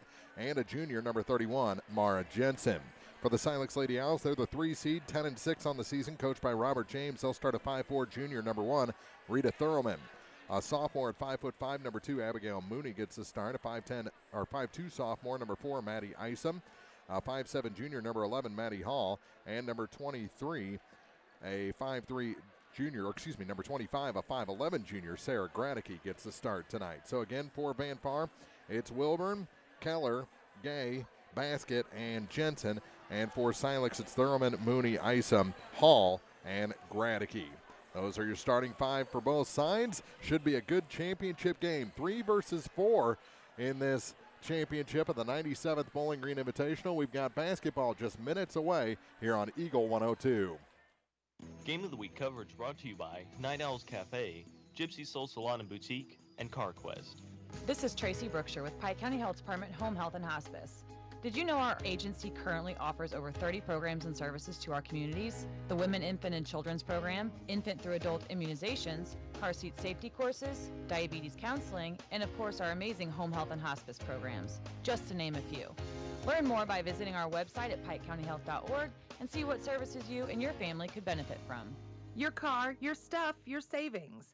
Combine your auto and renter's insurance with a call to State Farm Insurance agent Cindy Blaylock in Louisiana, and let Cindy show you how to put life back in your life insurance. Auto, home, and life. Make your wallet happy. Here to help life go right, State Farm Insurance Agent Cindy Blaylock in Louisiana. Bowling Green Tractor wants to change the way you think about yard work with their Ego 56-volt ARC lithium battery-powered lawnmowers, weed eaters, blowers, trimmers, and chainsaws. At Bowling Green Tractor, you can walk in and see for yourself just how easy these products are to handle. Bowling Green Tractor, your home for Ego. Power beyond belief. The area's best coverage of high school sports is on Eagle 102. Brought to you by Pike County Health Department, home health and hospice and all parts. Having the national anthem, then we'll have on-court introductions. Championship game is coming up on KJFM. Game of the Week coverage brought to you by Eisenbath Auto and Supply, Remax Realty Shop Agent Kelly Crane, and the Cross Lumber Company in Vandalia. One multi-sports complex in Bowling Green is your year-round indoor facility to get your softball and baseball work in. Call Courtney at 573-324-2193 or Matthew at 573-324-8282 to schedule an appointment and to inquire about memberships. One multi-sports complex just off VFW Road in Bowling Green. Is it time to renew, redo, or rebuild? I'm Christine Rutherford, and we have loans designed specifically for repairs and renovations, along with home equity lines of credit. People's Bank and Trust, member FDIC, equal housing lender, MLO number 421603, NMLS number 407724. When you support a locally owned pharmacy, you're contributing to the growth of the community. The dollars you spend stay right here to support our local community. Health Mart pharmacies are locally owned pharmacies. There's one right here. Health Mart pharmacists have a personal commitment to their communities because, just like you, they support their community. Health Mart pharmacies are locally owned and hometown proud. Louisiana is a Health Mart town. Family Drug Health Mart Pharmacy. The right people, the right price, right downtown. Health Mart, caring for you and about you. Hey, this is Ryan with Mid-America Auto and Towing in Bowling Green, and we've got the lot looking good and ready to go. We've got something for everybody's budget. We have a constant rotation of new inventory, including cars, trucks, and SUVs. So if you're out and you're looking for a new car, come by and see me. The Mid-America Auto and Towing, just off Highway 54 in Bowling Green, is a one-stop shop. Like us on Facebook or check out our website, midamericaautoandtowing.com. Area High School Sports is on Eagle 102. Brought to you by Pike County Memorial Hospital and Cellular and Satellite Center. Big crowd here tonight. I know a lot of the folks from the previous games have stayed in the stands because they want to see this battle between 3 and 4 for a title game. Not a fully packed house. There are seats available. If you're on your way, come right on. If not, we're glad to have you with us. Looks like, where do they put the Silex student section? It was in the corner over there. Yeah, they've moved over here now. Good student sections for both teams tonight. Silex has been introduced. Ought to be a raucous atmosphere. Now Van Far being introduced to this big crowd. Again, Van Far has not won this tournament on the girls' side since 1988. Silex hasn't won it since 2001. So a long time coming for these teams. No doubt about it. It's been dominated by Bowling Green and Clopton over the most recent years anyway. And actually kind of fun to have a little new blood into the championship game. Oh, yeah. Oh, yeah. You got the fan bases fired up. The students are fired up, and I'm sure the kids/players are fired up as well. And it'll be interesting to see if we have any early game jitters. Gradicke into the center circle already. Van Far hugs it out, and now they'll send Delana Gay into the center circle to jump center. Yeah, they're kind of conceding the jump, aren't they? Yes, they are. Not terribly important, I don't guess. Who wins the opening tip? There's prop bets on this. Yeah. And it is won by Gradicke. Back to Mooney, and we are underway in this ladies' championship game. She hands it off for Rita Thurman. Thurman hands it to the far side for Maddie Isom. Ball goes to the floor momentarily, picked up by Maddie Hall. She steps in, gives it to Gradicke. Gradicke, turnaround shot, no good. Offensive rebound, shot no good for Maddie Hall, but she's going to head to the free throw line. Good job on the offensive glass by Hall against the man-to-man of Van Far. And I would guess overall probably Silex maybe with a little bit of a height advantage. And the first point goes to the Silex Lady Owls as Hall hits the free throw. Foul went on Mara Jensen, and you got to look out for that. She is prone to collecting fouls. That she is. They've got to keep her in this game if they want to win that first title since '88. 2-2-1 press, no problem for the Lady Indians. Basket hands it off. Now Devin Keller out near the center circle with it. Keller surveys the scene, gives it to the near side for Carmen Wilburn. That's been a good family for Van Far basketball, the Wilburns. So the foul's on Gradicke as they try and get it into Jensen in the post. So the two big girls pick up the first fouls of the night for their each respective teams. And inbound Wilburn. Tried to get it to Jensen. It was behind her. She ends up picking it up. And we're going to have a travel called on Mara Jensen. Jensen is always in good position. It's when she drops those hands like a double karate chop that she starts picking up those fouls in bunches. Yep, the big players need to learn to keep it above their heads. Hall out with it, gets it to Gradicke, turnaround, and she's fouled. That's number 2 on Mara. Well, as we mentioned in the pregame, both of these offenses are going to try and go through the big girls, Gradicke and Jensen.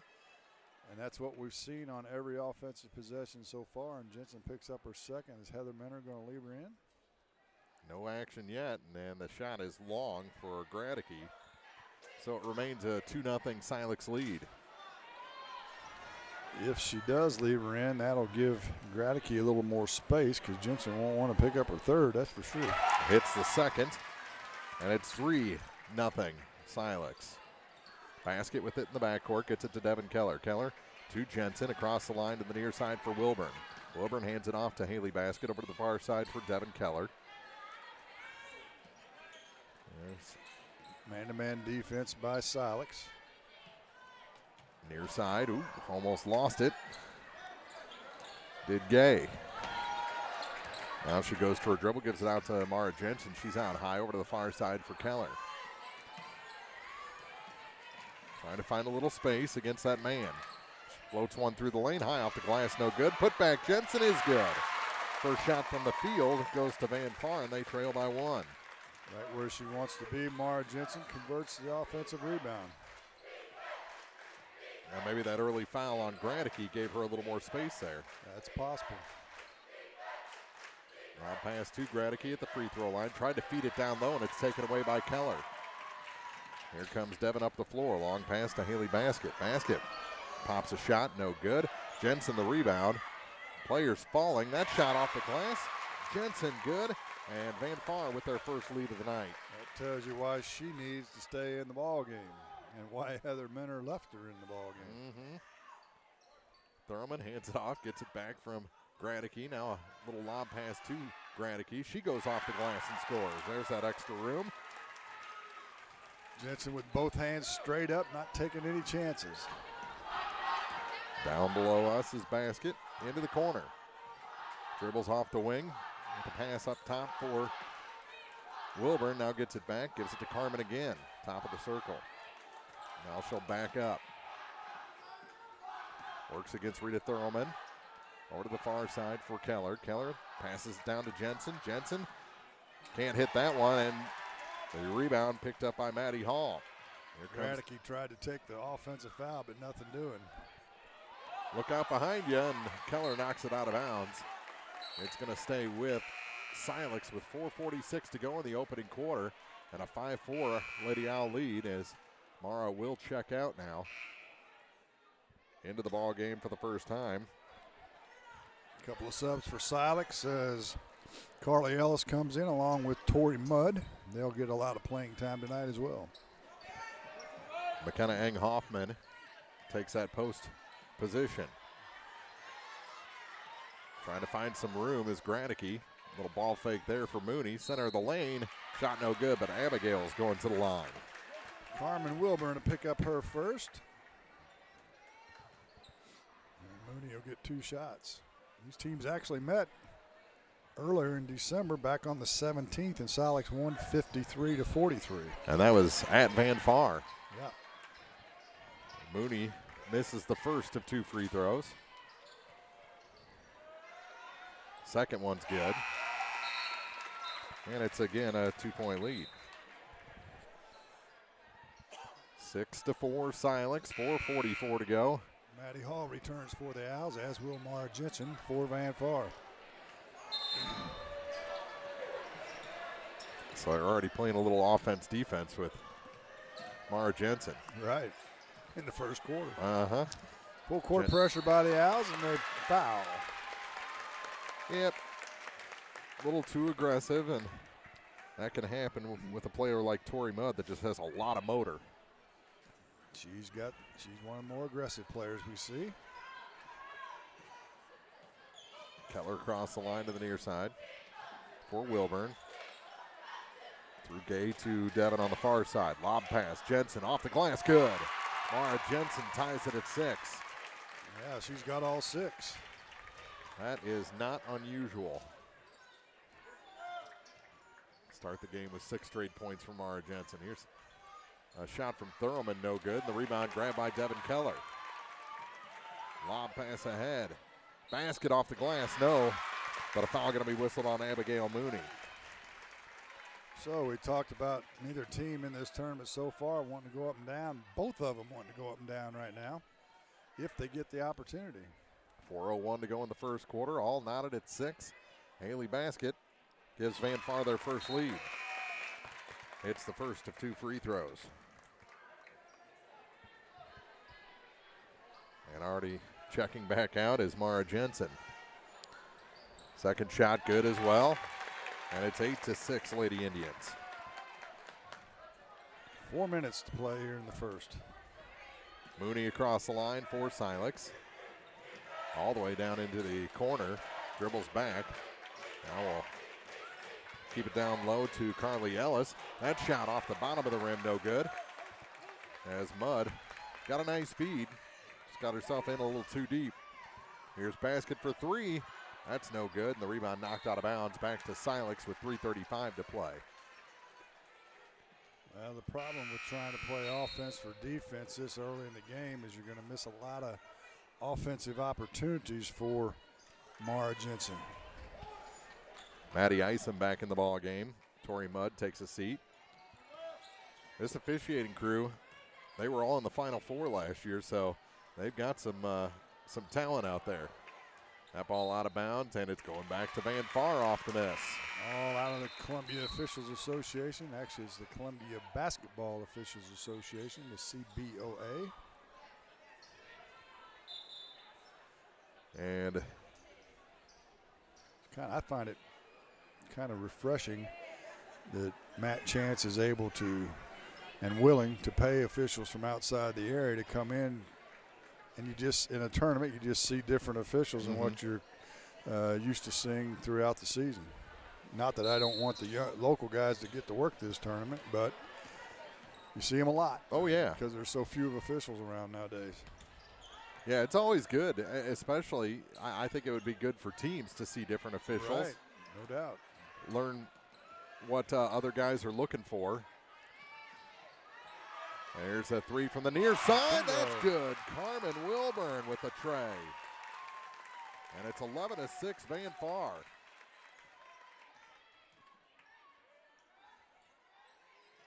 Silex back on the attack with Mooney. Hands it off for Maddie Isom. Near side, here's a 3. Thurman, no good. Rebound picked up on the far side by Carly Ellis. Silex will reset. Abigail Mooney. Robert James rocking the tie and tennis shoes tonight. Uh-huh. Shot off the glass, no good. Rebound comes to the near side. Thurman has it. Another offensive rebound for the Lady Owls. Kick out. Here's Mooney for 3. That one's off the mark, and the rebound this time, picked up by Silex, but it's thrown away. Isom had it, went down to a knee, desperation pass, and Van Far gets it. Here's Basket the other way. Oh, that's a pretty shot. Haley Basket has 4 scoring points. bunches if she gets going for sure. Timeout on the floor. 13-6. Van Far leads Silex the championship of the 97th Bowling Green Invitational on Eagle 102. Game of the Week coverage brought to you by West End Financial Services, Bowling Green Veterinary Clinic, True Manufacturing, and Aloha Wood-Fired Pizza. I'm Tylee Mills, the CEO of Pike County Memorial Hospital. You've heard it from your friends, family, and even neighbors. They choose Pike County Memorial Hospital. Quality care from quality people. Pike County Memorial Hospital. Follow area high school sports on KJFM Radio. Brought to you by Young Enterprises, Family Drug, and Brown's Smokehouse Meats. 2:07 to go in the first quarter, 13-6. Van Far, the 4th seed, leading the 3 seed Silex Lady Owls here in the championship of this Bowling Green Invitational. Silex will have the ball, and Mooney will bring it up. Abigail Mooney across the line. Heather Minter about the middle of the floor. She is always just working that sideline. She's an entertainment in and of itself. Mooney drops it off to the baseline for Hall, and then it's tipped out and taken away. Wilburn will get the steal. It's a basket on the near side. Devin Keller has it. Looks to Coach Minter for the play. Hands it off. Through Gay to the near side, down to Haley Basket. Basket, kick out to Keller. Good defense by Mooney. Keller, very deliberate. They get it down to Basket, and she's fouled. It's going to be on Isom. Well, even though Jensen's not in the game, the same offensive idea, pound it inside and see what they can do from the paint. And Basket will get free throws for her efforts. Mooney's first foul. And the shot for Haley Basket is good. Lead to 14-6. She's 3 for 3 from the line. She's a 64% free throw shooter for the season. Second shot, and I jinxed her. Coming back the other way. Here's Mooney. Minute to go here in the first quarter. Final night of the ladies' side of this Bowling Green Invitational. Ball goes to the floor, and Gradicke tied up. Arrow favors Van Far. Mara Jensen coming back in. Turnover number 4 on the Lady Owls.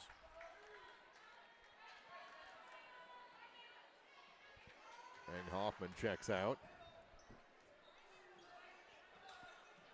And Van Far across the line without much. Now it is tipped and taken by Maddie Isom. 2-on-1. They get it to Thurman. Thurman's shot no good. And the rebound grabbed by Jensen, and she's fouled. See who they call it on. Is it going to be Isom again? It is. So back-to-back fouls on Maddie Isom. 2 Maddies in the starting 5. One is M-A-D-D-I-E. That's Isom. The other one, Maddie Hall, M-A-D-D-Y. And are you going to go with Madeline for both of their real names, huh? I don't know. Is one Madeline, one Madison? I don't know. I have no idea. And does that affect the Y or the IE? No. Well, I don't know. As Keller goes to the line, or goes to the bucket, I should say, and is fouled. That's on Isom as well. So 3 quick fouls on Maddie Isom. And she'll have to come out. Yeah. And that's what you say when you pick up 3 quick fouls is IE. Yeah, exactly. Through the hands of Keller, but she'll be able to chase down as Mooney went to the floor. Mara Jensen with it, shot off the glass. She can just twist and contort and make things look very simple. If she gets it down close to the block, you're right. She's got good foot movement and does her thing in the paint. Gradicke, too hard off the glass. Mara Jensen the rebound. 10-point lead for Van Far. Will be more at the end of one? Yeah, no. Through the hands of Wilburn as time expires. And Van Far will have to settle for a 16-6 lead over Silex here in the Ladies' Championship of the 97th Bowling Green Invitational on Eagle 102. Game of the Week coverage brought to you by Advanced Physical Therapy, PJ Salon, and Center Locker Service. Bundle at Pike County Mutual Insurance and save. Ask about the great rates on your personal vehicle, farm trucks, big or small, or even your motorcycle and side-by-sides. Stop by and see myself, Corey Buchanan, or Kathy Gam at your hometown insurance company since 1895. Pike County Mutual Insurance on the square in Bowling Green.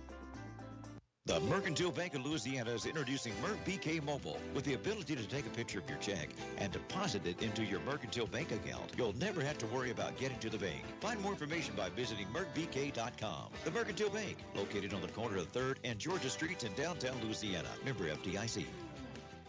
Bringing you all the action from the Eagle 102 broadcast booth. Sponsored by Family Drug in Louisiana. Well, the Owl has arrived, and the Owl has gone to the locker room.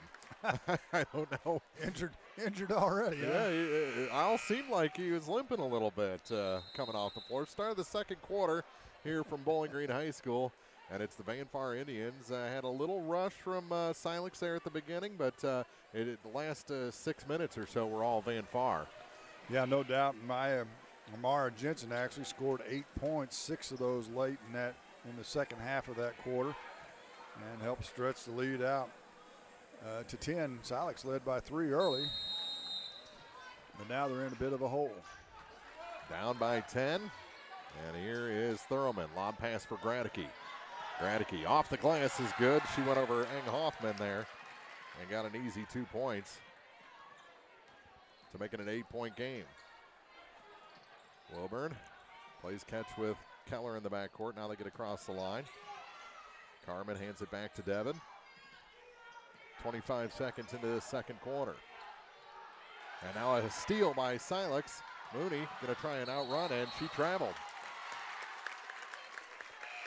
Turnover number 5 on the Lady Owls. She just keeps going to the basket there. I think good things would have happened, but she tried to put on the brakes. Yeah, I agree. Attack, right? Mm-hmm. Especially when the whistles are blowing. Here's Wilburn with it. Across the line after the turnover to Keller. Far side for Haley Basket. Basket gets it to Jensen. Jensen off the glass. Too hard this time. And Mooney the rebound. Ahead to Thurman. She's a thoroughbred. Makes a move. Goes to the hoop. Over the rim. No good. And Basket the rebound for Vanfar. Basket hands it off to Keller, and Devin will bring it across the line for the Lady Indians. To the near side for Carmen Wilburn. Wilburn free throw line, leaves it for Haley Basket. Over to Gay on the far point. Delana gets it down. Jensen off the glass. Mara. What an assist. Nice look. She slipped a little slip screen to the back door and got the layup. They get it to Gradicke. Gradicke working hard against Mara Jensen. Jensen just wouldn't move. Shot no good. And here come the Lady Indians again with Keller. To Wilburn. Free throw line now back to Basket. To Wilburn on the near point. Now for Keller. Keller gets it to Jensen, and we're going to have a reach in on Gradicke. That'll be 2 on her. So she and Jensen both with 2 fouls. And that puts Silex over the limit with 7 fouls. The Lady Indians will shoot free throws from here on out. Only 3 team fouls on Vanfar so far. So Jensen to the line. And Mara's first shot is good. 66% from the free throw line for Mara this year. Vanfar as a team shoots 62% from the free throw line. And the second shot for Jensen is short. And the rebound taken away, and we're going to have a foul on Delana Gay. Well, I think if the coaches watched the first game and the first part of this game, they understand that the officials are going to make you stay off of the opponent. Yeah, you can't artificially make room. Nope. Here's Thurman. Lob pass for Carly Ellis. Now here's a 3. Thurman off the mark, and the rebound grabbed by Haley Basket. Keller across the line. To Basket on the near point. Now for Wilburn. Back to Keller. To Gay on the far side. Back to Devin. With 5:50 to go. 19-8 Vanfar.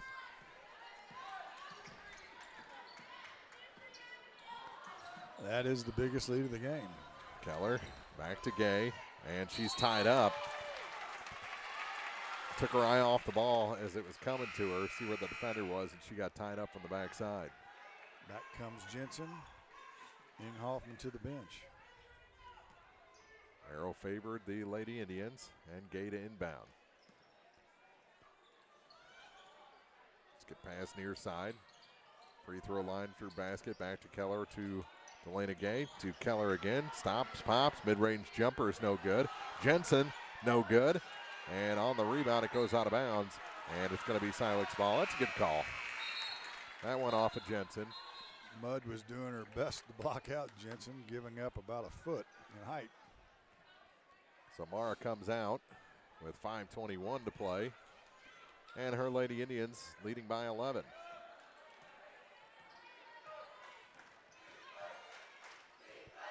(19-8), our score.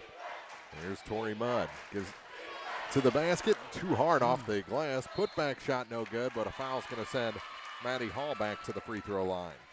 Man, Silex has missed a number of shots from point-blank range in the early going here. That's been their biggest problem, is shooting the ball. Delana Gay will pick up her second. First shot no good for Maddie. So 2 fouls in the quarter for Delana Gay. We played 3 minutes. Second shot is good. And it's a 10-point game. Ball lost in the backcourt momentarily. Basket will have to pick it up. I'll have to hurry, too. And a timeout taken by Van Far with 4:56 to play in the first half. 19-9, Van Far leads Silex in the championship of the Bowling Green Invitational on Eagle 102. Game of the Week coverage brought to you by Bowling Green Ready Mix and Kearns Construction, Calumet of Missouri, and Hayden's Motorsports Center. Ingram Plumbing has always been known for its outstanding plumbing service. But did you know that Ingram's is also the largest retail plumbing supply store in the area? We carry Delta faucets, a complete line of Whirlpool tubs and showers, jacuzzi pumps, and many other specialty items. Stop by Ingram Plumbing today, Highway 61, Bowling Green. High school sports on your area sports leader, Eagle 102. Brought to you by Bowling Green Tractor, Vicki Cadwalder Real Estate, and Ingram Plumbing. 4:56 to go here in the first half. 19-9, Van Far leads Silex. Lady Indians looking for their first championship since '88. Been a good half so far, really. Been back and forth, fun to watch. Carmen Wilburn with it on the near point. Bounce pass. Playing catch with Keller. Devin has it now. Free throw line basket. Back to Wilburn for three. That one a little flat. Not much rotation on it, and it rims out. Picked up by Ellis for Silex. Mooney is back to Mudd. Back to Abigail Mooney, near side for Rita Thurman. Thurman lobs it in. Turnaround shot, Maddie Hall, no good. Rebound bounces around. Hall got it. Takes one bounce of the basketball and can't hit the second shot, and Jensen will go down on the tie-up. Alternating arrow, give it back to Silex with 4:14 to play in the first half. Ladies basketball can be physical. Yes, it can. Here's Thurman, floats in and scores. Good runner that time by Rita. Her first bucket of the night. Little pressure from Rita after the basket.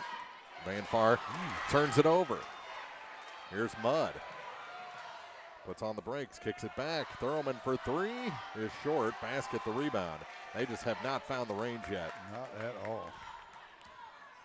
Here's Wilburn, and she's tied up. Good job by Abigail Mooney. 3:43 to play. It's an 8-point game.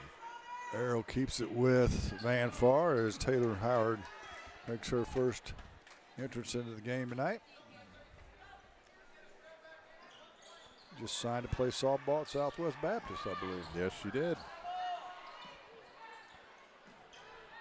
They had been courting her heavily since softball season. Here's a three from the far side. That one's good. Carmen Wilburn, her second tray of the night.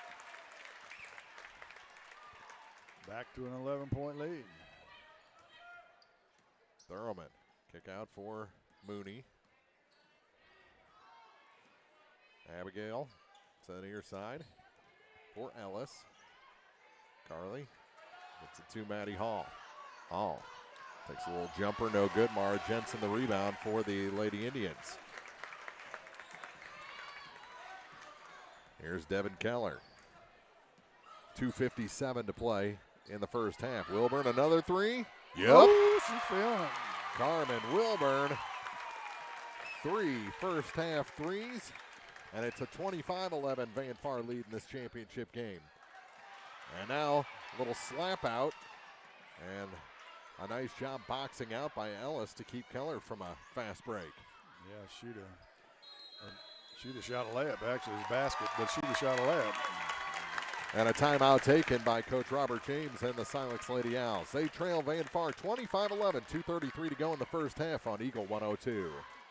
Game of the Week coverage brought to you by Craig's Truck and Tractor, Royal Banks, and CMC Distributing and Manufacturing. Farmers, the crew at Mike's Tire and Service Center is here to serve you.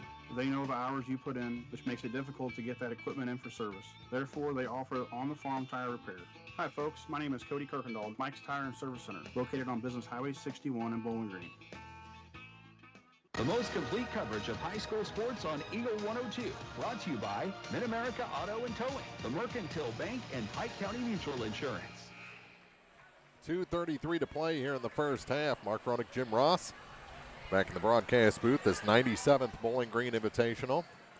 Tomorrow's games will start earlier on men's championship night. 3 o'clock tip-off for the Consolation game. 2:45 pregame here from Bowling Green High School.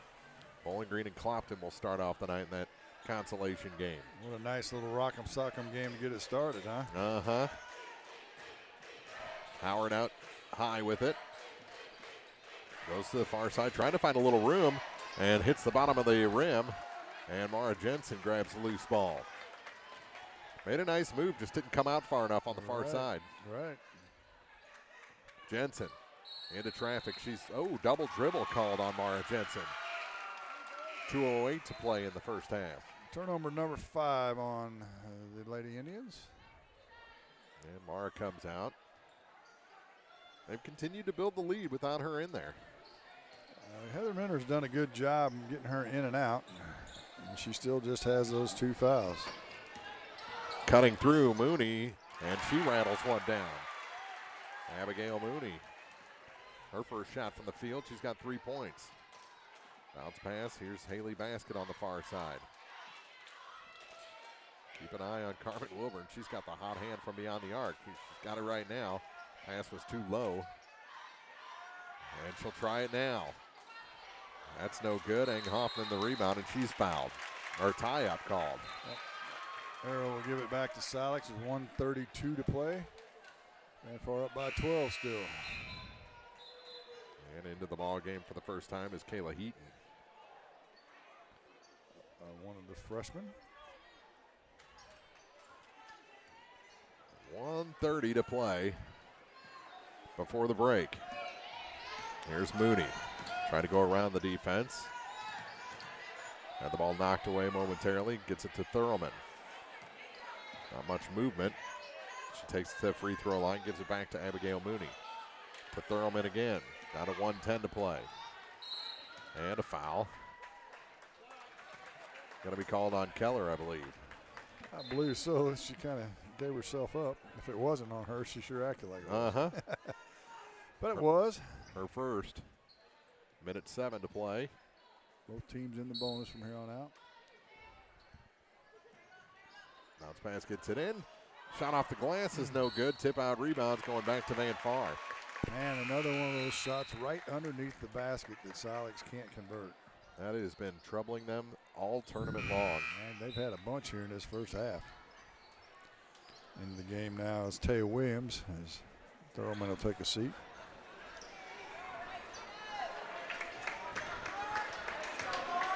And the clock running again. Keller, no hurry getting across the line.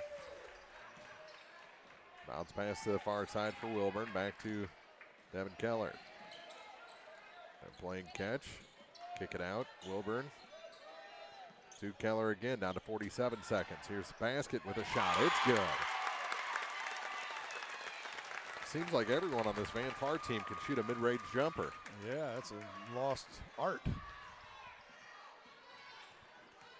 Back the other way is Carly Ellis. Gets it to Maddie Hall. Her shot's good. Yeah. Nice play. They both guards cut off of her at the high post, and she handed it up, spun out, and got it back for the nice jumper. Down to 20 seconds to go. 27-15 Van Far. Wilburn has her pass taken by Taya Williams. To Howard. Down to 10 seconds. Weaving her way up the floor. Lost the handle, but it's going to stay with Silex with 8.3 on the clock. Ing Hoffman and Heaton return for the Lady Indians. They get it in. Here's a shot from Howard. Good. Howard on the far side with her first 2 points of the game. There's the buzzer beater attempt. It falls short. And we have reached the half of this ladies championship game. It's a 10-point game. Van Far leading Silex after 2.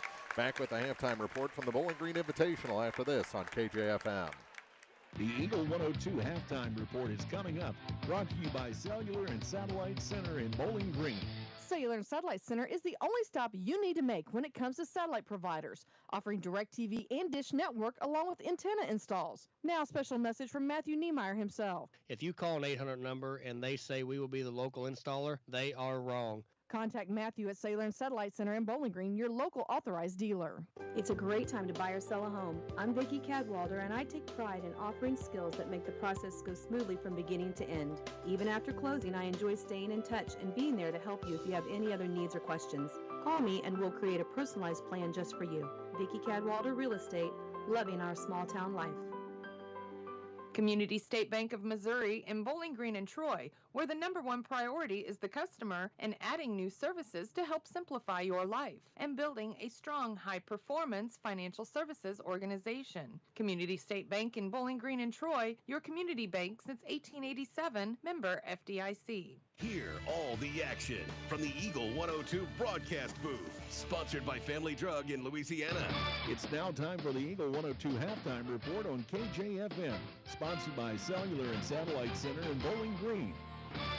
27-17, Van Far leading Silex as we reached halftime of this 97th Bowling Green Invitational Ladies Championship. Mark Fronick, Jim Ross, back with you. And Jim, you got to be happy if you're Van Far right now, because Mara Jensen got in early foul trouble and you still built a 10-point lead. Yeah, and the difference between coaching styles. Coach Heather Minner decided to try and offense and defense her, while when Gradicky got her second, Coach Robert James sat her. So that's just a difference in philosophy by coaching. You know, at the end of the night, we'll figure out which one worked the best, but the early returns would say that Minner's done a good job, and Jensen's capitalized on it as she leads all scorers in the first half. So, so far so good for the Lady Indians. And I was thinking that as you were doing part of the play-by-play, we saw Van Far early, and I was like, uh-oh, boy, you know, because I expected them to be quite a bit better because they had everybody back pretty much. Yeah. Well, now they've really come around. It looks like they've come together a little bit. They're playing with a little more confidence. The passes got a little more snap to them, more confident in where it's going, and that's converted into a 27-17 lead in this championship game. It's been an impressive week so far for the Van Far Lady Indians. Do they have 2 more quarters in them? That's the big question. Well, we're going to find out here shortly. And what does Silex do to try and chip away? Well, you know, you mentioned that Coach James told you they want to push it. Well, now they're going to have to. You know, they're behind. They got to get Gradicky back in the game. Got to keep her in the game, because if nothing else, she can help neutralize Jensen defensively. And then they got to get up and down the floor and try and take Jensen out of the game in terms of pace, and try and get back in this game. And they just got to make shots. They have missed. I didn't keep track, but I'm going to guess they've missed 5 or 6 shots, and that's probably conservative, right around the bucket. They've got to convert those as well. Van Far, they are chomping at the bit. They're already back out of the locker room and ready to go for the second half. And Silex still in there trying to figure out how to attack this 10-point deficit. We'll check. Before you go, the Owls back off the disabled list. Okay, good. I was worried. I was worried maybe got stuck in a tree or something, or fell out of a tree. I don't know. But it's just good. I think it's heads off right now, half off. 27-17, Silex trailing Van Far after 2. Back with first half scoring after this on Eagle 102. Game of the Week coverage brought to you by McMailer & Sons Backhoe and Excavating, Craig Bowen CPA, and Beinhoff Funeral Homes. One Multi-Sports Complex in Bowling Green is your year-round indoor facility to get your softball and baseball work in. Call Courtney at 573-324-2193 or Matthew at 573-324-8282 to schedule an appointment and to inquire about memberships. One Multi-Sports Complex just off VFW Road in Bowling Green. As many as 50% of people don't take their medication as prescribed. Missing or not taking medication can be deadly. For questions about medication, visit your local Health Mart pharmacy, Bowling Green Pharmacy, located right on the square at 8 North Court in Bowling Green.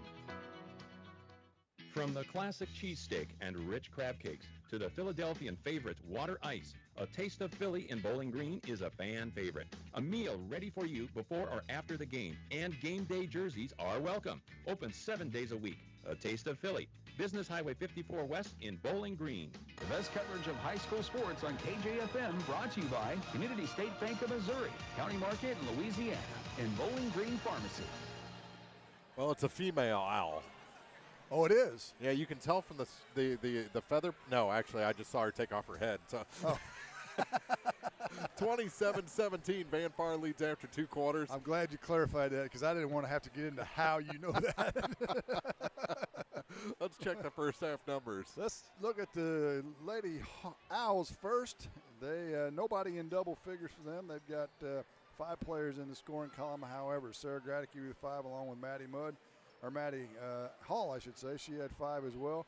3 for Abigail Mooney and 2 each for Rita Thurman and Taylor Howard. The Owls were 5 for 8 from the free throw line. They turned it over 5 times in the first half. For the Lady Indians, as we mentioned, Mara Jensen leads all scorers with 11, 9 for Carmen Wilbert, and 7 for Haley Basket. Only 3 players in the scoring column for the Lady Indians. They were 4 for 5 from the free throw line, turned it over 6 times. 14 was the biggest lead of the first half for Van Far. They lead it by 10 now. Silex led early by 3 and haven't led since. 27-17, our score after 2 quarters. The Van Far Lady Indians looking for their first Bowling Green tournament title since 1988. Silex will need a big comeback in the second half to earn their first Bowling Green title since 2001. We'll see who comes out on top when we start the second half after this on Eagle 102. Game of the Week coverage brought to you by Brown's Processing and Smokehouse Meats, Lynn's Heritage House, and Knight Equipment Company. Cellular and Satellite Center is the only stop you need to make when it comes to satellite providers, offering DirecTV and Dish Network along with antenna installs. Now, a special message from Matthew Niemeyer himself. If you call an 800 number and they say we will be the local installer, they are wrong. Contact Matthew at Cellular and Satellite Center in Bowling Green, your local authorized dealer. Hi, this is Brock Mitchell, and I am a physical therapist with Advanced Physical Therapy in Bowling Green. At Advanced Physical Therapy, we treat everything from sports injuries to work rehabilitation, arthritis, and post-surgical rehabilitation. This includes spinal care, balance issues, and vestibular treatment. You have a choice when it comes to physical therapy, and we hope you choose Advanced Physical Therapy. Conveniently located across from Bowling Green High School on Business 61.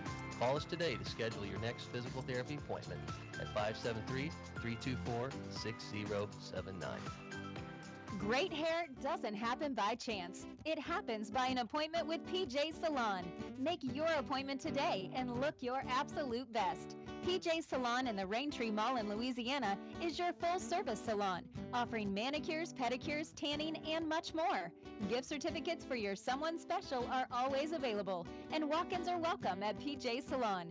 You may have 99 problems, but your hair doesn't have to be one of them. PJ Salon in Louisiana. Area high school sports on Eagle 102, brought to you by People's Bank and Trust, State Farm Insurance, Cindy Blaylock, agent, and Perkins Electrical Services. 27-17, Van Far leading Silex in this ladies championship of this Bowling Green Invitational Tournament, the 97th annual. Congratulations to Clopton. They claimed 3rd place over Elsberry. getting a little revenge on the Lady Indians for that loss in the Clopton Tournament Championship. That final was 53-44, and congratulations to North Callaway. They defeated Winfield 50-33 to claim consolation at this 97th edition of the Bowling Green Tournament. North Callaway actually looked pretty good in there. What I saw of that game, I mean, you did the game, so you could probably tell more about it than me, but they've got a couple kids who can play. You know, and I said it to Corey, I think during halftime of that game, the beginning of the week, the way they played against Van Far, where they only hit 3 shots from the field the entire 4 quarters, you wondered how they had won 3 games. The rest of the week, you're wondering how they've only won 4 or 5 now games this season, because that was a pretty good back-to-back finish for North Callaway to claim consolation. Absolutely. Congratulations to both they and Clopton. 27-17, Van Far leads as we head to the 3rd quarter. Lady Indians back on the court. And the Silex Lady Owls yet to take the floor. Now they do. It'll be Van Far ball to start the 2nd half. Well, let's see if Van Far can start with a bucket and smack what maybe a little confidence or hope Silex has come out of the locker room with. Keller gets the inbound pass, working against Thurlman. As they set the offense up out high. Over and back to Keller. To Gay, back to Keller again. On the far point.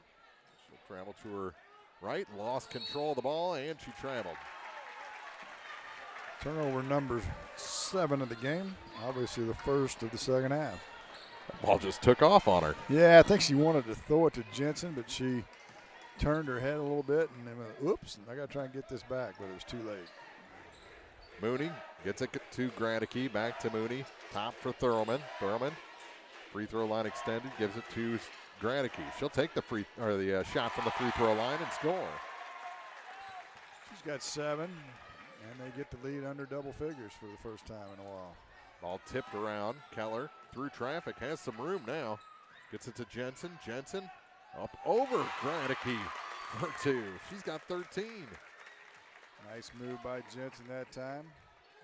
I want to see Gradicke and Jensen stay in this game. It's a much better game when they're both in. Yep. They get it down to Sarah. She makes a little room and scores.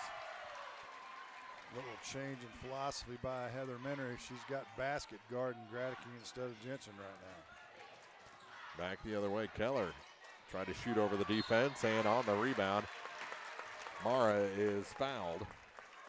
She'll head to the line on the putback. Maddie Hall on the foul for Silex, and that'll be her first. 29-21, 6:41 to go in the 3rd quarter. First shot good.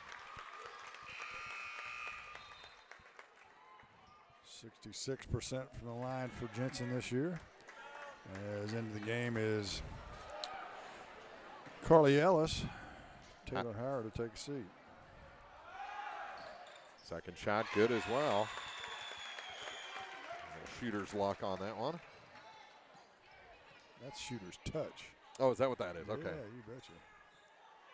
Just ask any shooter, that's what they'll tell you. Uh-huh. Near side, Ellis gets it back to Mooney. Mooney backs out, resets. Couple of crossovers, stops in front of Jensen and puts in about a 12-footer. Nice move by Mooney. She's got 5. Long pass ahead, slapped by Mooney, but Van Far keeps it. Dangerous cross-court pass that time. Wilburn on the near point, back out high for Gay to the far side for Keller.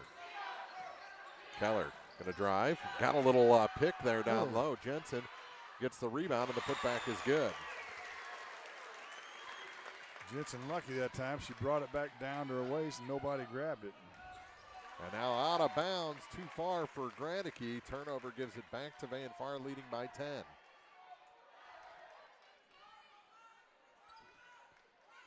Van far with a chance to stretch this back out. Wilburn. Bounce pass. Now they get it to Jensen. Jensen rolls on Gradicke, and she's going to pick up a foul. And Mara back to the line. I think that's going to be on Gradicke, her third. And she's already walking. Well, she's actually going to talk to the official and say, what exactly did I do? Jensen will go to the line with 2 more free throws. And the first one is good. 34-23.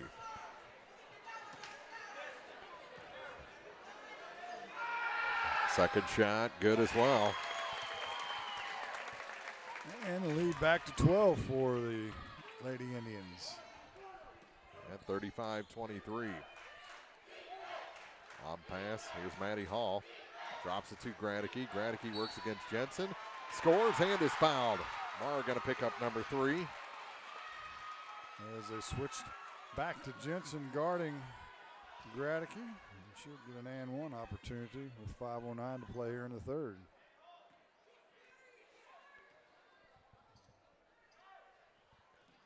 Off the glass with that free throw. Yowzers. They'll count, though. Looks like a swoosh in the scorebook tomorrow. Yep. I've already forgotten she banked it. Here's Keller out high. I'm the one with a bad memory. 2 baskets to the near side for Carmen Wilburn. Wilburn hit 3 first half threes. Gives it back to Keller. Now to Basket. Basket on the turnaround. Shot no good. All the way out to Wilburn. Back to Basket. Her shot from the baseline is good. Rewarded for her good hustle to save it inbounds and got the bucket.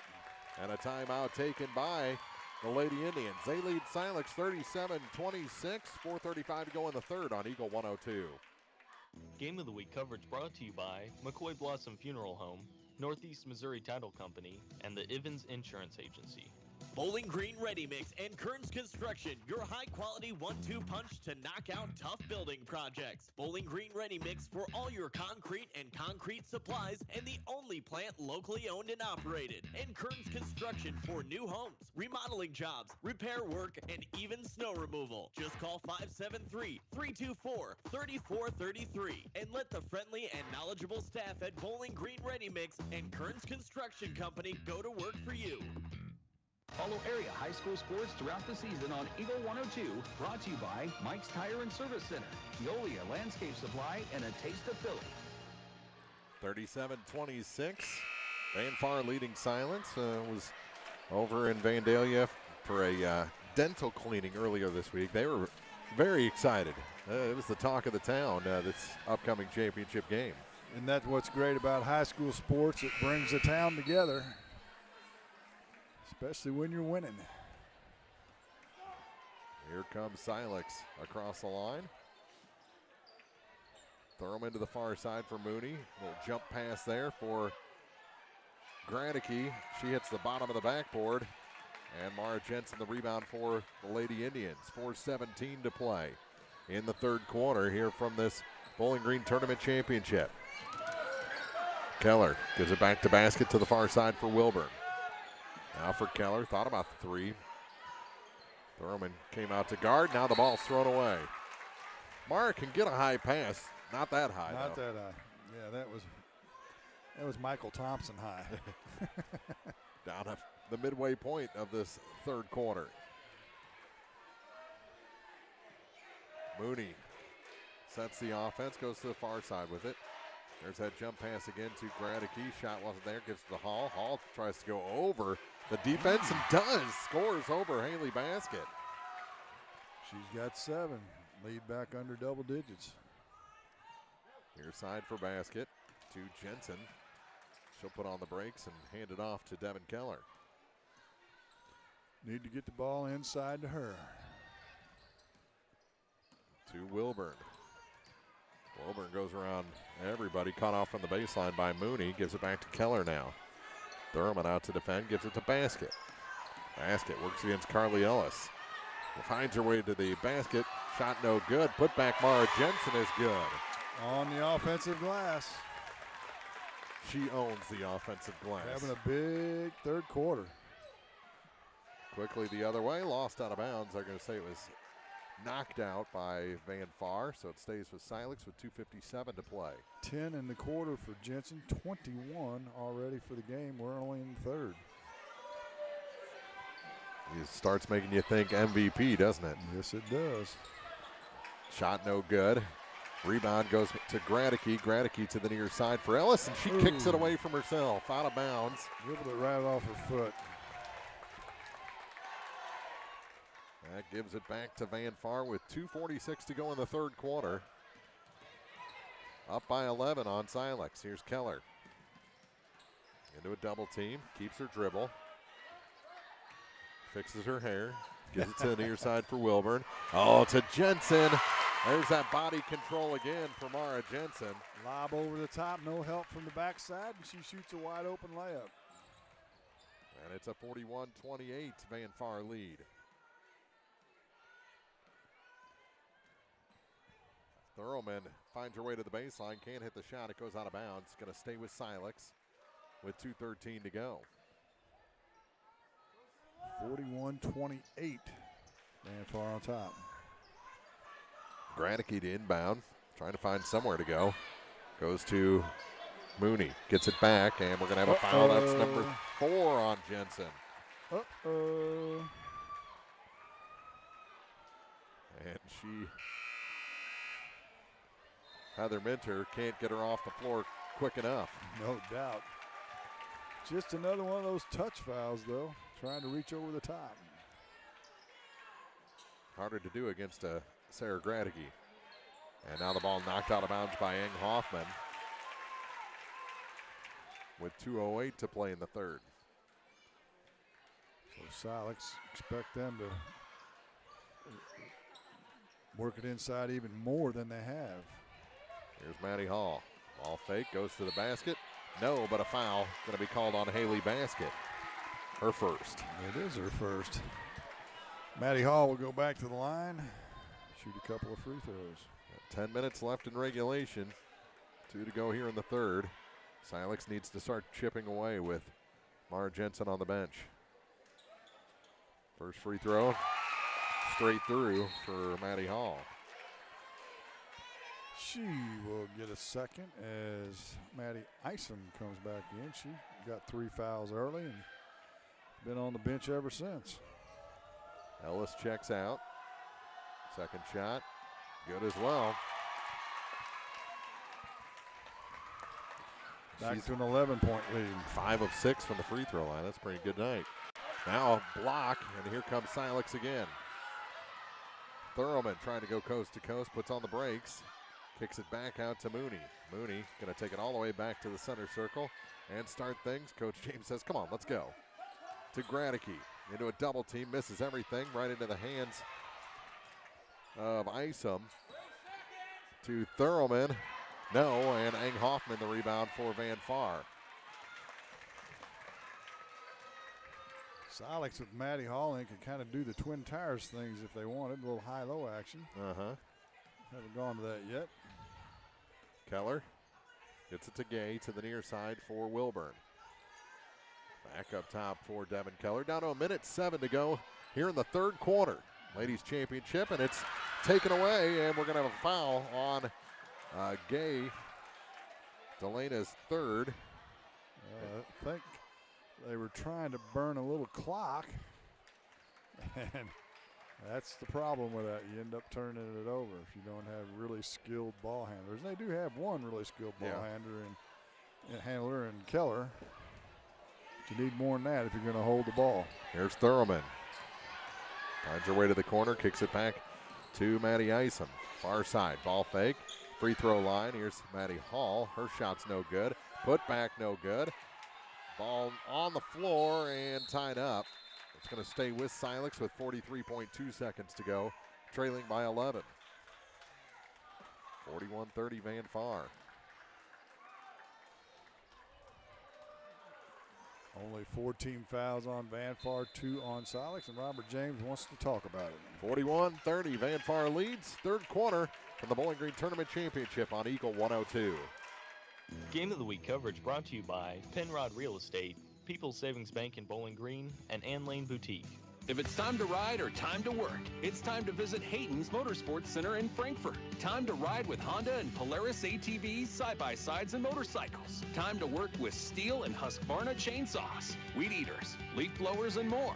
There isn't a friendlier or more knowledgeable staff than those at Hayden's. If you need help at work or at play, let Hayden's Motorsports Center be your one-stop shop for the most fun and hard-working power sports equipment in the area. They're always ready to help. Hayden's Motorsports Center, just off Highway 61 North in Frankfort. The area's best coverage of high school sports is on Eagle 102. Brought to you by Pike County Health Department, home health and hospice and all parts. Van Far leading Silex 41-30 here, drawing toward the close of the third quarter. That'll be Silex ball. What do we have, about 41 seconds left? Well, and the Indians got out to a 10-point lead early in that second quarter, and it's kind of stayed right in that range, 9 to 14, 14 being the biggest lead. And the Owls just haven't been able to get over the hump to close the gap just yet. Mara Jensen on the bench with 4 fouls. We'll see when they bring her back in the fourth. And blocked, goes to the floor. Gradicke gets the loose ball. Gradicke is fouled by Eng Hoffman, and Sarah will head to the line. Couple of free throws for the 5'11 junior. I don't know if I'm fooled by the bun, but she seems taller than 5'11 to me. First shot's good. Well, maybe she's grown a little bit since the program came out, or since they measured her at the start of the year. That's possible. Second shot off the glass and good. That's her second one off the glass, isn't it? Uh-huh. The other one was from the field, but 28 seconds to go. Silex has cut the Van Far lead to 9. Here's Basket with it on the far point. They're going to play for the last shot. Out high for Wilburn. Keep somebody in her face if you're Silex. Back to Basket. Getting closer to that half-court line than they are the rim. Here's a shot. Almost Voigt locked it. Down to 5 seconds. Going to have to hurry. Had more time than that. Just 0.6 seconds to go. Yeah. She could have got probably to the free throw line. I agree. Yeah, could have got a decent shot. And that'll do it for three quarters. Well, maybe. They're going to say it's over. Third quarter comes to an end. They didn't start the clock when the ball was inbounded. So they'll just wipe that last 0.6 off there. 41-32. Van Far leads heading to the fourth against Silex for the Bowling Green Tournament title on KJFM. Game of the Week coverage brought to you by Remax Realty Shop Alicia Koenig, Sun Window Company, and Sparks Maintenance Contracting. At Craig's Truck and Tractor Repair in Vandalia, they say it's better to prevent a breakdown than having to pay for one. Preventative maintenance is key, but if your machinery should break down, Craig's Truck and Tractor Repair is there to serve you in the shop, on the farm, or roadside. See Craig's for semi-truck and trailer repair, oil changes, overhauls, and much more. Farm planting season to harvest season and beyond, Craig's Truck and Tractor Repair can help keep all your equipment and big rigs rolling. Call in or stop in today. Craig's Truck and Tractor Repair, Highway 54 east of Vandalia. From our roots in St. Louis, Royal Banks of Missouri is branching out to continue serving you with our locations in St. Charles, Jerseyville, Granite City, and now in Hannibal, Center, and New London. Royal Banks of Missouri, the community bank in your community. Bringing you all the action from the Eagle 102 broadcast booth, sponsored by Family Drug in Louisiana. Well, what do you think? We've got 8 minutes left. It's a 9-point game. Jensen sitting on the bench with 4 fouls. It's still anybody's game. Yeah, it's still anybody's game.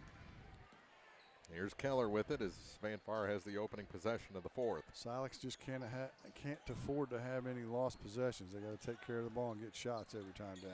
Keller almost lost the ball, dribbles back out. Burning a little clock here. Basket on the near point. Guarded by Hall. Now Thurman will take over. And they'll kick out. Keller with it. She'll take the three.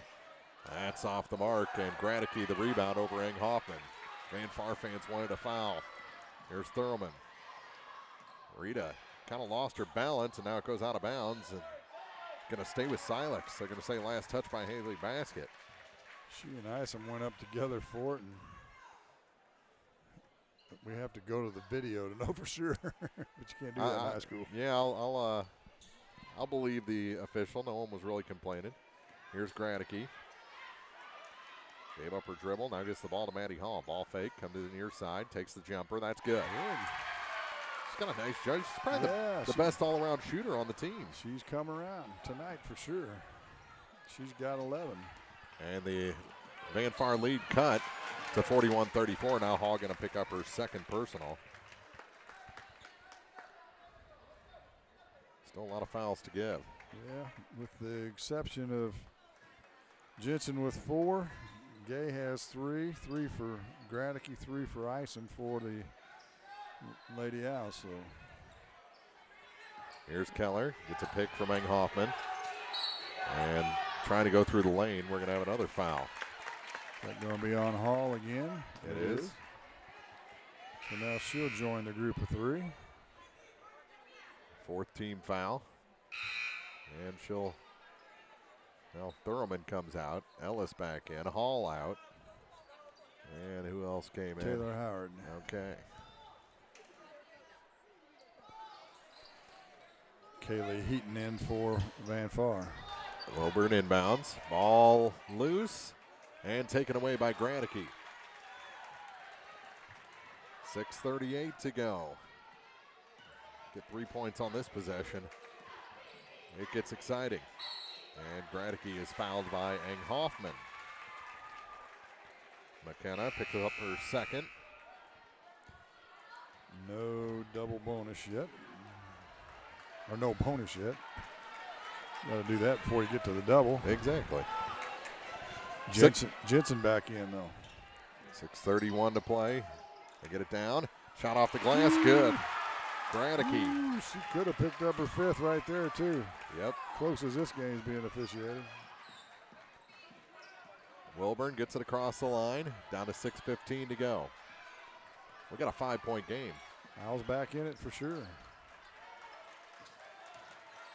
To Keller.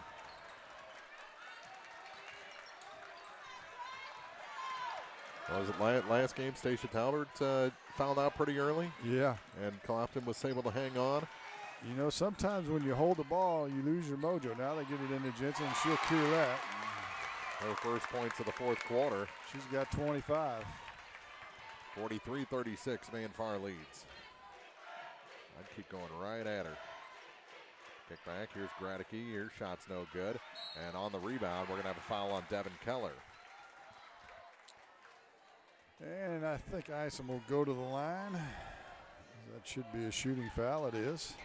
Kind of holding her back a little bit. She landed hard. She did take a pretty serious fall. Looking for her first point tonight. With 5:35 to go in the 4th, the first shot's good.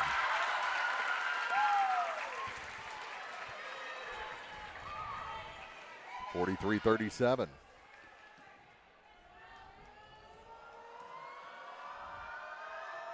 Student sections starting to get in on these free throws. She hit them both. Oh, yeah, that level's going to continue to rise. Get within 5 with 5 to go, you're in good shape. Ball almost stolen away, and we're going to have a foul on Carly Ellis. Her first. 15 foul. Silex in the bonus. Basket as that pass go too far. Off the glass, good. Isom, a steal and a fast break. And it's a 3-point game.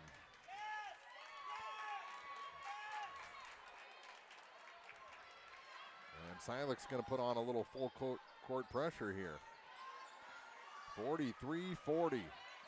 This championship game has gotten pretty exciting here in the second half. Basket dribbles all the way down, hands it back to Carmen Wilburn. Wilburn trying to find a little room. Goes to the far point. Now hands it off for Haley Basket. Basket moves to her left. Now spins back to her right. Bounce pass to Wilburn. To Keller. And kicked out of bounds by Gradicke. That's a good play by Sarah Gradicke. Yeah, and a good pickup by the official to see that. 4:42 to play. Keller to inbound. Gets it to Jensen.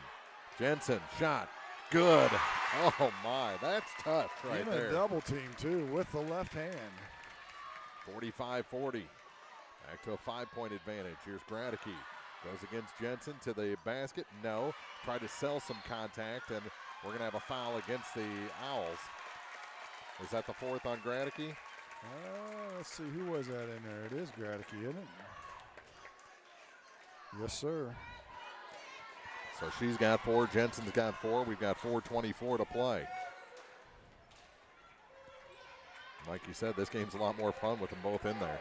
No doubt about it.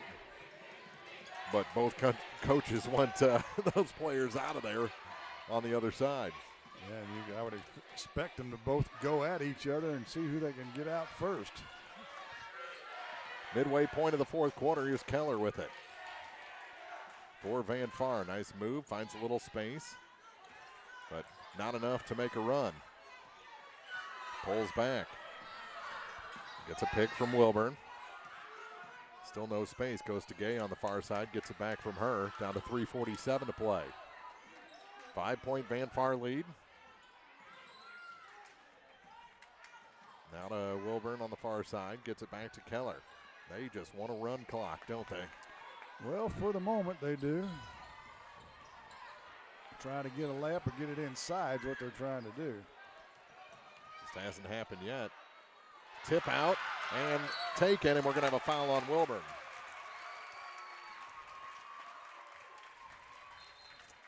Another turnover, yeah. I mean, yeah, we will walk the other end and shoot free throws, but you're trying to hold that ball like that, and invariably it turns into a turnover.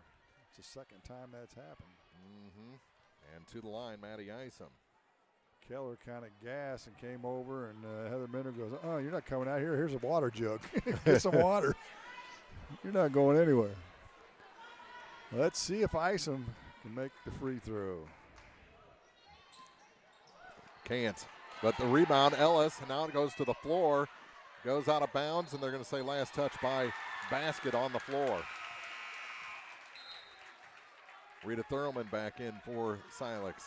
She replaces Maddie Isom. Still a 5-point lead for Van Far. 3:18 to play. Mooney to inbound. Lobs it.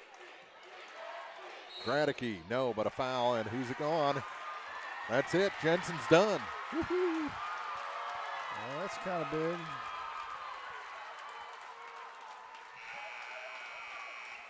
She didn't think she touched anybody. 27 points, and she won't see the end of the game. 5 fouls for Mara Jensen, and that is not the kind of foul you want to go to the bench on. Yeah, how many of her fouls were just kind of touch fouls like that? Probably 3 of them, I would say. This 5-point game just got a whole lot tighter without any points going on the board. Especially if Gradicke can make this 2 free throws. Missed the first, doesn't earn the second. And on the rebound, we're going to have a foul. No, it was a 2-shot foul. Okay. Yeah, everybody getting excited. Not paying the most attention to the official, are they? Yeah. 45-40. Missed them both. And on the rebound, Ellis gets in the back of Basket, and we're going to walk the other way. Yeah, we will. And Basket will go to the charity stripe. She hasn't been there since the first quarter. She'll get a 1-on-1.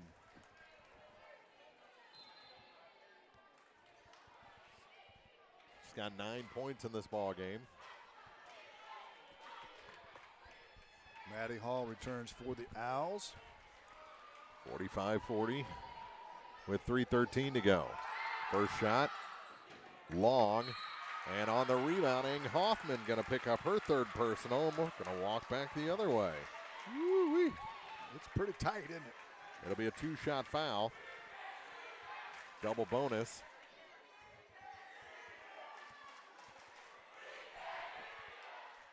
.313, so a second came off the clock.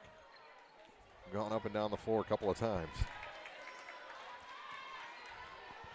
Sarah Gradicke. First shot, pushed it to the right. So we'll have one more. Take a deep breath, young lady. Clear your head. Ang Hoffman and Carmen Wilburn switch off. And the blocks on the far side.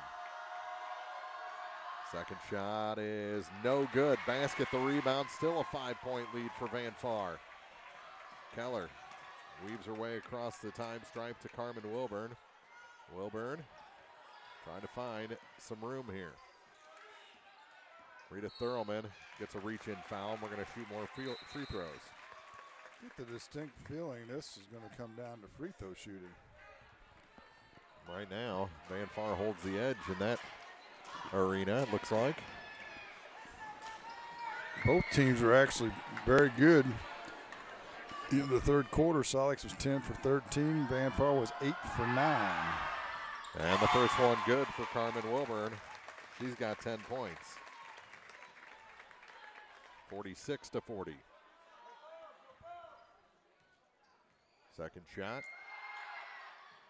Off the mark, and the rebound tracked down by Abigail Mooney. 2:55 to go. 6-point Van Far lead. Lob pass through the hands of Gradicke, out of bounds, back to Van Far. And she had posted up, was in good position too, and Robert James wants to settle his group down. 46-40, Van Far leads Silex. 2:46 to go in the fourth from the Bowling Green Tournament Championship on Eagle 102. Game of the Week coverage brought to you by Young Enterprises Incorporated, B&R Auto Body and Sandblasting, and Billy Collins Construction. Say aloha to fresh, handmade pizza at Aloha Wood-Fired Pizza. Offering the area's only old-school, Italian, wood-fired Neapolitan pizza, Aloha specializes in bringing you the ultimate pizza experience. Locally owned and operated, Aloha Wood-Fired Pizza is available for festivals and special events. Follow Aloha on Facebook for upcoming announcements on their winter hours, as well as the exciting changes and additions coming soon. Aloha Wood-Fired Pizza, just off the square in Bowling Green. Area High School Sports is on Eagle 102, brought to you by Pike County Memorial Hospital and Cellular and Satellite Center. 46-40. Van Far clinging to a 6-point lead here in the fourth. Mara Jensen is fouled out with 27 points.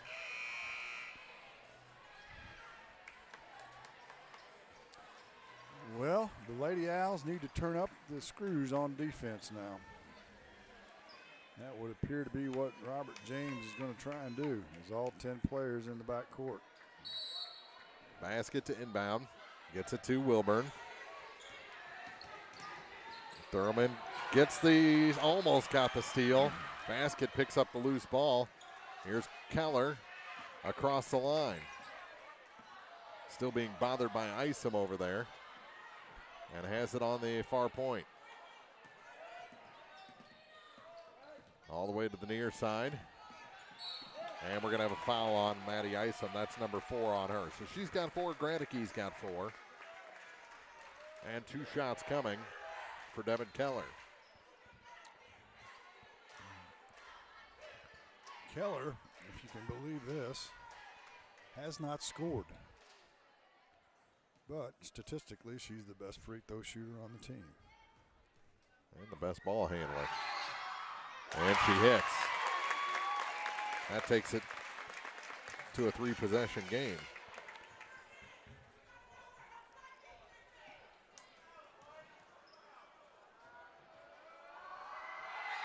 Second shot, good as well.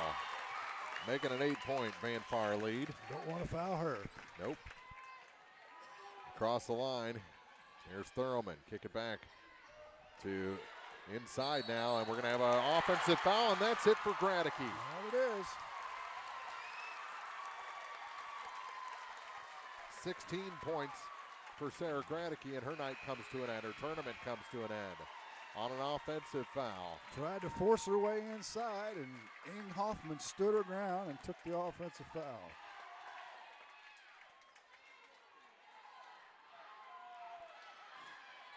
That's a big play by McKenna.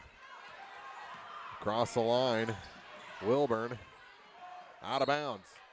They said last touch by Rita Thurman, so it stays with Van Far up 8. Now all of a sudden advantage goes to Van Far in this game. Fairly heavily, actually. Yeah. Because they've still got some side, and now we have a foul on Thurman, her second. And Carmen Wilburn will head to the free throw stripe. And we're in double bonus for both sides. Wilburn 42% from the line this year, so a pretty good choice for Silex. First shot, good. She's going to make a liar out of their statistic, isn't she? Yep. When the game is on the line, statistics go out the window. She makes them both. Free throws in the fourth quarter don't, and Van Far is 6 for 7. Here's Thurman, has the ball punched away. It'll stay with Silex with 1:57 to go, trailing by 10. As opposed to Silex, 2 for 7 from the line in the fourth quarter. Hall gets it. Shot no good. Rebound grabbed by Isom. Back up. Here's Thurman for 3. That's off the mark, and Haley Basket the rebound. Fighting for it, and a foul going to be whistled on Maddie Isom, and that's the end of her night. And we'll walk to the other end. Basket will get 2 shots. 64% for her for the season so far.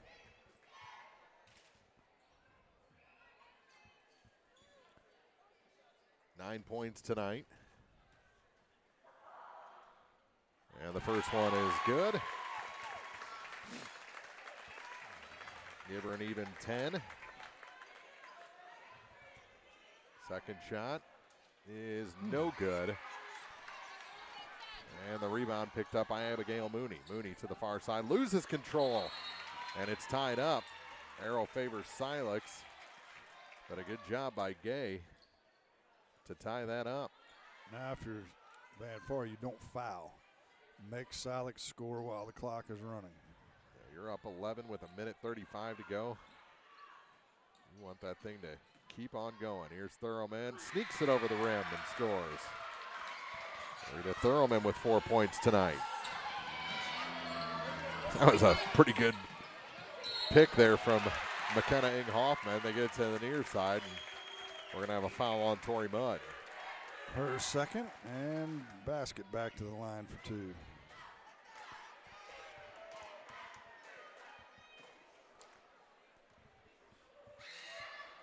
She's got 11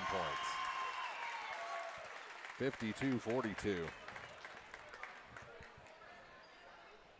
1:21 left in this ball game. Second shot hit at one as well. 11-point lead. Down to 1:16 on the clock. Maddie Hall kicks it out. Here's Abigail Mooney for 3. That helps. Still 1:05. 53-45. Ball loose for a second. Wilburn able to track it down to 56 seconds to go. On the far side, Basket. Got a foul. And finally, Tori Mudd does. Her third. 51.4 seconds to go. Basket is 64% free throw shooter, as I mentioned, but she's been pretty good tonight. Hit another one.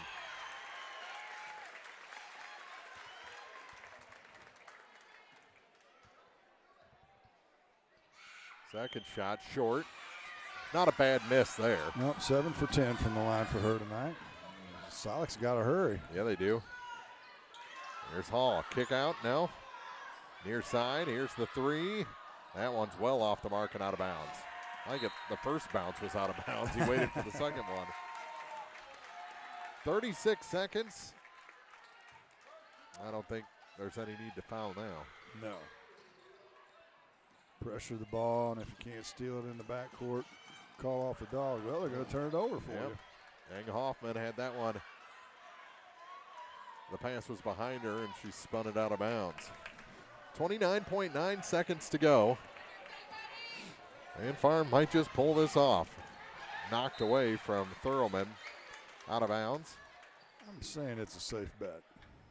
Down to 25 seconds to go and a timeout taken by the Silex Lady Owls. They trail by 9, 54-45 with 25 seconds to go in the Bowling Green Tournament Championship on Eagle 102. Game of the Week coverage brought to you by Trophy Properties and Auction, Joe Ogden Agent, Louisiana Flowers and Gifts, and LaCrosse Lumber in Louisiana. CMC Distributing in Louisiana is the place to turn for steel, culverts, industrial supplies, and central welding supplies. In addition, CMC Distributing offers trailer parts, truck accessories, truck beds, and trailer repairs. At CMC Distributing, they always go the extra mile while working hard to make sure you're satisfied. They do it that way for a simple reason. They appreciate your business. CMC Distributing, Highway 54, west of Louisiana. Follow area high school sports on KJFM Radio. Brought to you by Young Enterprises, Family Drug, and Brown's Smokehouse Meats. Silex shouldn't foul. Van Far definitely should let them have whatever they want inside the three-point line. No doubt. And it's 54-45. Lady Indians. Mooney to inbound. Gets it to Thurlman. Her shot from inside three misses everything. And the rebound, Ang Hoffman was out of bounds when she caught it. I like her shoes, though. They're colorful. Not exactly a match to the uniform, no. But hey, you got a little flash to them. Here's Mooney. Here's the three ball from the near side. That one misses. The putback, though, is good for Rita Thurlman. That'll get a little bit closer, but that'll be pretty much it. Down to 3 seconds. 2, 1, and for the first time since 1988, the Van Far Lady Indians have won the Bowling Green tournament. And they did it from the number 4 seed. 54-47 is our final. We'll be back with the postgame for you next on Eagle 102. The Eagle 102 postgame show is coming up. Brown's Smokehouse Meats in Silex can help with all your meat processing, retail, wholesale, and custom butchering. Brown's Smokehouse Meats invite you to stop by their retail location in Troy at 185 East Cherry Street. Lynn's Heritage House isn't your average senior living facility. At Lynn's, residents have an abundance of social and recreational activities, including trips to the Twin Pike Family YMCA, numerous craft projects, and even the occasional day trip around Pike County. As a resident, you can enjoy the same independent lifestyle you've always enjoyed, but with the peace of mind knowing that help is available when needed. For more information, visit Lynn's Heritage House, 800 Kelly Lane in Louisiana, or online at lynsheritage.com. Hello, my name is Lisa Blossom Payne. My family owns and operates McCoy Blossom Funeral Homes and Crematory. We have 3 locations to serve you: Bowling Green, Troy, and Hawk Point. We provide both traditional funerals and cremation services. In addition, we also offer pre-arrangement options that freeze the cost. If you would like further information, please contact McCoy Blossom Funeral Homes and Crematory at 573-213-5110. Hear all the action from the Eagle 102 broadcast booth, sponsored by Family Drug in Louisiana. Time now for the Eagle 102 postgame show on KJFM. You see that excitement hoisting the trophy for Van Far, the first time since 1988. The Lady Indians have won the Bowling Green Invitational, and now we will award the all-tournament team, or name the all-tournament team. Maya Plasterer from Elsberry, the first member. Brea Smith from the Clopton Lady Hawks, named to the all-tournament team. From Van Far, Haley Basket. How good was her free throw shooting down the stretch?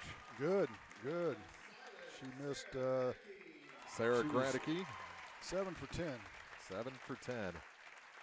Gradicke, member of the team, and the MVP, Mara Jensen, the MVP, 27 points tonight, and she didn't even make it to the end of the game.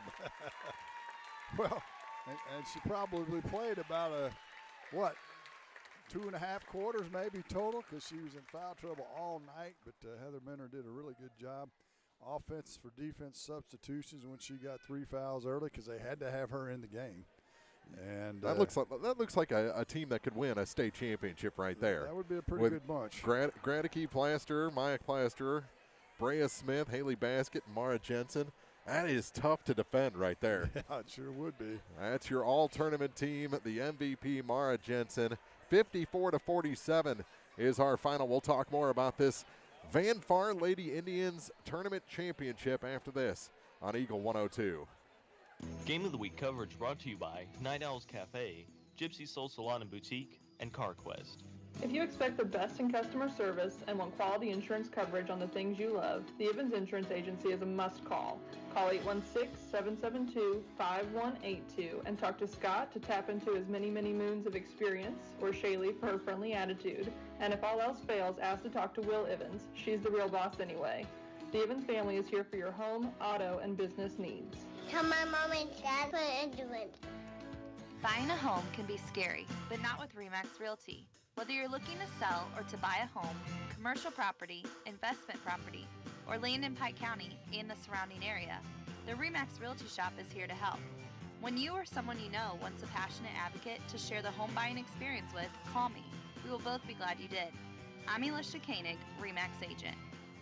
You simply can't buy a better replacement window than one from Sun Window Company. Energy-efficient windows and doors with a lifetime warranty on both the window and installation. Sun Window Company, family-owned and operated since 1989, offers low factory direct prices on high-quality vinyl windows, custom designed to fit perfectly and built to last. See how much you can save.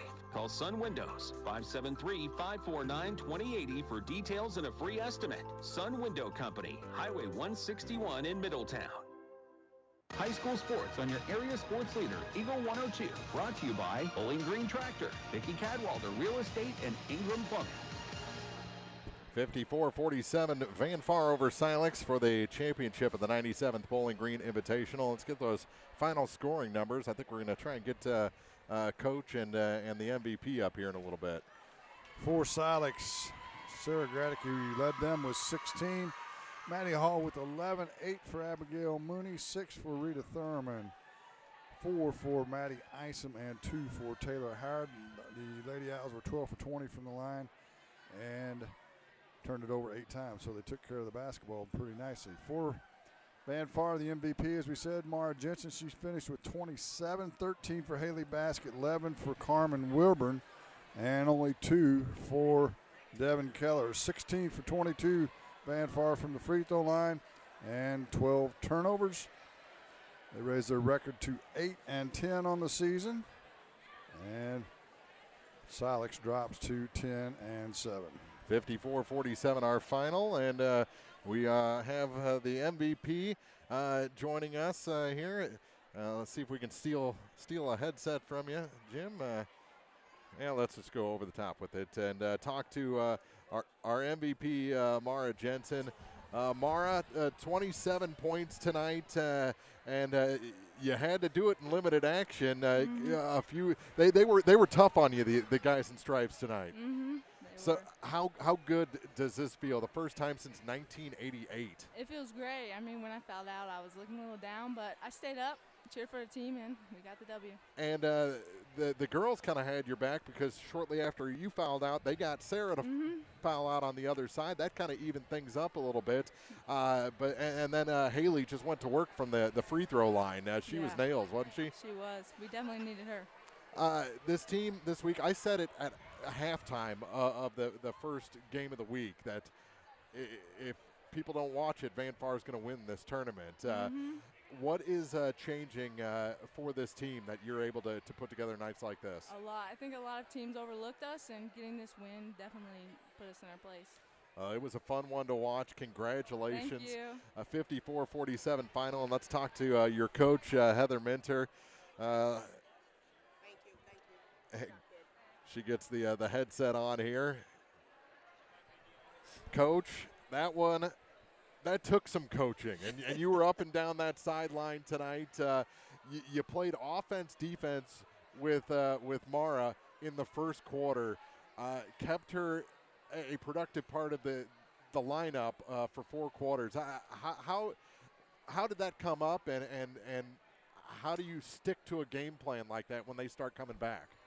We know Mara's going to get in foul trouble. I mean, it's just she hasn't grown in that much area, but we just try to be, like, lenient. But we had talked to her before the game started and was just like, you've got to play smart, even if you get down, because she likes to get to the point where if she starts fouling and missing shots, she's hard on herself, and then I feel like mentally we lose her. And tonight she played well, and she stayed focused. Her body control, she can hit shots at so many different angles. How fun is that to coach a kid like that? I mean, Mara's that kid. She's the last one to leave, the first one to come. Today I stayed after school, and she texted me like, Coach, can I come in? Coach Elledge worked. I mean, them two were just at it every day in practice. She's lost probably about 15 pounds just running and getting in shape, and she's got a really bright future. Haley was great from the free throw line. We mentioned that, but I thought the ball control of your guards, led by Devin Keller. It didn't show up on the scoreboard for tonight, but boy, was she good. Oh, yes. Devin knows, like, there's nights she's going to score, there's nights she's not, but Devin knows her job is to take care of the ball. And honestly, I feel like she took care of the ball for us tonight and put us in those situations to win this game. And those 3 threes from Carmen? Whew. Loved it. And Carmen, like, she's just finally starting to get her confidence where she's shooting, so that's a big plus. So you can't say you were 8 years old the last time the Van Far girls won the tournament championship No, anymore. I can't. Congratulations, Coach. Thank you. And let's use this to put a big second half to the season together. Thank you. I hope so, too. That's Heather Minter, the coach of the Van Far Lady Indians, the Bowling Green tournament champions here in the 97th edition. And we'll take one quick break, wrap up the ladies' portion of this bracket when we come back on Eagle 102.